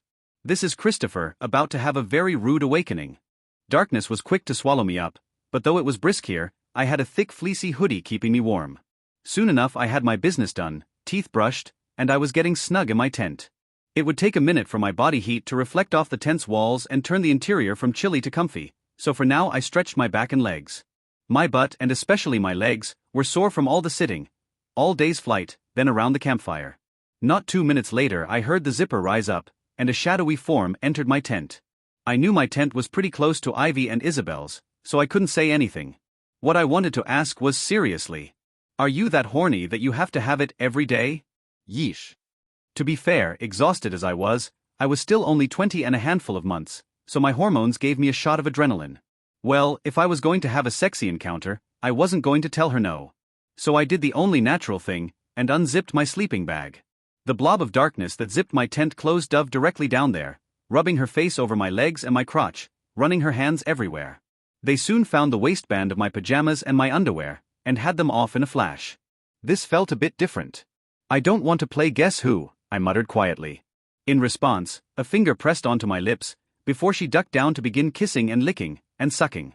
Hey, I said, but she ignored me again, and got to work on getting me off. Kisses rained down on my midsection, and my thighs, followed by my balls and then my rapidly hardening cock. Still her hands slid up and down, frantically trying to touch every bit of me. Her hands massaged my thighs, down to my calves, then slid up my hips and into my pajama shirt, over my torso. Smooth and cool and insistent. More kisses and licks came, all over. She hadn't bothered to get undressed, she hadn't come up and given me a kiss. The quickness of it left me mystified. Just a quickie? Soon her lips closed over the head and started to bob up and down. Pleasure's bounty, special ability, may be activated during this intimate act. Would you like to spend one token of your choice? I definitely didn't want to spend a token if the only thing happening here was some sloppy head. Although I would love some bonus pleasure, I wanted to use that token to give my partner pleasure. Wow her. Keep her coming back for more. Entwined ecstasy then asked if I wanted to spend 2 tokens to bring this partner into the fold. In the heat of passion, I clicked yes. Well, that pushed Regina out of the running. I was having sex with my 3rd girl inside of a month. Amazed, I felt Cinzy's hot breath wash over my full length and girth. It's so big, the whisper was almost inaudible. I can't fit it in my mouth. Maybe adaptable would work here and allow my newfound girth to slim down a little bit to accommodate smaller mouths and blowjobs. I kind of hoped so. You should get that pussy over here, I murmured. She ignored me yet again. I could only just make out the outline of a butt raised up and swaying back and forth while she continued to blow me. I guessed my newfound girth messed up her ability to do the job properly. Still, the frenetic energy and the cock worship definitely felt amazing. It crossed my mind that maybe, just maybe, Cinzy had decided to check out what was under the hood and take me for a test drive before even getting any alone time with me. Could it be her? It certainly felt different, but I'd enhanced myself. I was different. Her tent was further away. The feel of lips and tongue sliding up and down my shaft erased most rational thought, all need to verify, and any lingering protests I might have had. Regina certainly didn't mind me doing other girls. Even if Laurel somehow squeezed her huge form in here in order to engulf my cock, who was I to stop her? So I decided to just enjoy it. Are you close? She asked. Not really. She sat back and spread her legs, hand moving furiously between them. It was too dark to see, but not to hear.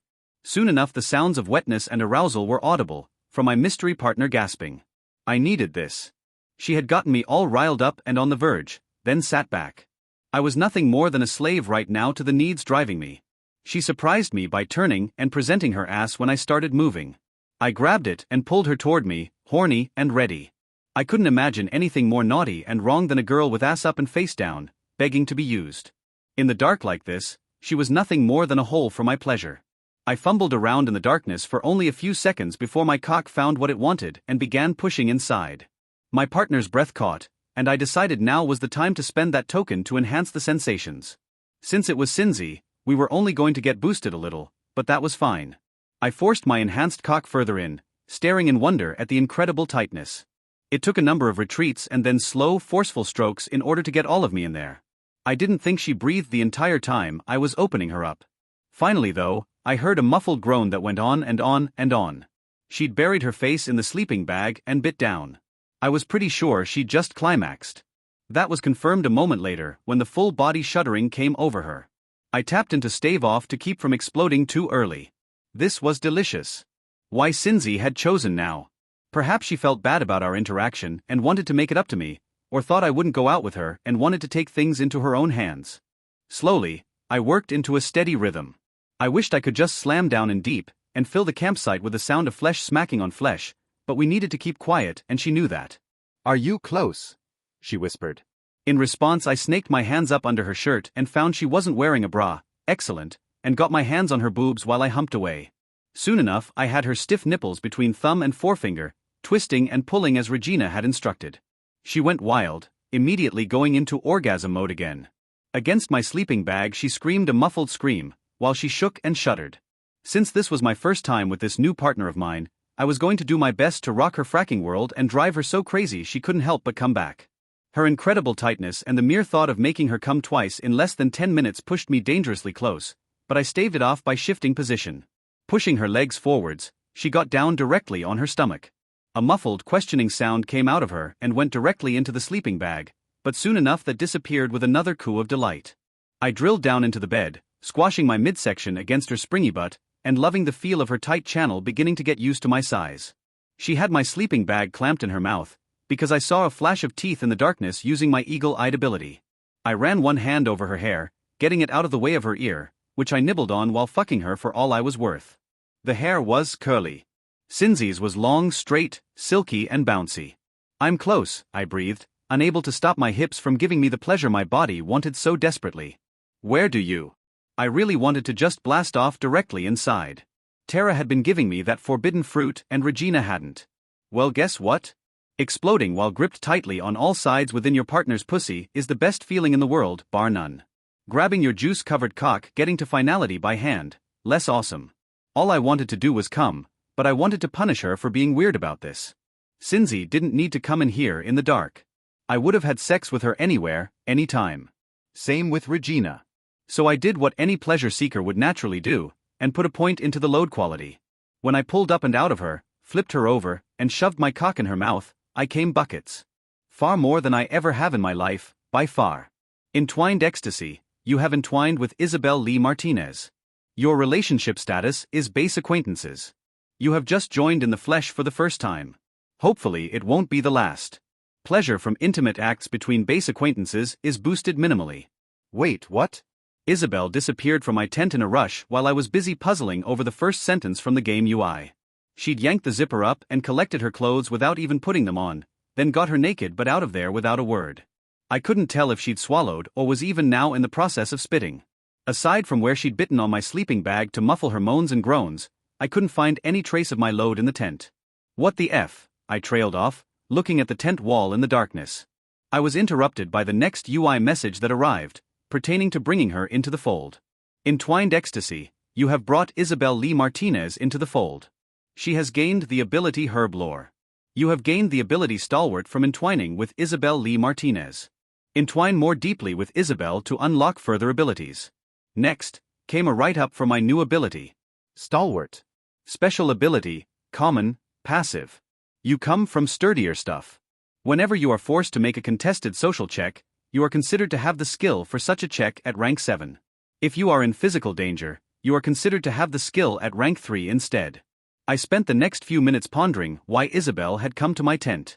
She had just cheated on her girlfriend, if they were indeed a couple. I had assumed based on what Ivy said that she and Isabel were together.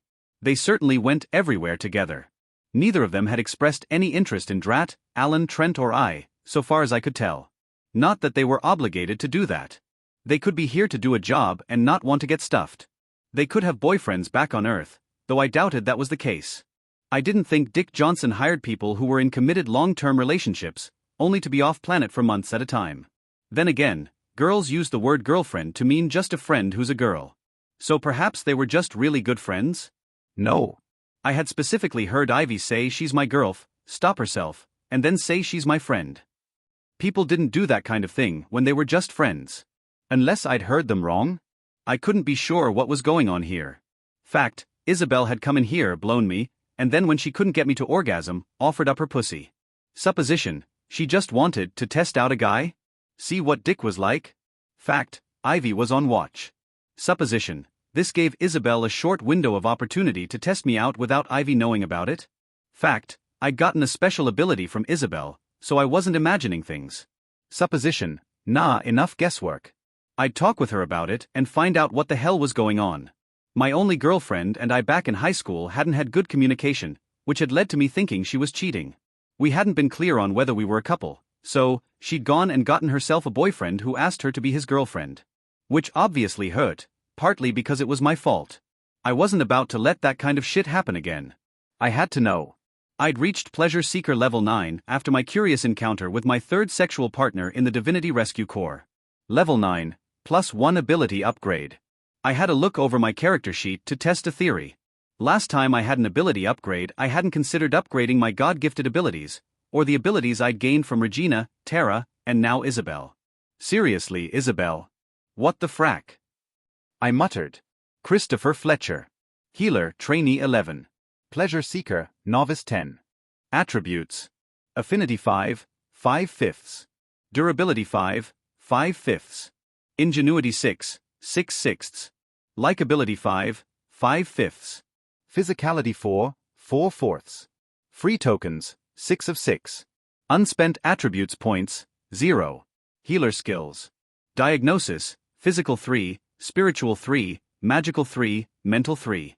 Treatment, Potions 3, Salves 3, Tinctures 3, Elixirs 3, Unguents 3. Develop Cure, Swarm 3.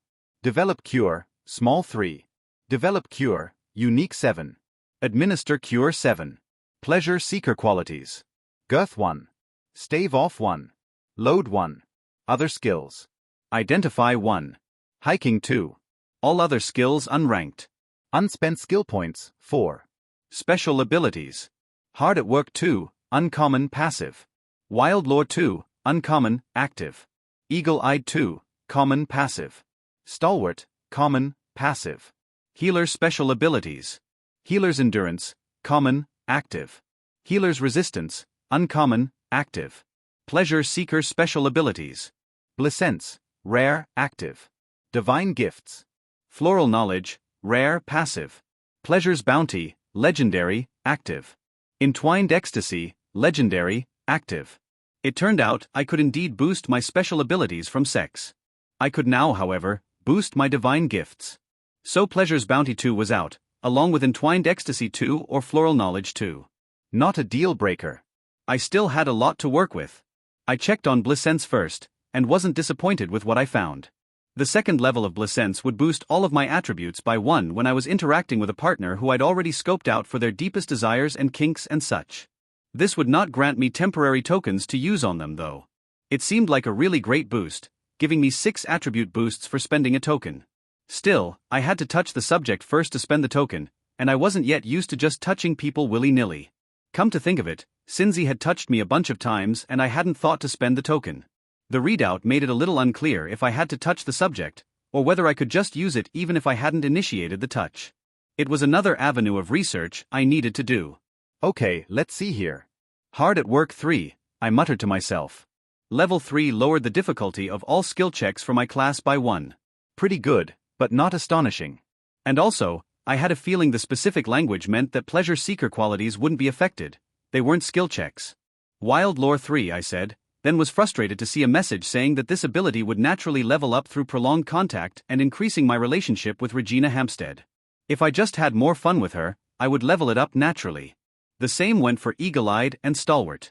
I considered it with the last, though, because I had this feeling I wouldn't be seeing much of Isabel in the future. She had Ivy, and the more I thought about it, the more it seemed like she was just satisfying a passing fancy. Healer's Endurance and Healer's Resistance were the last two. The former provided a new way to spend durability tokens, to gain plus 40% additional hit points for the remainder of the day. That was a lot. However, if I went below 0 HP when I ran out, I would lapse into a coma and require healing within 1 day. After that 1 day without medical attention, I would die. Awesome, I muttered. It was not awesome. The latter now allowed me to resist damage and long-term damage sources from Nakamamon or gods. The upgraded version gave that same resistance from all sources, which was great. That would include people, or my own cure-making failure sources. The second tier ability would allow me to spend a token after taking damage from a source in order to permanently gain some of that resistance. I went with that. Healer's Resistance 2. Special ability, Uncommon, active. You may spend a durability token to resist damage from any source. Long-term effects are reduced by 75%. Onsets of all diseases, venoms, poisons, or other afflictions are tripled, as are intervals. Lasts 1 day. You may spend an Ingenuity token to gift this ability to a willing target for 1 day. 2. You may spend a durability token after taking damage from any source. You gain a percentage of resistance to that source permanently. This is Christopher progressing, slowly but surely. Tara left us in the breeze, but what a breeze it was. I exited my tent to find a glorious sunrise, delighted with the morning chill and the dew of many colors. Sun-kissed, I stared up at huge clouds speeding overhead and promising rain, and relaxed. For the moment I watched the leaves on the trees glitter back to front again, flashing intermittently in the cool wind. The air smelled fresh, clear, with a hint of sweetness. I drank it in. The game store, the hospital where my mother sat, my untidy house and Sarah's place couldn't compare to this. Nothing could compare to this. I would address the Isabel in the room today, discover just where the hell we were and how far we would need to travel to get back to Glumpdumpkin, how long that would take, and whether Tara would even be able to find us on her return. We broke camp and traveled in the direction Regina had scouted and discussed with Tara. It wasn't an easy climb, and more than once I had to stop and massage the pain out of my legs, but the forest opened out into a broad grassy slope that gave way to sheer cliffs. I caught Isabel's eye, but she couldn't maintain eye contact, and quickly looked away. Cinzy's behavior was largely unchanged, however. She approached after we'd struck camp and gotten everything tied back onto Muppin or on our backs, made small talk, and kept touching me. It wasn't long before Fairy Poppins appeared to play chaperone, sitting on her shoulder nearest me and reminding Cinzy of what she was doing again and again. Isabel and Ivy remained close throughout the morning, up until it became clear that we weren't going to be heading to Glumpdumpkin after all. When we crested the ridge and it leveled out, a huge vista appeared before us. The world was mostly green, but not the vast majority. Trees apparently decided what color they wanted to be, and then just were that. The grasses, too, slowly rippled out with different colors as the wind swept over them. And not far off, sat a clump of buildings on stilts above a river delta. Copses of trees gave way to scattered singular trees, then to plain old grasslands, then a marsh, which stretched on for ages. This is where the buildings stood, on a series of large platforms connected by those V-shaped rope bridges I'd seen at outdoor obstacle courses, or sturdier rope and log bridges. The central buildings connected to outer buildings by the thickest and nicest types of bridge yet. As for the buildings, they were largely wood and bamboo-like constructions, with walls that could fold upward into overhanging roofs, or be folded aside like accordions. "Would you look at that?" Cinzy breathed. "It's gorgeous," Trent said. Ivy and Isabel both nodded, and even Drat was there with an odd look. For once, I noted a creature like a centipede and a weasel wrapped over his whole body, from hip to shoulder. It was furry, a good 4 feet long, and gripped onto Drat by over a dozen clawed little legs. Regina explained. "I found it before breakfast. I haven't been down there, but I'll go on ahead and scout below." "That's not necessary," I said. I'd noticed Laurel, Ivy and Isabel listening with deepening looks of dismay. They didn't want Regina so far away, where they couldn't get to her to protect her if need be. "We have our first destination. We'll meet the natives, give Cinzy a chance to earn her way here, take a break for a couple of days, and if we can get the location and distance to Glumpdumpkin." I stopped as Cinzy and several others all snickered. "We'll consider waiting for Tara to rejoin us, or leave word for her and press on." Everyone, predictably, turned to Trent. "No," I said. "Nope. We are not repeatedly exhausting our sorcerer again, just because we don't want to go the long way."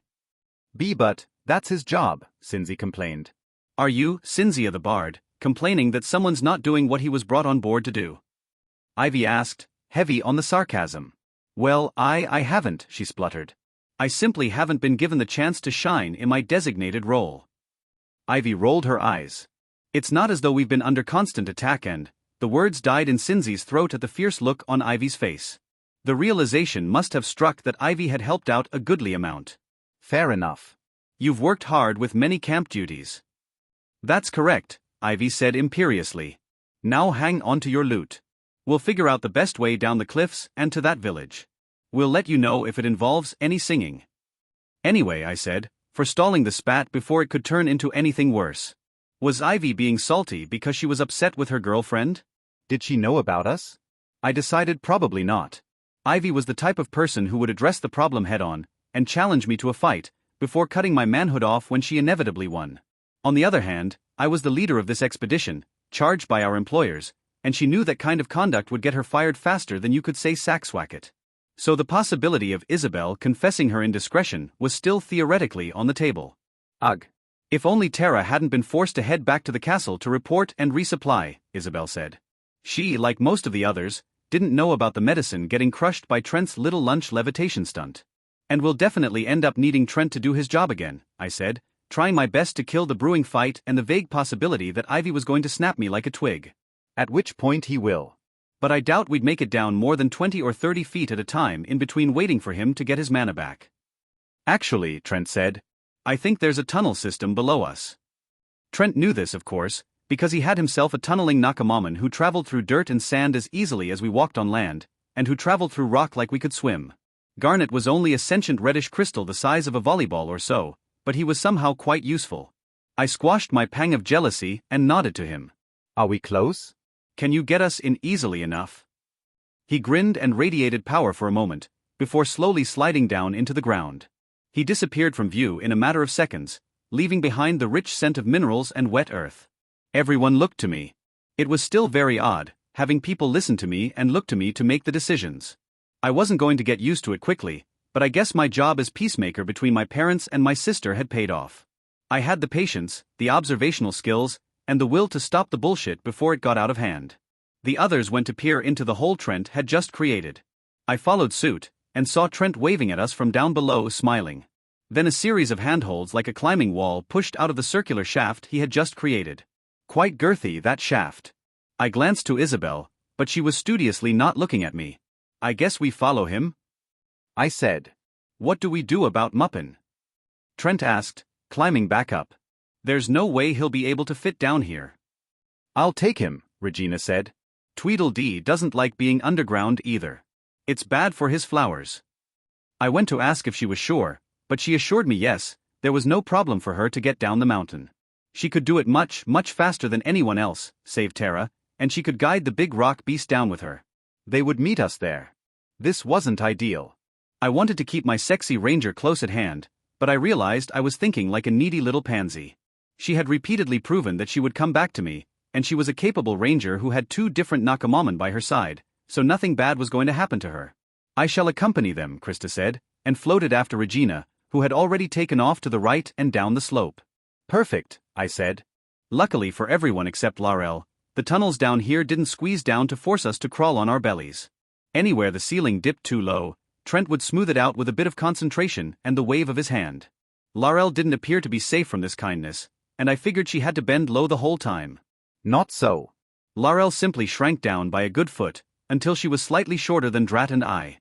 All of us stopped and stared at her in the dim light, but she acted as though nothing was weird or different. She generally enjoyed just being 8 feet tall, I guess. The tunnels weren't absolutely, hauntingly dark either. Many of the walls were littered with glowing slime molds, and some of that glow glinted off veins of crystals. Soon though, Alan had us covered with a spell that created light at the end of his staff. I was getting used to feeling Trent expend mana out into the air, where it would attach itself to the stone and alter its shape. It was much like the alterations that were slowly happening to all of us, except Laurel and Krista since they were natives. When Trent did it, it was done with intent. The mana helped convince the stone to be a different shape, essentially. Just as my mana helped convince the herbs and plants and oils to become a vehicle for healing.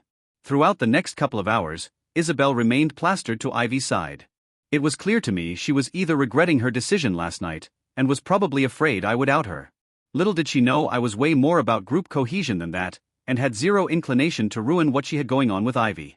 Now that I was paying attention, and didn't have to duck out of the way of stalactites, I noted Ivy and Isabel periodically holding hands. It was never for long, usually just a hand squeeze. Ivy, though, was much more touchy-feely. The tattooed girl with the brush cut always seemed to be touching Isabel, brushing her shoulder, grabbing her elbow, and several times that I saw punching her butt. The cavern was too much for us to handle in one quick push. Trent repeatedly tried to find a quick way out closer to the surface of the marsh, but wasn't having any luck. Eventually we stopped for lunch, and I enacted my plan. I first took Cinzia aside, and reiterated that we would be working closely in whatever village to figure everything out. She nodded along, confused but cheerful. Fairy Poppins eventually zipped out of Cinzy's bag and started buzzing around between us. "That's weird, right?" I asked.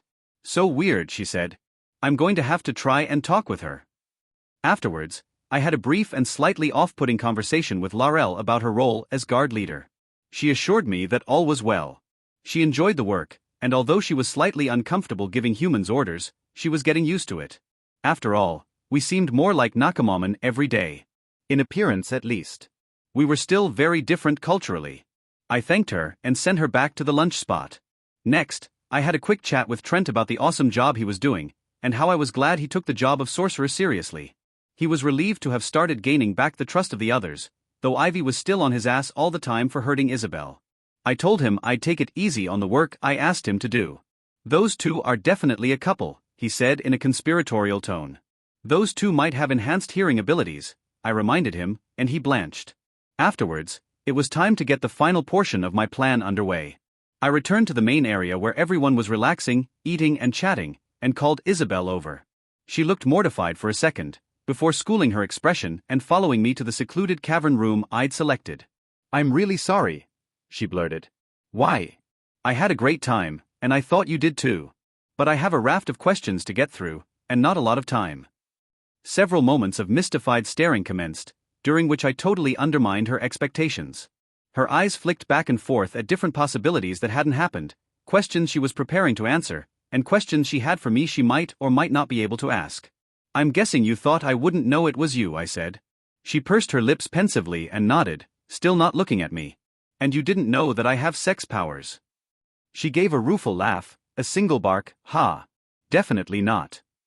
So as soon as you got my herb lore power, you knew that something was up. You probably figured that I also got something out of the exchange of bodily fluids." "You were right. "The UI told me it was you." She nodded absently, studying the floor. "I'm not going to betray your secret," I said. But the silence wasn't done being incredibly awkward. Isabel finally looked up, after a good few moments. "But?" she asked. "But what? This is the part where you blackmail me, right? What are you talking about?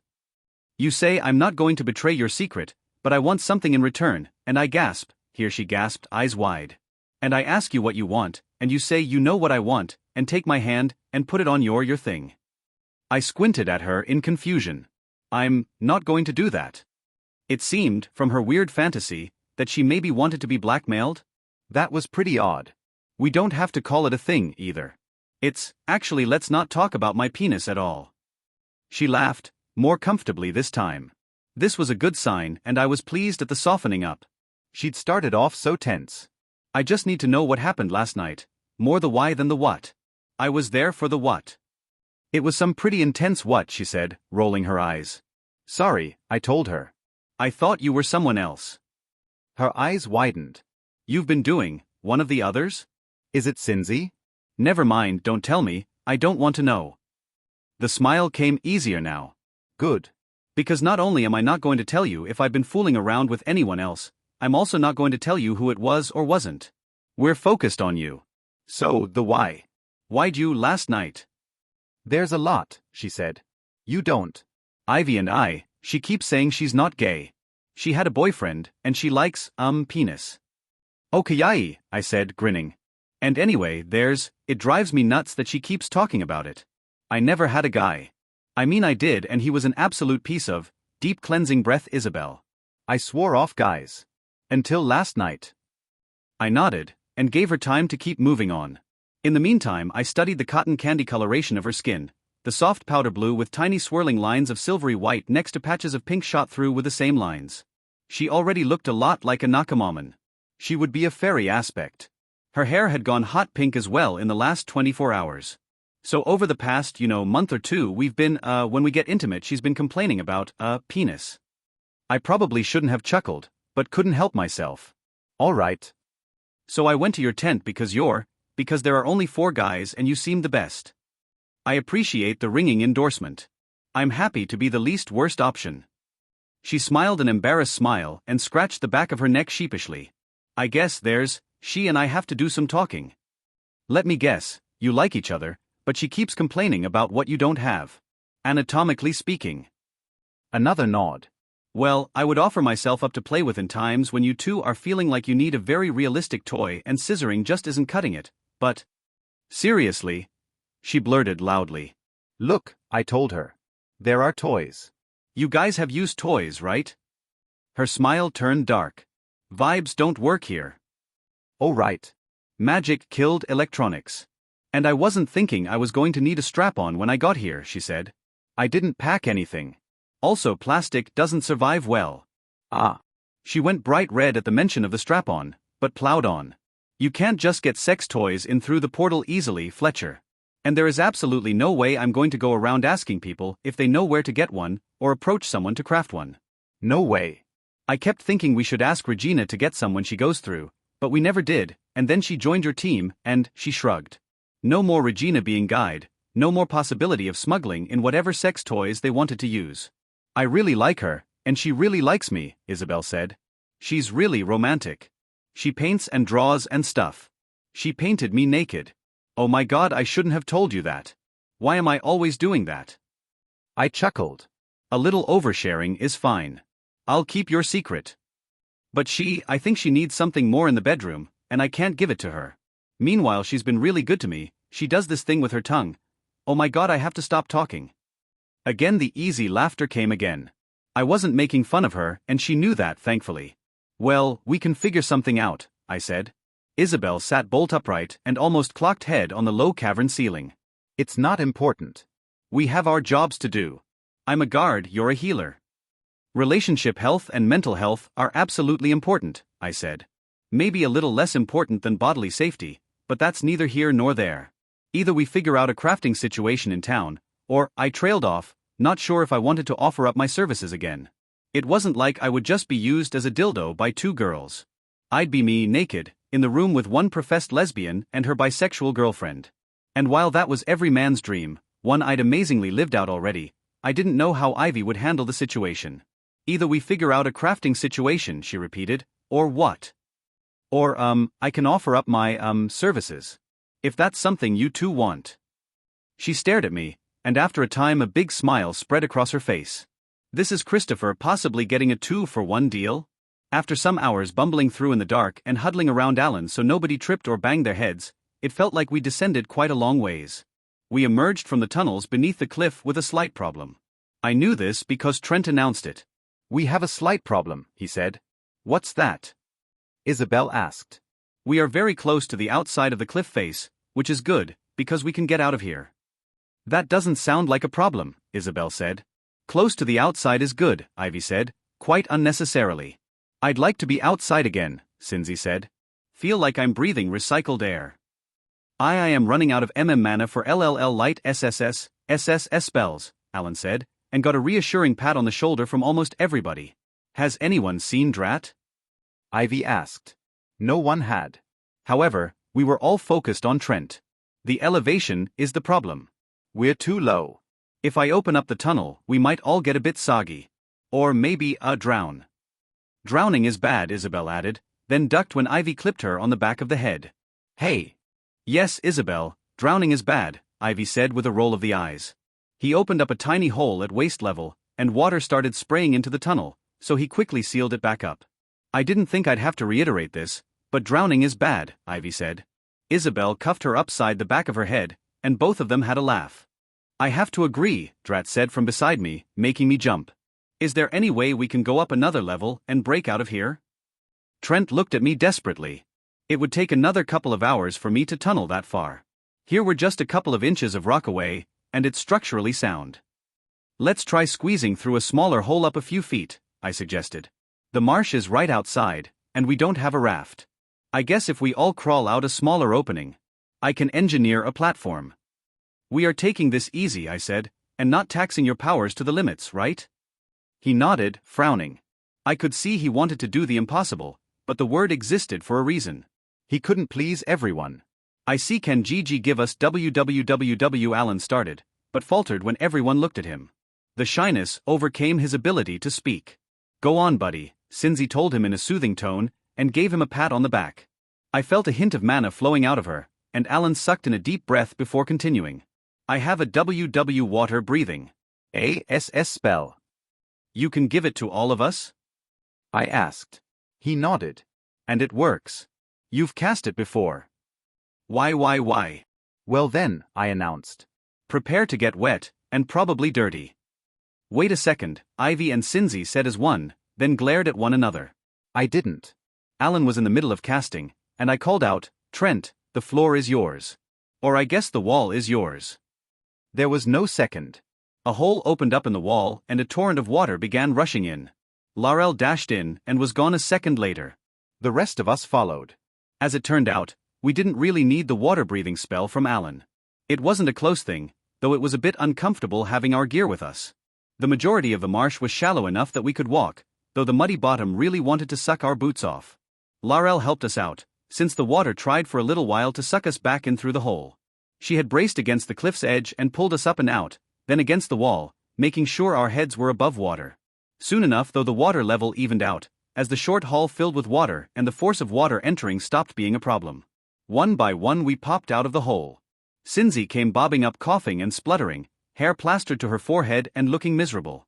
Ivy looked just as uncomfortable with this situation, but Laurel shoved her toward us and against the cliff wall. The sun felt incredible once we exited. After having been in the cave for nearly 6 hours, both the air and sunlight were welcome changes.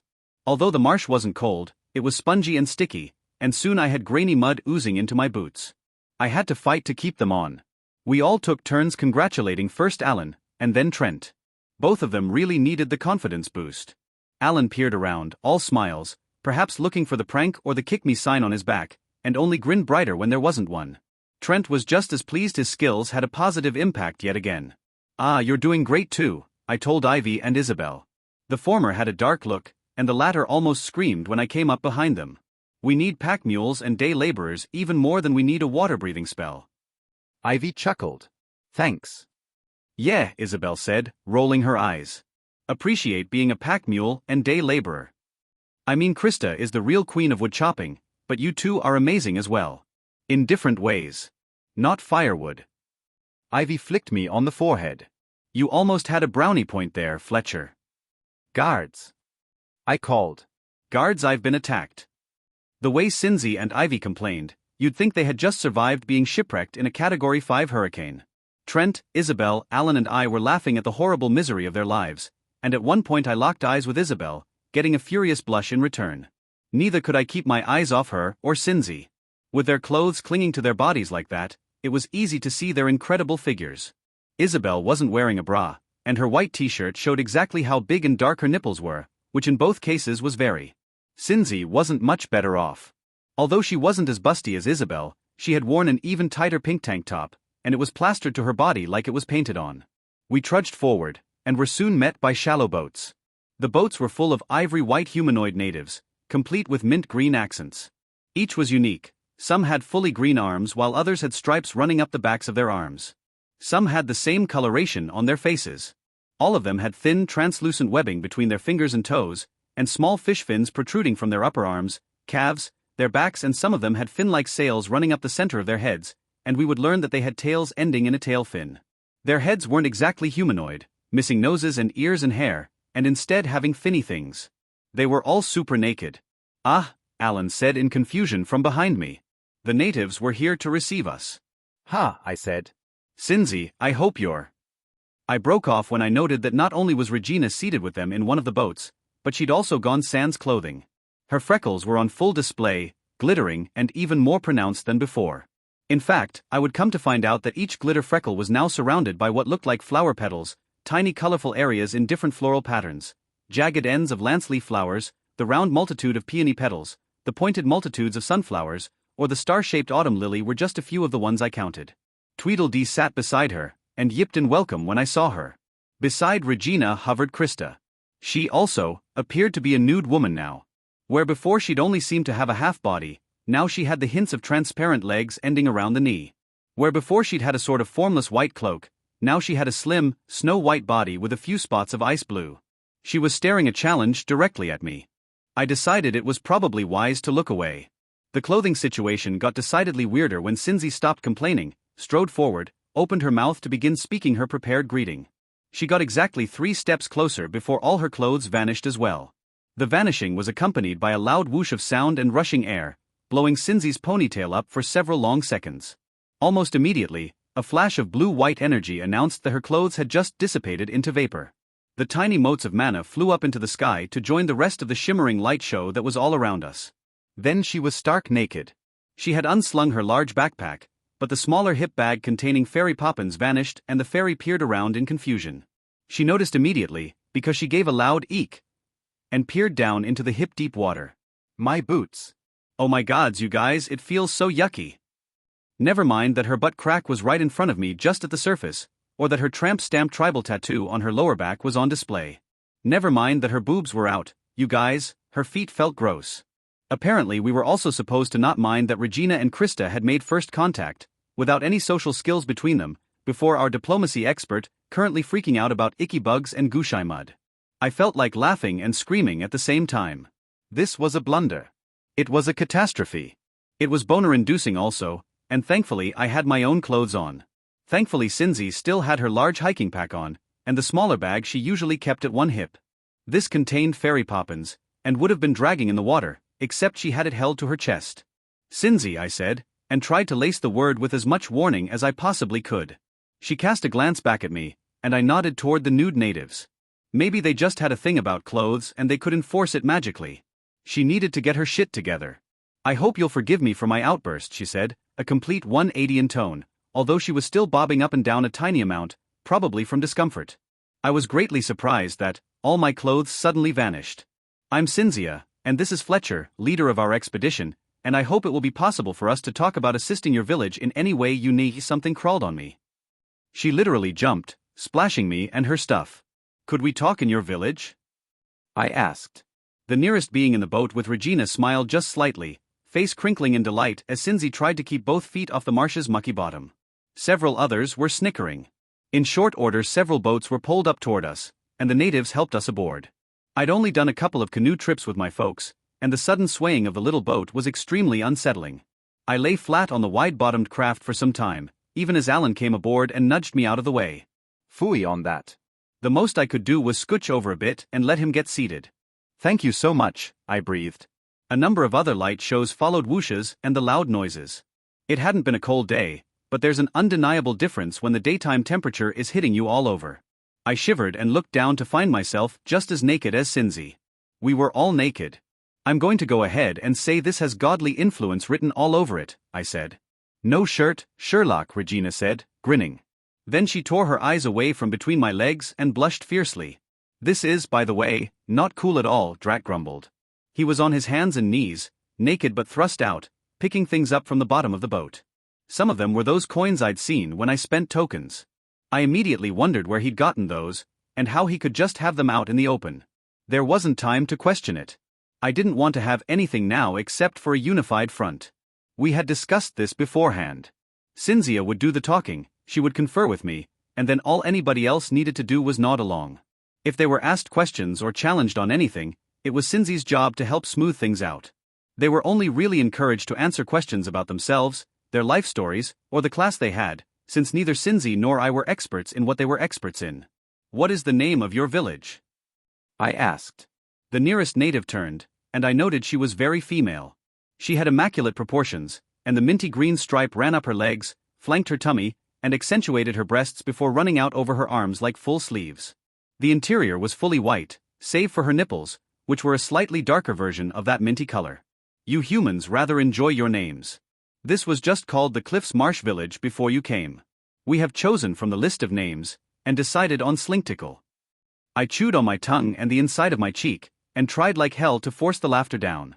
This required me to massage my cheeks and nod sagely, which probably looked as silly as it felt. Yes, of course, Slinktickle. Perfectly normal name. Yes, of course. May I know what sort of Nakamaman you are? I asked. We are Martians, she said. Of course you are, Drat said from the next boat over, his deadpan making it even harder to force the laughter away. Somehow I was able to manage it. Ivy and Isabel snorted, then masked their laughter with coughing. Alan was busy repeating something to himself under his breath as a way to stop himself from laughing. Do you have leaders? Cindy was asking. We ought to talk to them if at all possible. It turned out the Martians had a few village elders who presented what they thought were best options for the people, and the people voted. I wasn't sure how this went, but it sounded like a great way to get things done. Everyone, big and small, male and female, was in the nude here. Every single one of the Martians appeared to be mature, meaning probably capable of reproducing sexually. I say appeared to be, because for one they were hairless, and for two they were all basically the same size. Some difference in body and shape, and most importantly patterning made each of them unique, but none of them were the size of children. There were hundreds of them, all nude, and all mostly androgynous. If you were a Martian, you either had large bare breasts, or you didn't. None of them had genitalia that I could make out, but I was mainly focused on literally anything else. I was completely nude, after all. If there was one thing I did not want to do here, it was get an erection. The buildings we'd seen from the clifftop were much larger than I thought, and the platforms surrounding them were positively enormous. They had a market square on one of them, with dozens of the creatures peddling handicrafts, ceramics, children's toys, and all manner of foods I'd never seen before. The Martians were paying with thick jade beads on wires. Those probably doubled as bracelets and necklaces and earrings, I told the girls. Ha! Isabel asked. She was preoccupied with covering herself with her hands. Why don't they put them on then? It would be easier. They would be clothing then, and probably disappear just like all the rest of the clothes, Ivy said. Fletcher, what do you think? Hap, don't look at me. She brought up her hands to cover her nipples and the turquoise tuft of hair between her legs. Just answer my question. Sorry. It's fine. What do you think happened to all the clothes? Gone for good? And what caused it? Oh, this is exactly like the footsteps thing, I said. It's bound to be a God situation. This is Christopher's stomach going butterfly mode.